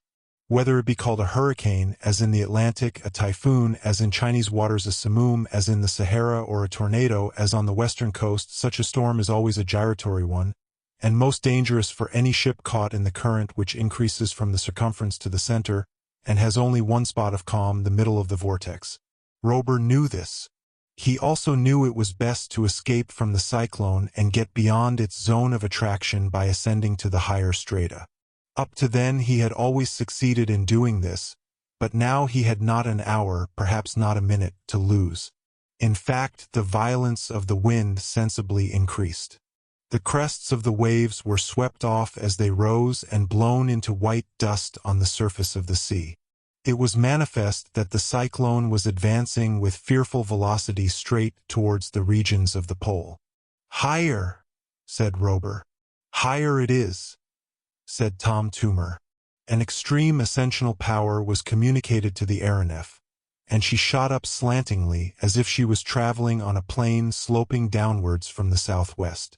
Suddenly the barometer fell more than a dozen millimeters and the Albatross paused in her ascent. What was the cause of the stoppage? Evidently she was pulled back by the air. Some formidable current had diminished the resistance to the screws.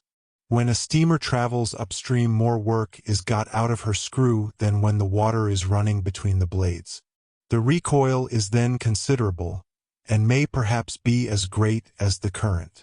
It was thus with the Albatross at this moment. But Robur was not the man to give in. His 74 screws, working perfectly together, were driven at their maximum speed. But the aeronef could not escape. The attraction of the cyclone was irresistible. During the few moments of calm she began to ascend, but the heavy pull soon drew her back, and she sunk like a ship as she founders. Evidently, if the violence of the cyclone went on increasing, the Albatross would be but as a straw caught in one of those whirlwinds that root up the trees, carry off roofs, and blow down walls. Robur and Tom could only speak by signs. Uncle Prudent and Phil Evans clung to the rail and wondered if the cyclone was not playing their game in destroying the aeronef, and with her the inventor, and with the inventor the secret of his invention. But if the Albatross could not get out of the cyclone vertically, could she not do something else? Could she not gain the center where it was comparatively calm, and where they would have more control over her? Quite so. But to do this she would have to break through the circular currents which were sweeping her round with them. Had she sufficient mechanical power to escape through them? Suddenly the upper part of the cloud fell in. The vapor condensed in torrents of rain. It was 2 o'clock in the morning. The barometer, oscillating over a range of 12 millimeters, had now fallen to 27.91, and from this something should be taken on account of the height of the aeronef above the level of the sea. Strange to say, the cyclone was out of the zone to which such storms are generally restricted. such zone being bounded by the 30th parallel of north latitude and the 26th parallel of south latitude. This may perhaps explain why the eddying storm suddenly turned into a straight one. But what a hurricane! The tempest in Connecticut on the 22nd of March, 1882, could only have been compared to it, and the speed of that was more than 300 miles an hour.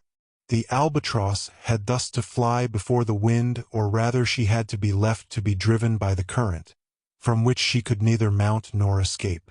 But in following this unchanging trajectory she was bearing due south, towards those polar regions which Robur had endeavored to avoid. And now he was no longer master of her course. She would go where the hurricane took her. Tom Turner was at the helm, and it required all his skill to keep her straight. In the first hours of the morning, if we can so call the vague tint which began to rise over the horizon, the Albatross was 15 degrees below Cape Horn. 1,200 miles more and she would cross the Antarctic Circle. Where she was, in this month of July, the night lasted 19 hours and a half. The sun's disk, without warmth, without light, only appeared above the horizon to disappear almost immediately. At the pole, the night lengthened into one of 179 days. Everything showed that the Albatross was about to plunge into an abyss.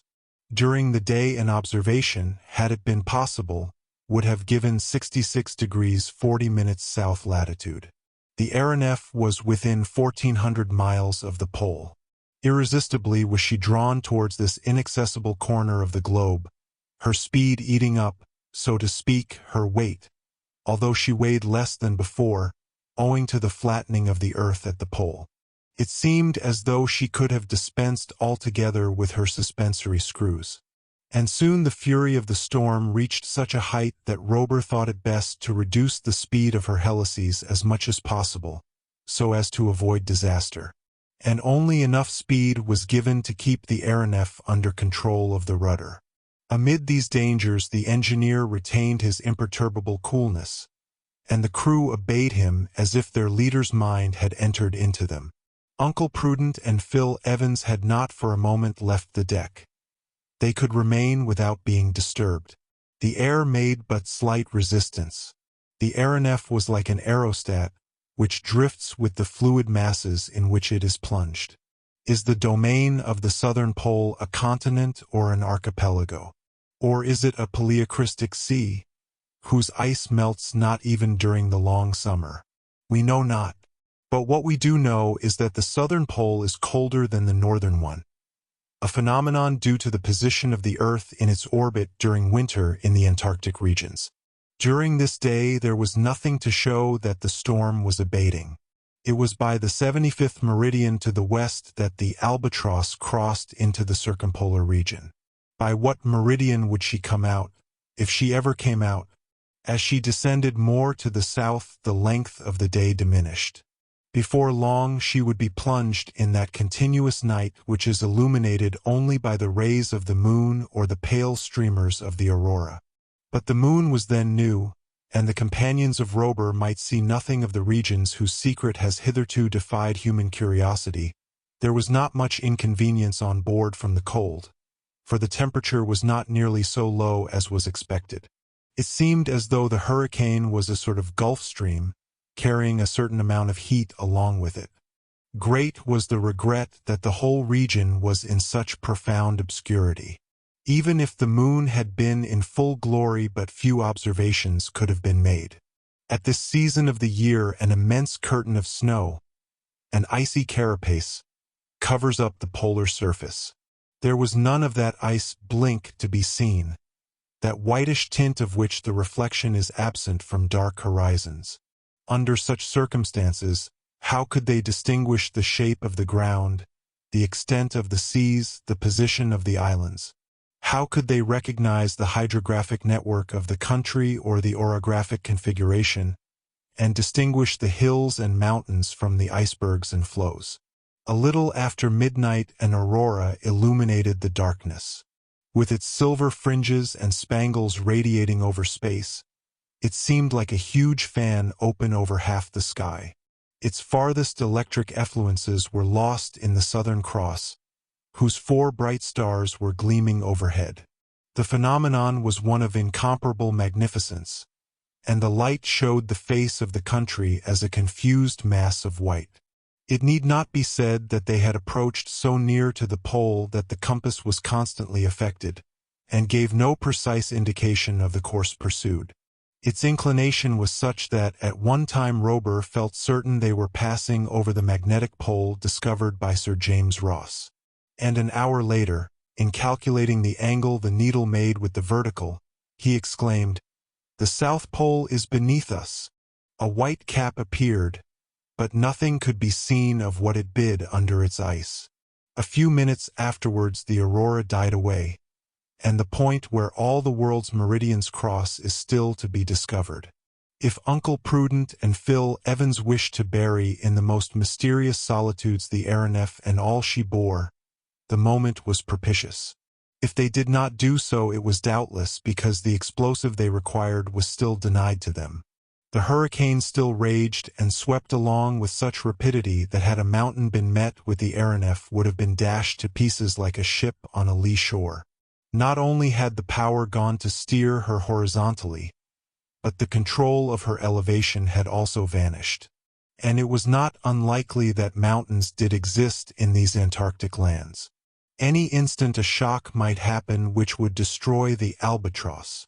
Such a catastrophe became more probable as the wind shifted more to the east after they passed the prime meridian. 2 luminous points then showed themselves ahead of the Albatross.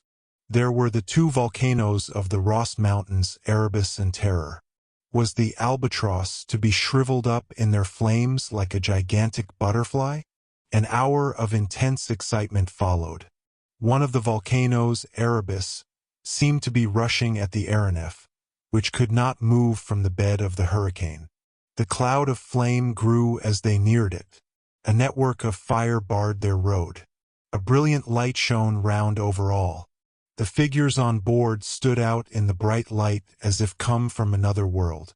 Motionless, without a sound or a gesture, they waited for the terrible moment when the furnace would wrap them in its fires.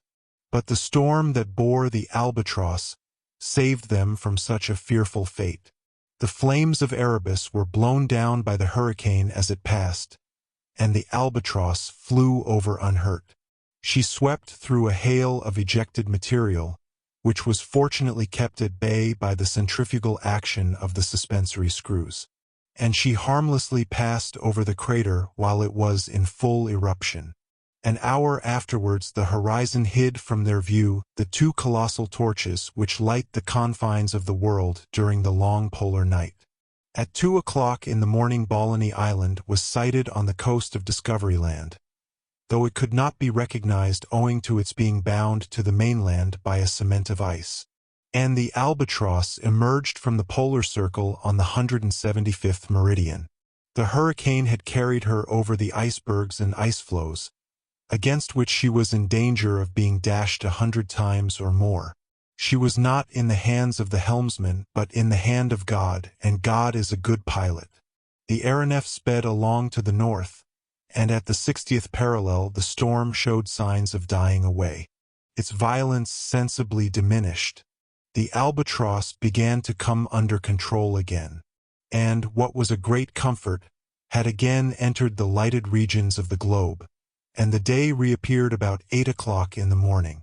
Robur had been carried by the storm into the Pacific over the polar region, accomplishing 4,350 miles in 19 hours, or about 3 miles a minute, a speed almost double that which the Albatross was equal to with her propellers under ordinary circumstances. But he did not know where he then was owing to the disturbance of the needle in the neighborhood of the magnetic pole, and he would have to wait till the sun shone out under convenient conditions for observation. Unfortunately, heavy clouds covered the sky all that day and the sun did not appear. This was a disappointment more keenly felt as both propelling screws had sustained damage during the tempest. Robur, much disconcerted at this accident, could only advance at a moderate speed during this day, and when he passed over the antipodes of Paris was only going about 18 miles an hour.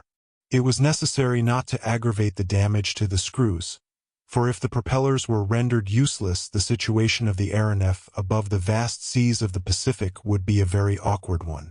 And the engineer began to consider if he could not effect his repairs on the spot, so as to make sure of continuing his voyage. In the morning of the 27th of July, about 7 o'clock, land was sighted to the north. It was soon seen to be an island.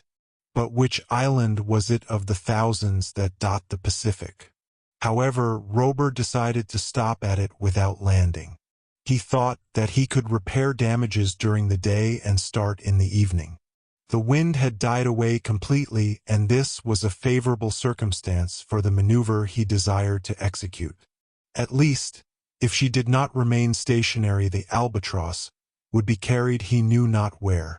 A cable 150 feet long with an anchor at the end was dropped overboard. When the aeronef reached the shore of the island, the anchor dragged up the first few rocks and then got firmly fixed between two large blocks. The cable then stretched to full length under the influence of the suspensory screws, and the Albatross remained motionless, riding like a ship in a roadstead. It was the first time she had been fastened to the earth since she left Philadelphia. Chapter 19. Anchored at last. When the Albatross was high in the air, the island could be seen to be of moderate size. But on what parallel was it situated? What meridian ran through it? Was it an island in the Pacific, in Australasia, or in the Indian Ocean? When the sun appeared and Robur had taken his observations, they would know. But although they could not trust to the indications of the compass, there was reason to think they were in the Pacific. At this height, 150 feet, the island, which measured about 15 miles round, was like a three-pointed star in the sea. Off the southwest point was an islet and a range of rocks.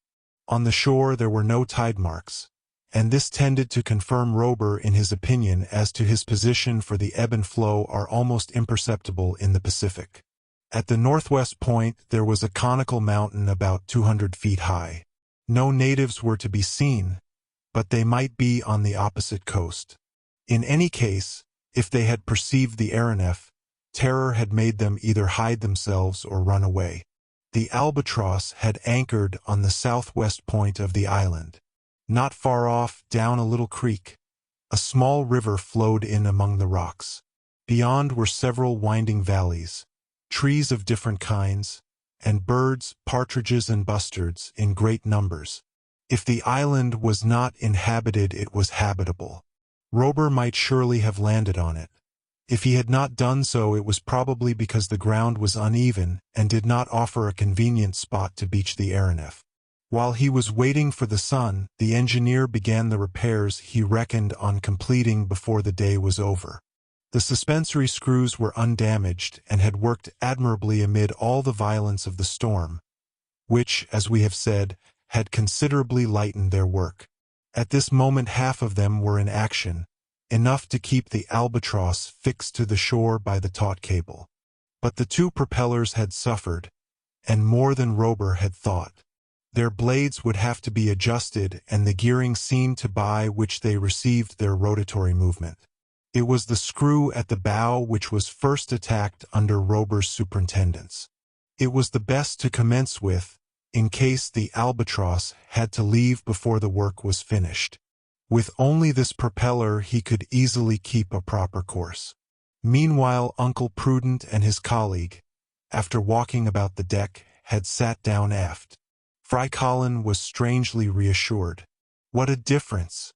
To be suspended only 150 feet from the ground. The work was only interrupted for a moment while the elevation of the sun above the horizon allowed Robur to take an horary angle, so that at the time of its culmination he could calculate his position. The result of the observation, taken with the greatest exactitude, was as follows. Longitude, 176 degrees, 10 minutes west. Latitude, 44 degrees, 25 minutes south. This point on the map answered to the position of the Chatham Islands, and particularly of Pitt Island, one of the group. "That is nearer than I supposed," said Robur to Tom Turner. "How far off are we?" 46 degrees south of X Island, or 2,800 miles. All the more reason to get our propellers into order, said the mate. We may have the wind against us this passage, and with the little stores we have left we ought to get to X as soon as possible. Yes, Tom, and I hope to get underway tonight, even if I go with one screw, and put the other to rights on the voyage. Mr. Robur, said Tom, what is to be done with those two gentlemen and their servant? Do you think they would complain if they became colonists of X Island? But where was this X? It was an island lost in the immensity of the Pacific Ocean between the equator and the Tropic of Cancer, an island most appropriately named by Robur in this algebraic fashion. It was in the north of the South Pacific, a long way out of the route of interoceanic communication. There it was that Robur had founded his little colony, and there the Albatross rested when tired with her flight. There she was provisioned for all her voyages. In X Island, Robur, a man of immense wealth, had established a shipyard in which he built his aeronef. There he could repair it and even rebuild it. In his warehouses were materials and provisions of all sorts stored for the 50 inhabitants who lived on the island. When Robur had doubled Cape Horn a few days before, his intention had been to regain X Island by crossing the Pacific obliquely. But the cyclone had seized the Albatross, and the hurricane had carried her away to the south. In fact, he had been brought back to much the same latitude as before, and if his propellers had not been damaged the delay would have been of no importance. His object was therefore to get back to X Island, but as the mate had said, the voyage would be a long one, and the winds would probably be against them. The mechanical power of the Albatross was, however, quite equal to taking her to her destination, and under ordinary circumstances she would be there in 3 or 4 days. Hence Robur's resolve to anchor on the Chatham Islands. There was every opportunity for repairing at least the forescrew. He had no fear that if the wind were to rise he would be driven to the south instead of to the north. When night came the repairs would be finished, and he would have to maneuver so as to weigh anchor. If it were too firmly fixed in the rocks he could cut the cable and resume his flight towards the equator. The crew of the Albatross, knowing there was no time to lose, set to work vigorously. While they were busy in the bow of the aeronef, Uncle Prudent and Phil Evans held a little conversation together which had exceptionally important consequences. Phil Evans, said Uncle Prudent, you have resolved, as I have, to sacrifice your life? Yes, like you. It is evident that we can expect nothing from Robur. Nothing. Well, Phil Evans, I have made up my mind. If the Albatross leaves this place tonight, the night will not pass without our having accomplished our task. We will smash the wings of this bird of Robur's. This night I will blow it into the air. The sooner the better, said Phil Evans. It will be seen that the two colleagues were agreed on all points, even in accepting with indifference the frightful death in store for them. Have you all you want? Asked Evans. Yes. Last night, while Robur and his people had enough to do to look after the safety of the ship, I slipped into the magazine and got hold of a dynamite cartridge. Let us set to work, Uncle Prudent. No, wait till tonight. When the night comes we will go into our cabin, and you shall see something that will surprise you. At 6 o'clock the colleagues dined together as usual. 2 hours afterwards they retired to their cabin like men who wished to make up for a sleepless night. Neither Robur nor any of his companions had a suspicion of the catastrophe that threatened the Albatross. This was Uncle Prudent's plan. As he had said, he had stolen into the magazine, and there had possessed himself of some powder and cartridge like those used by Robur in Dahomey. Returning to his cabin, he had carefully concealed the cartridge with which he had resolved to blow up the Albatross in midair. Phil Evans, screened by his companion, was now examining the infernal machine, which was a metallic canister containing about 2 pounds of dynamite, enough to shatter the aeronef to atoms. If the explosion did not destroy her at once, it would do so in her fall. Nothing was easier than to place this cartridge in a corner of the cabin, so that it would blow in the deck and tear away the framework of the hull. But to obtain the explosion, it was necessary to adjust the fulminating cap with which the cartridge was fitted. This was the most delicate part of the operation, for the explosion would have to be carefully timed, so as not to occur too soon or too late. Uncle Prudent had carefully thought over the matter. His conclusions were as follows. As soon as the fore-propeller was repaired, the aeronef would resume her course to the north, and that done, Robur and his crew would probably come aft to put the other screw into order. The presence of these people about the cabin might interfere with his plans, and so he had resolved to make a slow match do duty as a time fuse. "When I got the cartridge," said he to Phil Evans, "I took some gunpowder as well. With the powder I will make a fuse that will take some time to burn, and which will lead into the fulminate. My idea is to light it about midnight, so that the explosion will take place about 3 or 4 o'clock in the morning." "Well planned," said Phil Evans. The colleagues, as we see, had arrived at such a stage as to look with the greatest nonchalance on the awful destruction in which they were about to perish. Their hatred against Robur and his people had so increased that they would sacrifice their own lives to destroy the Albatross and all she bore. The act was that of madmen. It was horrible. But at such a pitch had they arrived after 5 weeks of anger that could not vent itself, of rage that could not be gratified. "And Fry Colin?" asked Phil Evans. "Have we the right to dispose of his life?" "We shall sacrifice ours as well," said Uncle Prudent. But it is doubtful if Fry Colin would have thought the reason sufficient. Immediately Uncle Prudent set to work, while Evans kept watch in the neighborhood of the cabin. The crew were all at work forward. There was no fear of being surprised. Uncle Prudent began by rubbing a small quantity of the powder very fine, and then, having slightly moistened it, he wrapped it up in a piece of rag in the shape of a match. When it was lighted, he calculated it would burn about an inch in 5 minutes, or a yard in 3 hours. The match was tried and found to answer, and was then wound round with string and attached to the cap of the cartridge. Uncle Prudent had all finished about 10 o'clock in the evening without having excited the least suspicion. During the day the work on the fore-screw had been actively carried on, but it had had to be taken on board to adjust the twisted blades. Of the piles and accumulators and the machinery that drove the ship, nothing was damaged. When night fell, Robur and his men knocked off work. The fore-propeller not been got into place, and to finish it would take another 3 hours. After some conversation with Tom Turner, it was decided to give the crew a rest, and postpone what required to be done to the next morning. The final adjustment was a matter of extreme nicety, and the electric lamps did not give so suitable a light for such work as the daylight. Uncle Prudent and Phil Evans were not aware of this.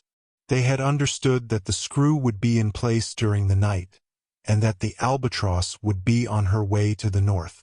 The night was dark and moonless. Heavy clouds made the darkness deeper. A light breeze began to rise. A few puffs came from the southwest, but they had no effect on the Albatross. She remained motionless at her anchor, and the cable stretched vertically downward to the ground. Uncle Prudent and his colleague, imagining they were underway again, sat shut up in their cabin, exchanging but a few words, and listening to the frrr of the suspensory screws, which drowned every other sound on board. They were waiting till the time of action arrived. A little before midnight Uncle Prudent said, "It is time." Under the berths in the cabin was a sliding box forming a small locker, and in this locker Uncle Prudent put the dynamite and the slow match. In this way the match would burn without betraying itself by its smoke or spluttering. Uncle Prudent lighted the end and pushed back the box under the berth with, "Now let us go aft and wait." They then went out, and were astonished not to find the steersman at his post. Phil Evans leant out over the rail. "The Albatross is where she was," said he in a low voice. The work is not finished. They have not started." Uncle Prudent made a gesture of disappointment. "We shall have to put out the match," said he. "No," said Phil Evans. "We must escape." "Escape?" "Yes. Down the cable. 50 yards is nothing." "Nothing, of course, Phil Evans, and we should be fools not to take the chance now it has come." But first they went back to the cabin and took away all they could carry, with a view to a more or less prolonged stay on the Chatham Islands. Then they shut the door and noiselessly crept forward, intending to wake Fry Colin and take him with them. The darkness was intense. The clouds were racing up from the southwest, and the aeronef was tugging at her anchor and thus throwing the cable more and more out of the vertical. There would be no difficulty in slipping down it. The colleagues made their way along the deck, stopping in the shadow of the deckhouses to listen if there was any sound. The silence was unbroken. No light shone from the portholes. The aeronef was not only silent, she was asleep. Uncle Prudent was close to Fry Colin's cabin when Phil Evans stopped him. "The lookout," he said.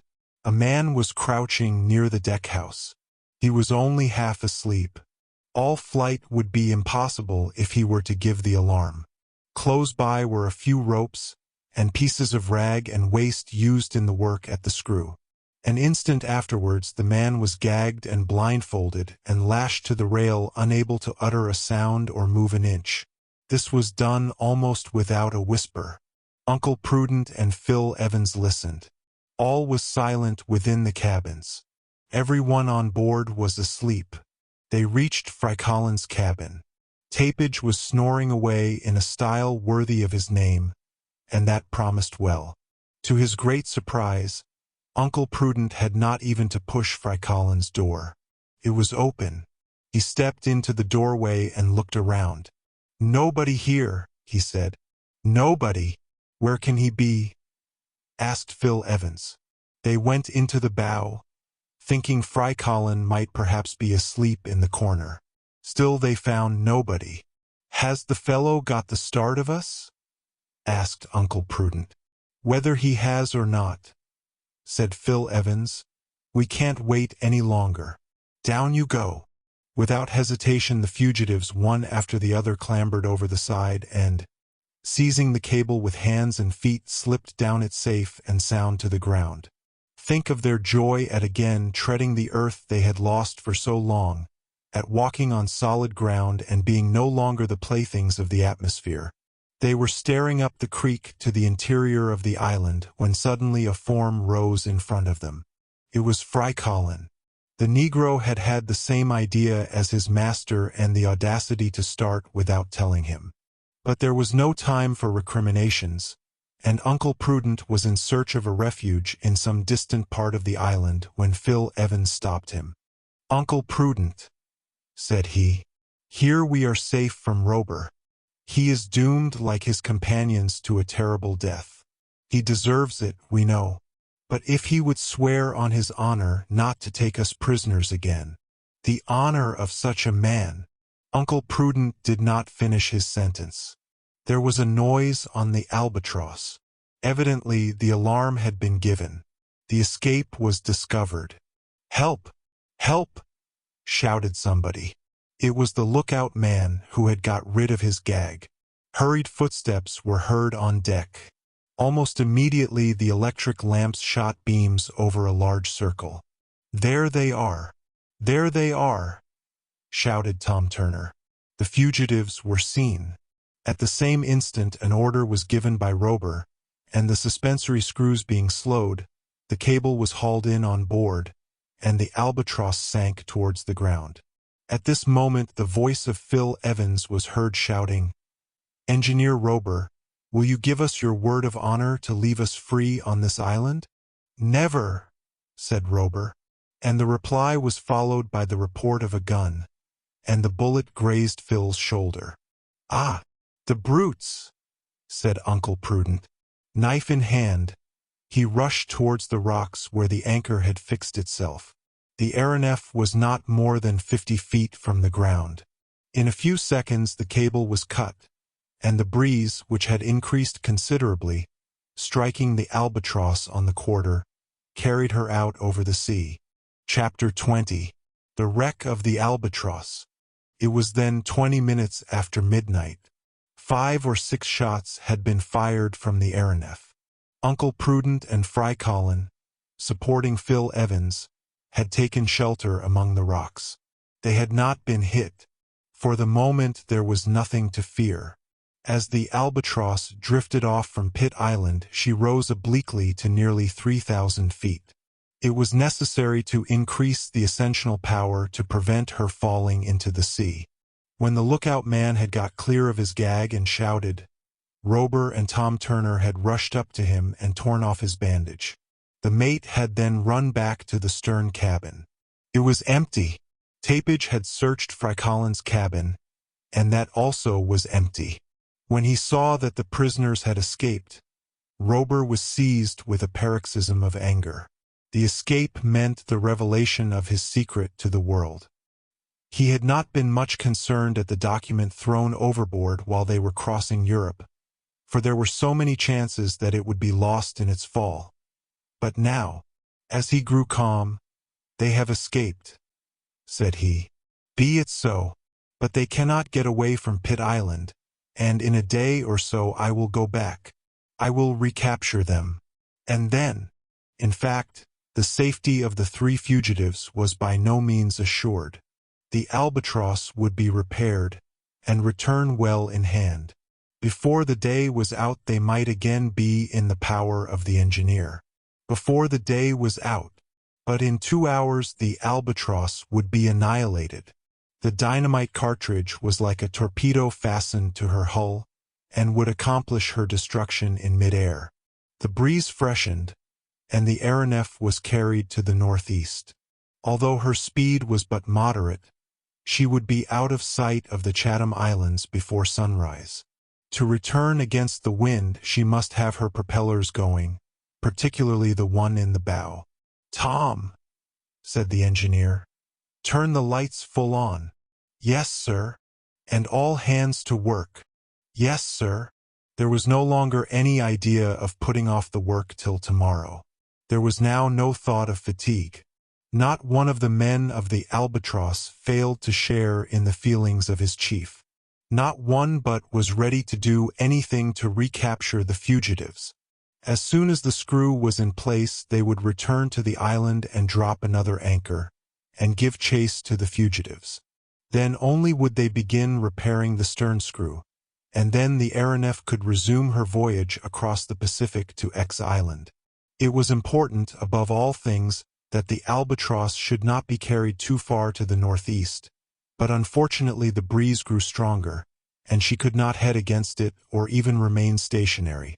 Deprived of her propellers, she was an unguidable balloon. The fugitives on the shore knew that she would have disappeared before the explosion blew her to pieces.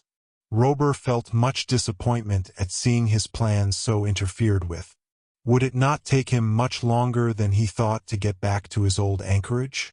While the work at the screw was actively pushed on, he resolved to descend to the surface of the sea, in the hope that the wind would there be lighter. Perhaps the Albatross would be able to remain in the neighborhood until she was again fit to work to windward. The maneuver was instantly executed. If a passing ship had sighted the aerial machine as she sunk through the air, with her electric lights in full blaze, with what terror would she have been seized? When the Albatross was a few hundred feet from the waves she stopped. Unfortunately Robur found that the breeze was stronger here than above, and the aeronef drifted off more rapidly. He risked being blown along, way off to the northeast, and that would delay his return to Pitt Island. In short, after several experiments, he found it better to keep his ship well up in the air, and the Albatross went aloft to about 10,000 feet. There, if she did not remain stationary, the drifting was very slight.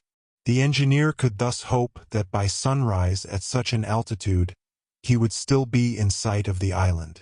Robur did not trouble himself about the reception the fugitives might have received from the natives, if there were any natives. that they might help them mattered little to him. With the powers of offense possessed by the Albatross, they would be promptly terrified and dispersed. The capture of the prisoners was certain, and once he had them again, they will not escape from X Island.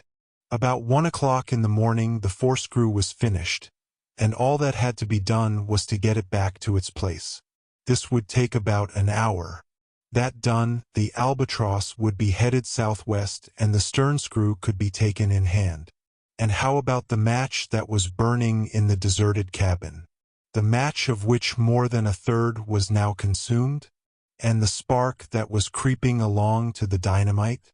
Assuredly, if the men of the aeronef had not been so busy, one of them would have heard the feeble sputtering that was going on in the deckhouse. Perhaps he would have smelt the burning powder. He would doubtless have become uneasy, and told Tom Turner, and then they would have looked about and found the box and the infernal machine, and then there would have been time to save this wonderful Albatross and all she bore. But the men were at work in the bow, 20 yards away from the cabin. Nothing brought them to that part of the deck. Nothing called off their attention from their work. Robur was there working with his hands, excellent mechanic as he was. He hurried on the work, but nothing was neglected.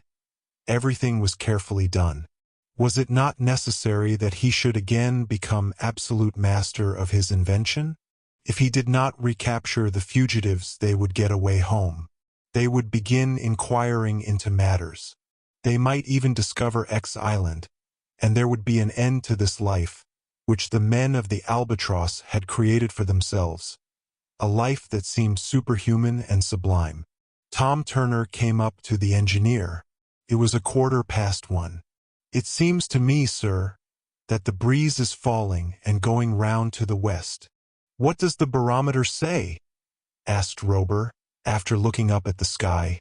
"It is almost stationary, and the clouds seem gathering below us." "So they are, and it may be raining down at the sea.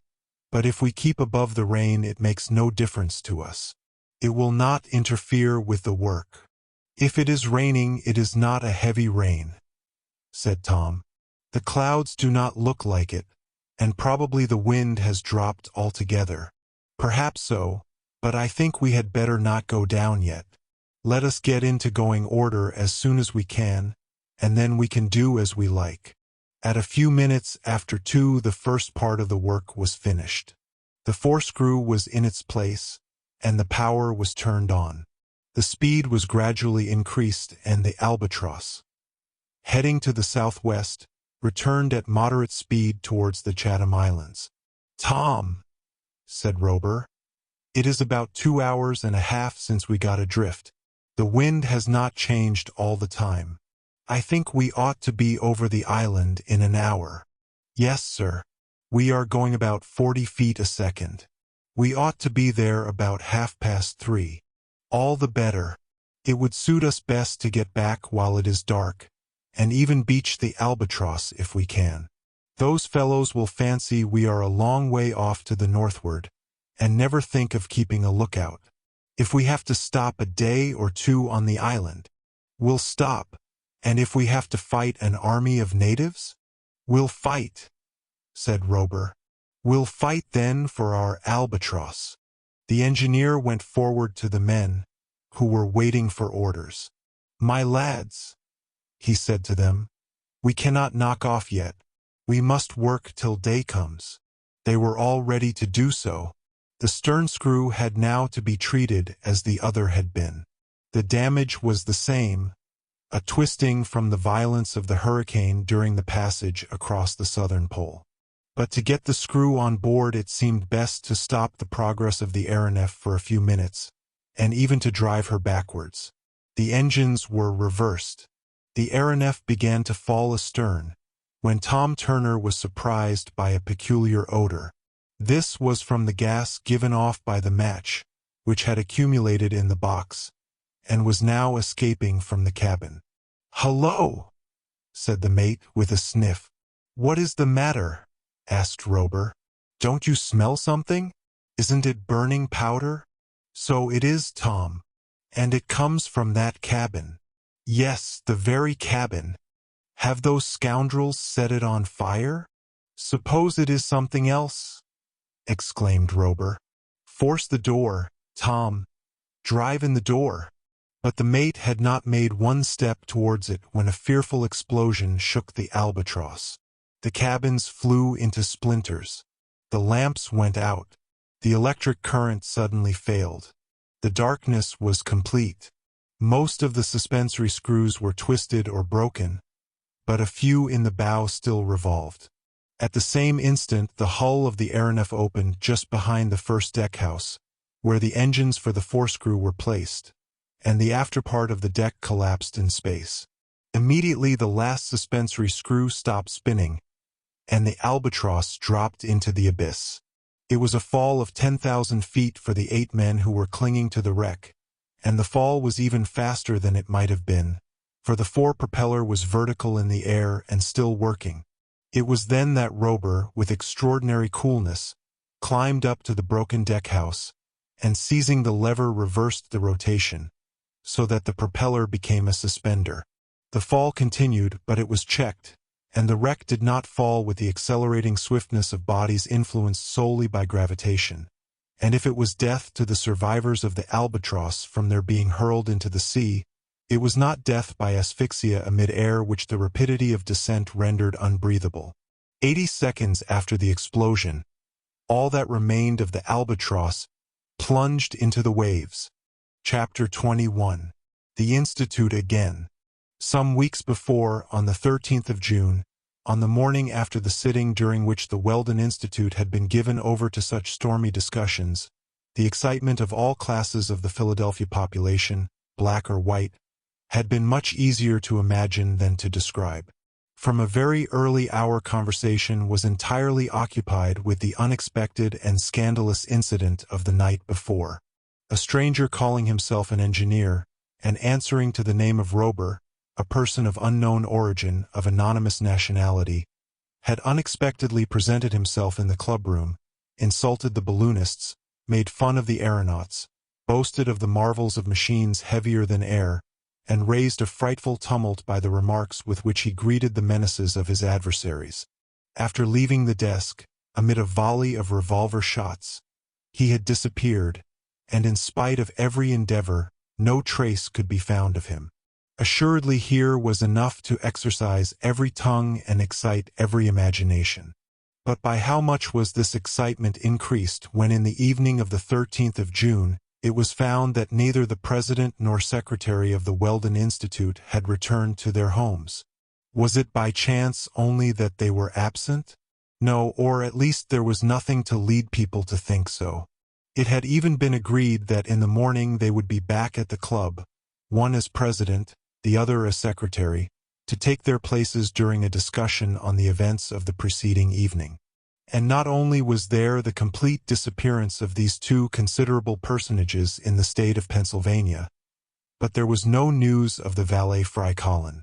He was as undiscoverable as his master. Never had a Negro since Toussaint Louverture, Suluk, or Dessalines had so much talked about him. The next day there was no news. Neither the colleagues nor Freikallen had been found. The anxiety became serious. Agitation commenced. A numerous crowd besieged the post and telegraph offices in case any news should be received. There was no news, and they had been seen coming out of the Weldon Institute loudly talking together, and with Freikallen in attendance, go down Walnut Street towards Fairmount Park. Jem Chip, the vegetarian, had even shaken hands with the president and left him with "tomorrow," and William T. Forbes, the manufacturer of sugar from rags, had received a cordial shake from Phil Evans, who had said to him twice, "Au revoir, au revoir." Miss Dahl and Miss Matt Forbes, so attached to Uncle Prudent by the bonds of purest friendship, could not get over the disappearance, and in order to obtain news of the absent, talked even more than they were accustomed to. 3, 4, 5, 6 days passed. Then a week, then 2 weeks, and there was nothing to give a clue to the missing 3. The most minute search had been made in every quarter. Nothing, In the park, even under the trees and brushwood. Nothing. Always nothing.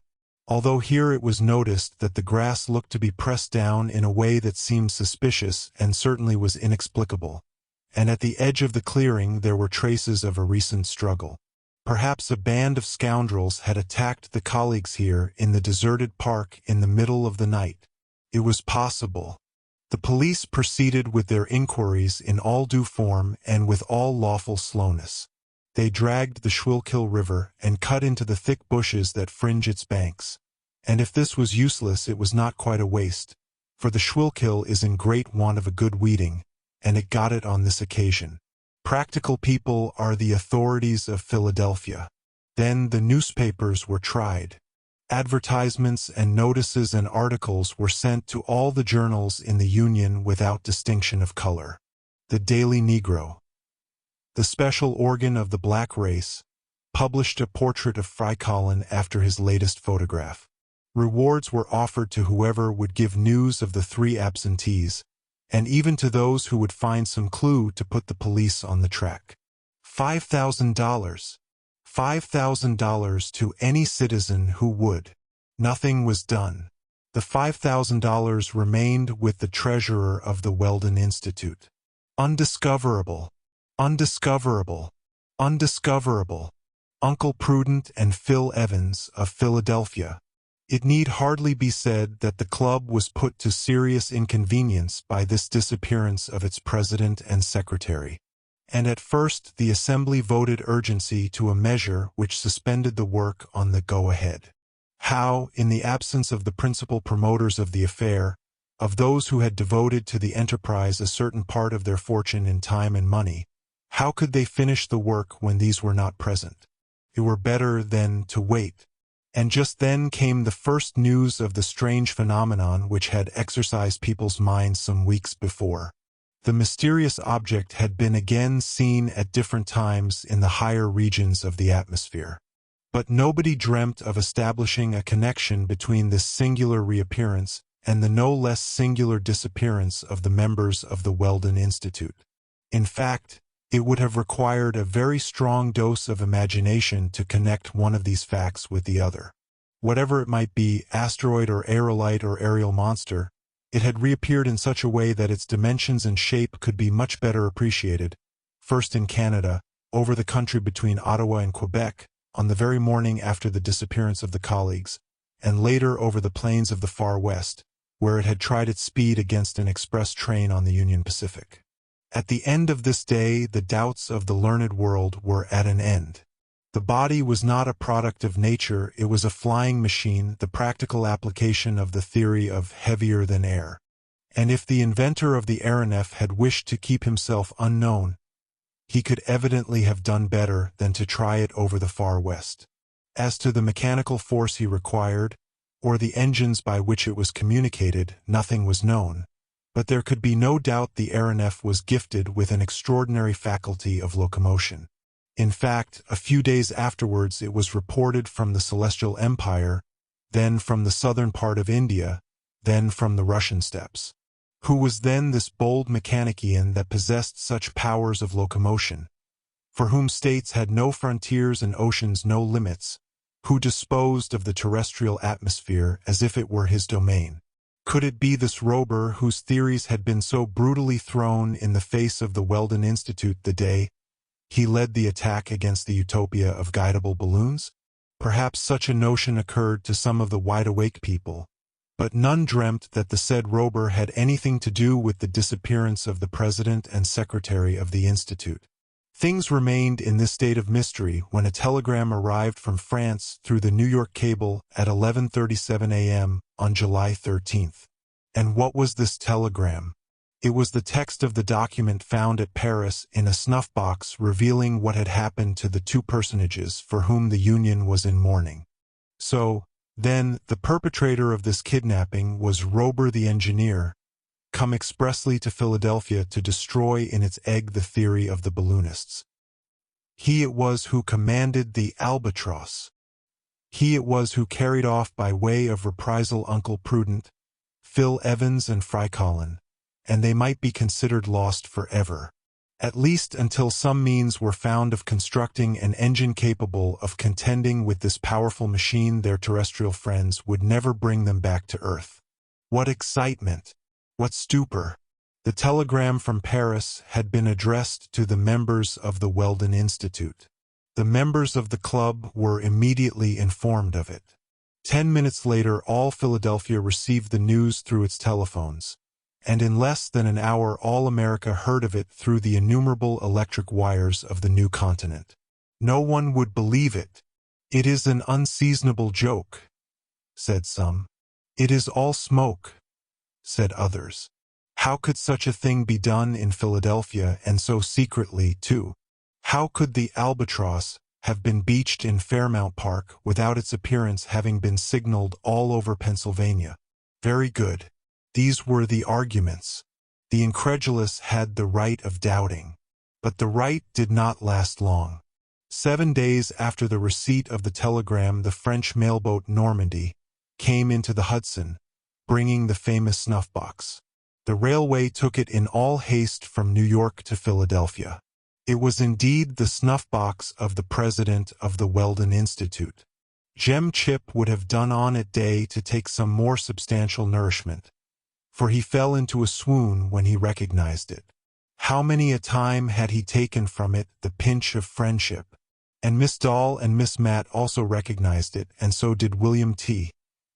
Forbes, Truck Milner, Bat T. Finn, and many other members. And not only was it the president's snuff-box, it was the president's writing. Then did the people lament and stretch out their hands in despair to the skies. Uncle Prudent and his colleague carried away in a flying machine, and no one able to deliver them. The Niagara Falls Company, in which Uncle Prudent was the largest shareholder, thought of suspending its business and turning off its cataracts. The Wheelton Watch Company thought of winding up its machinery. Now it had lost its manager. Nothing more was heard of the aeronef. July passed, and there was no news.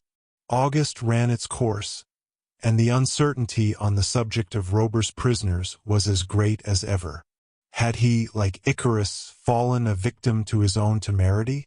The first 27 days of September went by without result, but on the 28th a rumor spread through Philadelphia that Uncle Prudent and Phil Evans had during the afternoon quietly walked into the president's house. And, what was more extraordinary, the rumor was true, although very few believed it. They had, however, to give in to the evidence. There could be no doubt these were the two men, and not their shadows. And Fry Colin also had come back. The members of the club, then their friends, then the crowd, swarmed into the president's house, and shook hands with the president and secretary, and cheered them again and again. Jem Chip was there, having left his luncheon's joint of boiled lettuces, and William T. Forbes and his daughters, and all the members of the club. It is a mystery how Uncle Prudent and Phil Evans emerged alive from the thousands who welcomed them. On that evening was the weekly meeting of the Institute. It was expected that the colleagues would take their places at the desk. As they had said nothing of their adventures, it was thought they would then speak, and relate the impressions of their voyage. But for some reason or other both were silent. And so also was Fry Colin, whom his congeners in their delirium had failed to dismember. But though the colleagues did not tell what had happened to them, that is no reason why we should not. We know what occurred on the night of the 27th and 28th of July. The daring escape to the earth, the scramble among the rocks, the bullet fired at Phil Evans, the cut cable, and the Albatross deprived of her propellers, drifting off to the northeast at a great altitude. Her electric lamps rendered her visible for some time, and then she disappeared. The fugitives had little to fear. Now could Robur get back to the island for 3 or 4 hours if his screws were out of gear. By that time the Albatross would have been destroyed by the explosion, and be no more than a wreck floating on the sea. Those whom she bore would be mangled corpses, which the ocean would not even give up again. The act of vengeance would be accomplished. Uncle Prudent and Phil Evans looked upon it as an act of legitimate self-defense, and felt no remorse whatever. Evans was but slightly wounded by the rifle bullet, and the three made their way up from the shore in the hope of meeting some of the natives. The hope was realized. About 50 natives were living by fishing off the western coast. They had seen the aeronef descend on the island, and they welcomed the fugitives as if they were supernatural beings. They worshipped them, we ought rather to say. They accommodated them in the most comfortable of their huts. As they had expected, Uncle Prudent and Phil Evans saw nothing more of the aeronef. They concluded that the catastrophe had taken place in some high region of the atmosphere, and that they would hear no more of Robur and his prodigious machine. Meanwhile, they had to wait for an opportunity of returning to America. The Chatham Islands are not much visited by navigators, and all August passed without sign of a ship. The fugitives began to ask themselves if they had not exchanged one prison for another. At last a ship came to water at the Chatham Islands. It will not have been forgotten that when Uncle Prudent was seized, he had on him several thousand paper dollars, much more than would take him back to America. After thanking their adorers, who were not sparing of their most respectful demonstrations, Uncle Prudent, Phil Evans, and Fry Colin embarked for Auckland. They said nothing of their adventures, and in 2 weeks landed in New Zealand. At Auckland, a mailboat took them on board as passengers, and after a splendid passage the survivors of the Albatross stepped ashore at San Francisco. They said nothing as to who they were or whence they had come, but as they had paid full price for their berths, no American captain would trouble them further. At San Francisco they took the first train out on the Pacific Railway, and on the 27th of September they arrived at Philadelphia. That is the compendious history of what had occurred since the escape of the fugitives. And that is why this very evening the President and Secretary of the Weldon Institute took their seats amid a most extraordinary attendance. Never before had either of them been so calm. To look at them, it did not seem as though anything abnormal had happened since the memorable sitting of the 12th of June. 3 months and a half had gone, and seemed to be counted as nothing. After the first round of cheers, which both received without showing the slightest emotion, Uncle Prudent took off his hat and spoke. "Worthy citizens," said he, "the meeting is now open." Tremendous applause, and properly so, for if it was not extraordinary that the meeting was open, it was extraordinary that it should be opened by Uncle Prudent and Phil Evans. The President allowed the enthusiasm to subside in shouts and clappings. Then he continued, "At our last meeting, gentlemen, the discussion was somewhat animated, here, between the partisans of the screw before and those of the screw behind for our balloon, the go-ahead. Marks of surprise. We have found a way to bring the beforists and the behindists in agreement. That way is as follows.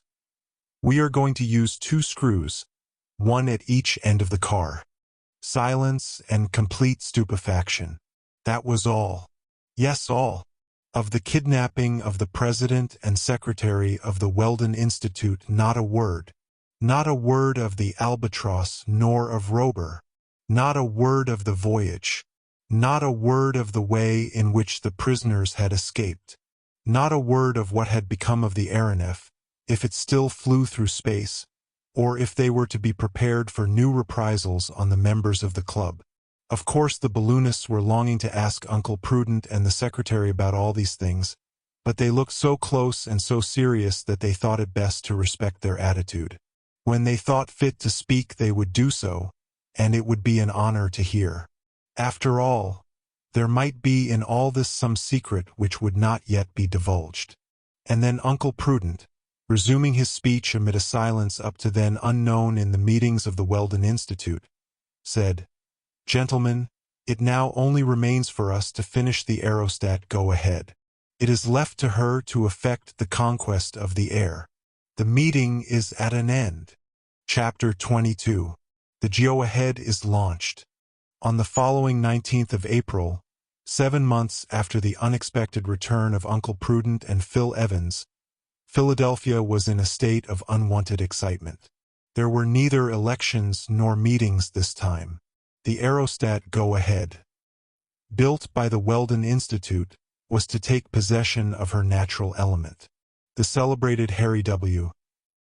Tinder, whose name we mentioned at the beginning of this story, had been engaged as aeronaut. He had no assistant, and the only passengers were to be the president and secretary of the Weldon Institute. Did they not merit such an honor? Did it not come to them appropriately to rise in person to protest against any apparatus that was heavier than air? During the 7 months, however, they had said nothing of their adventures, and even Fry Colin had not uttered a whisper of Robur and his wonderful clipper. Probably Uncle Prudent and his friend desired that no question should arise as to the merits of the aeronef, or any other flying machine. Although the Go-Ahead might not claim the first place among aerial locomotives, they would have nothing to say about the inventions of other aviators.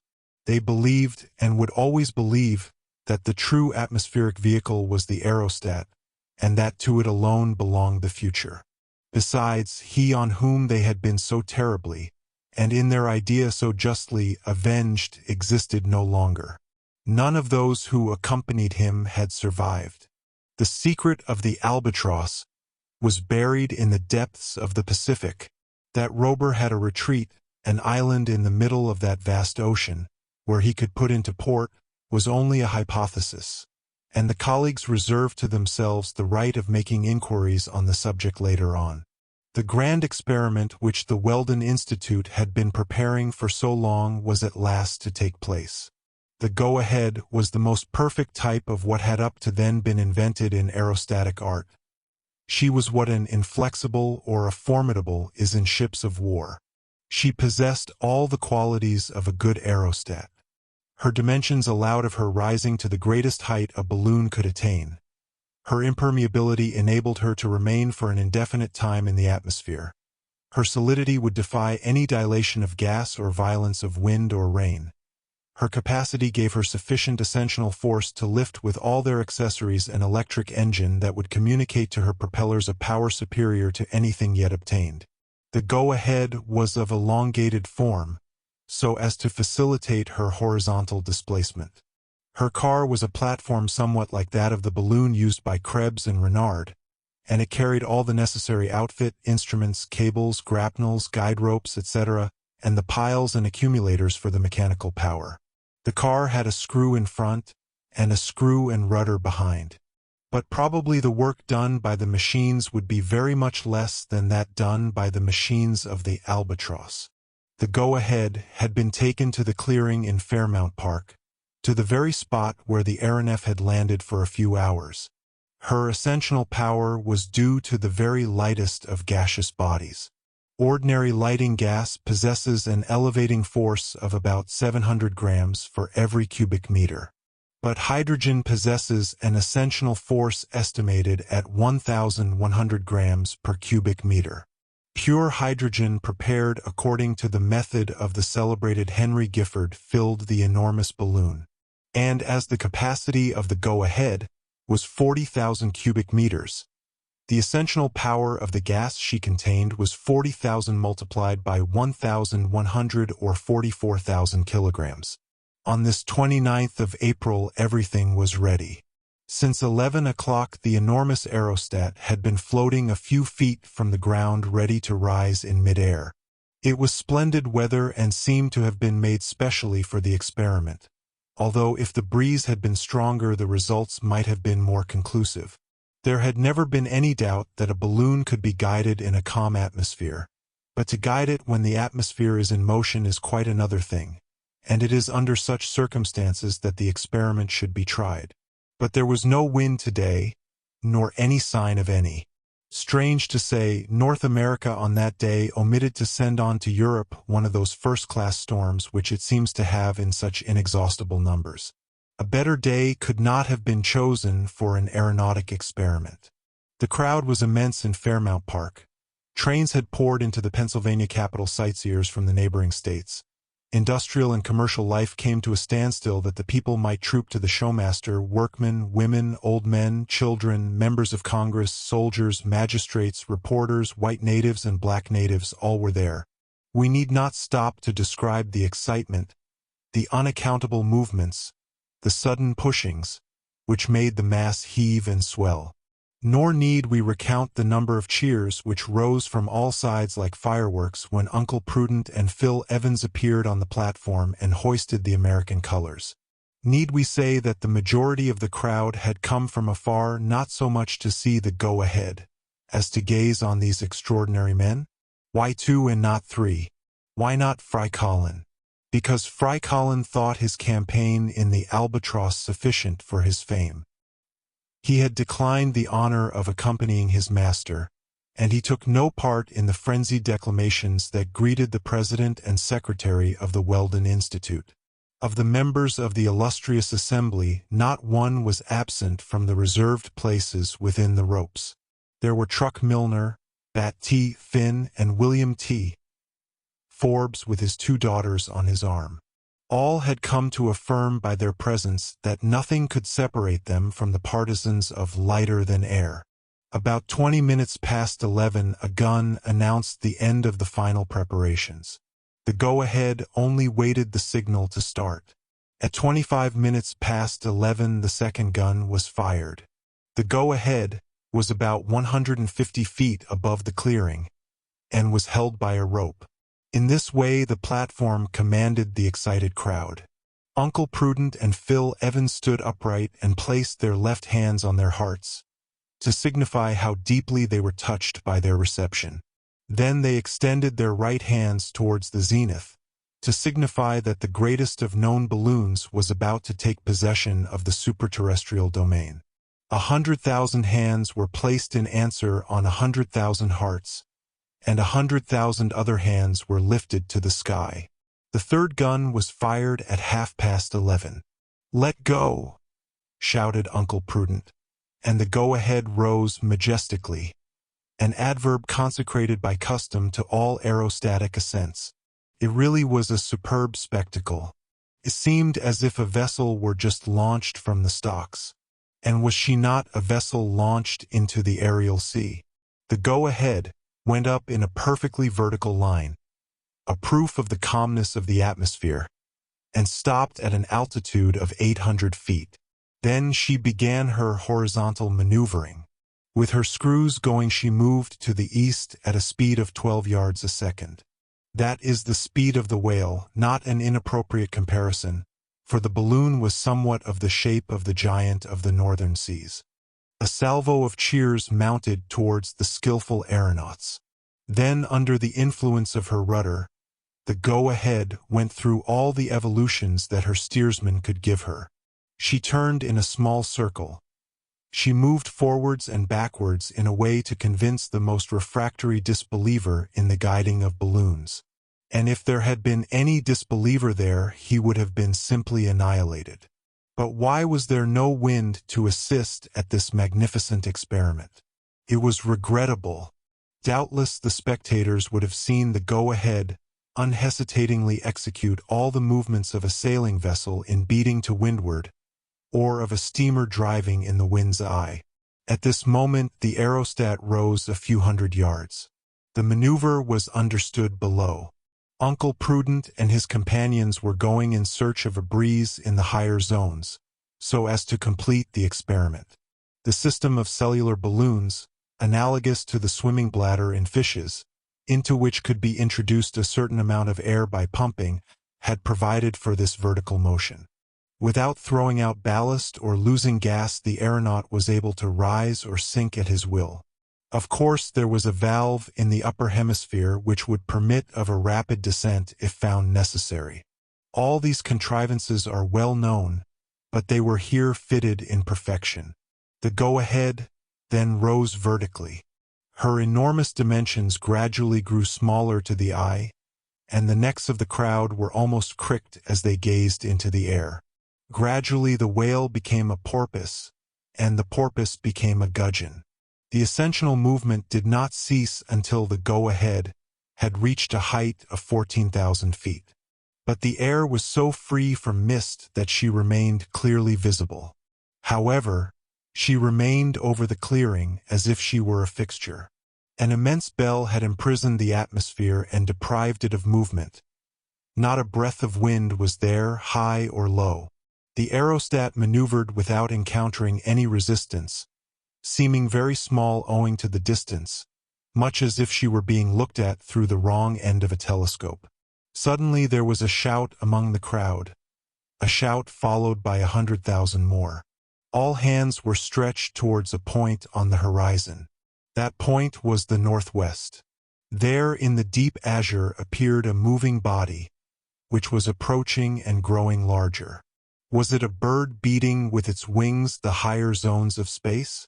Was it an aerolite shooting obliquely through the atmosphere? In any case, its speed was terrific, and it would soon be above the crowd. A suspicion communicated itself electrically to the brains of all on the clearing. But it seemed as though the go-ahead had sighted this strange object. Assuredly it seemed as though she feared some danger, for her speed was increased, and she was going east as fast as she could. Yes, the crowd saw what it meant. A name uttered by one of the members of the Weldon Institute was repeated by 100,000 mouths. The Albatross. The Albatross. Chapter 23. The Grand Collapse.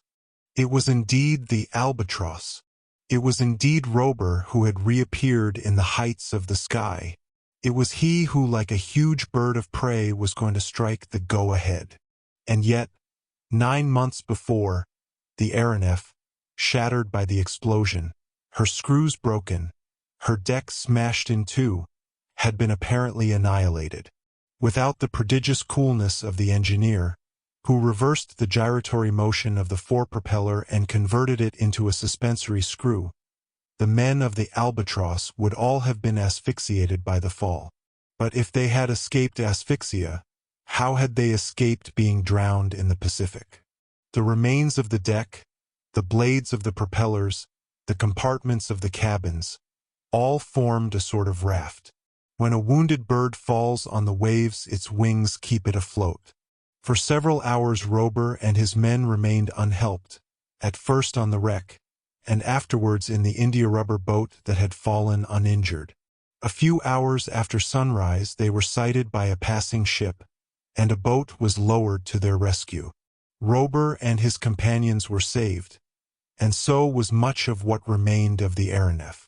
The engineer said that his ship had perished in a collision, and no further questions were asked him. The ship was an English three-master, the Two Friends, bound for Melbourne, where she arrived a few days afterwards. Robur was in Australia, but a long way from X Island, to which he desired to return as soon as possible. In the ruins of the aftermost cabin, he had found a considerable sum of money, quite enough to provide for himself and companions without applying to anyone for help. A short time after he arrived in Melbourne, he became the owner of a small brigantine of about 100 tons, and in her he sailed for X Island. There he had but one idea: to be avenged. But to secure his vengeance he would have to make another Albatross. This, after all, was an easy task for him who made the first. He used up what he could of the old material, the propellers and engines he had brought back in the brigantine.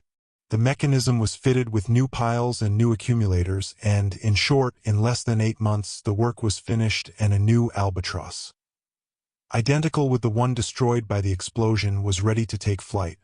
And he had the same crew. The Albatross left X Island in the first week of April. During this aerial passage Robur did not want to be seen from the earth, and he came along almost always above the clouds. When he arrived over North America, he descended in a desolate spot in the far west.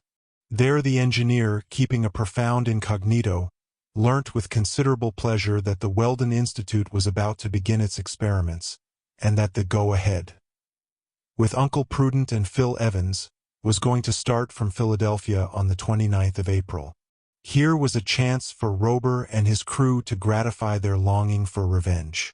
Here was a chance for inflicting on their foes a terrible vengeance, which in the go-ahead they could not escape. A public vengeance, which would at the same time prove the superiority of the aeronef to all aerostats and contrivances of that nature. And that is why, on this very day, Like a vulture from the clouds, the aeronef appeared over Fairmount Park. Yes, it was the Albatross, easily recognizable by all those who had never before seen her. The go-ahead was in full flight, but it soon appeared that she could not escape horizontally, and so she sought her safety in a vertical direction, not dropping to the ground, for the aeronef would have cut her off, but rising to a zone where she could not perhaps be reached. This was very daring and at the same time very logical. But the Albatross began to rise after her, although she was smaller than the go-ahead. It was a case of the swordfish and the whale. This could easily be seen from below, and with what anxiety. In a few moments the aerostat had attained a height of 16,000 feet. The Albatross followed her as she rose. She flew round her flanks, and maneuvered round her in a circle with a constantly diminishing radius. She could have annihilated her at a stroke, and Uncle Prudent and his companions would have been dashed to atoms in a frightful fall. The people, mute with horror, gazed breathlessly. They were seized with that sort of fear which presses on the chest and grips the legs when we see anyone fall from a height. An aerial combat was beginning in which there were none of the chances of safety as in a sea fight. It was the first of its kind, but it would not be the last, for progress is one of the laws of this world. And if the go-ahead was flying the American colors, did not the Albatross display the stars and golden sun of Robur the Conqueror? The go-ahead tried to distance her enemy by rising still higher. She threw away the ballast she had in reserve. She made a new leap of 3,000 feet. She was now but a dot in space. The Albatross, which followed her round and round at top speed, was now invisible. Suddenly a shout of terror rose from the crowd. The go-ahead increased rapidly in size, and the aeronef appeared dropping with her. This time it was a fall. The gas had dilated in the higher zones of the atmosphere and had burst the balloon, which, half inflated still, was falling rapidly. But the aeronef, slowing her suspensory screws, came down just as fast. She ran alongside the go-ahead when she was not more than 4,000 feet from the ground. Would Robur destroy her? No. He was going to save her crew, and so cleverly did he handle his vessel that the aeronaut jumped on board. Would Uncle Prudent and Phil Evans refuse to be saved by him? They were quite capable of doing so, but the crew threw themselves on them and dragged them by force from the go-ahead to the Albatross. Then the aeronef glided off and remained stationary, while the balloon, quite empty of gas, fell on the trees of the clearing and hung there like a gigantic rag. An appalling silence reigned on the ground. It seemed as though life were suspended in each of the crowd, and many eyes had been closed so as not to behold the final catastrophe. Uncle Prudent and Phil Evans had again become the prisoners of the redoubtable Robur. Now he had recaptured them. Would he carry them off into space, where it was impossible to follow him? It seemed so. However, instead of mounting into the sky, the Albatross stopped 6 feet from the ground.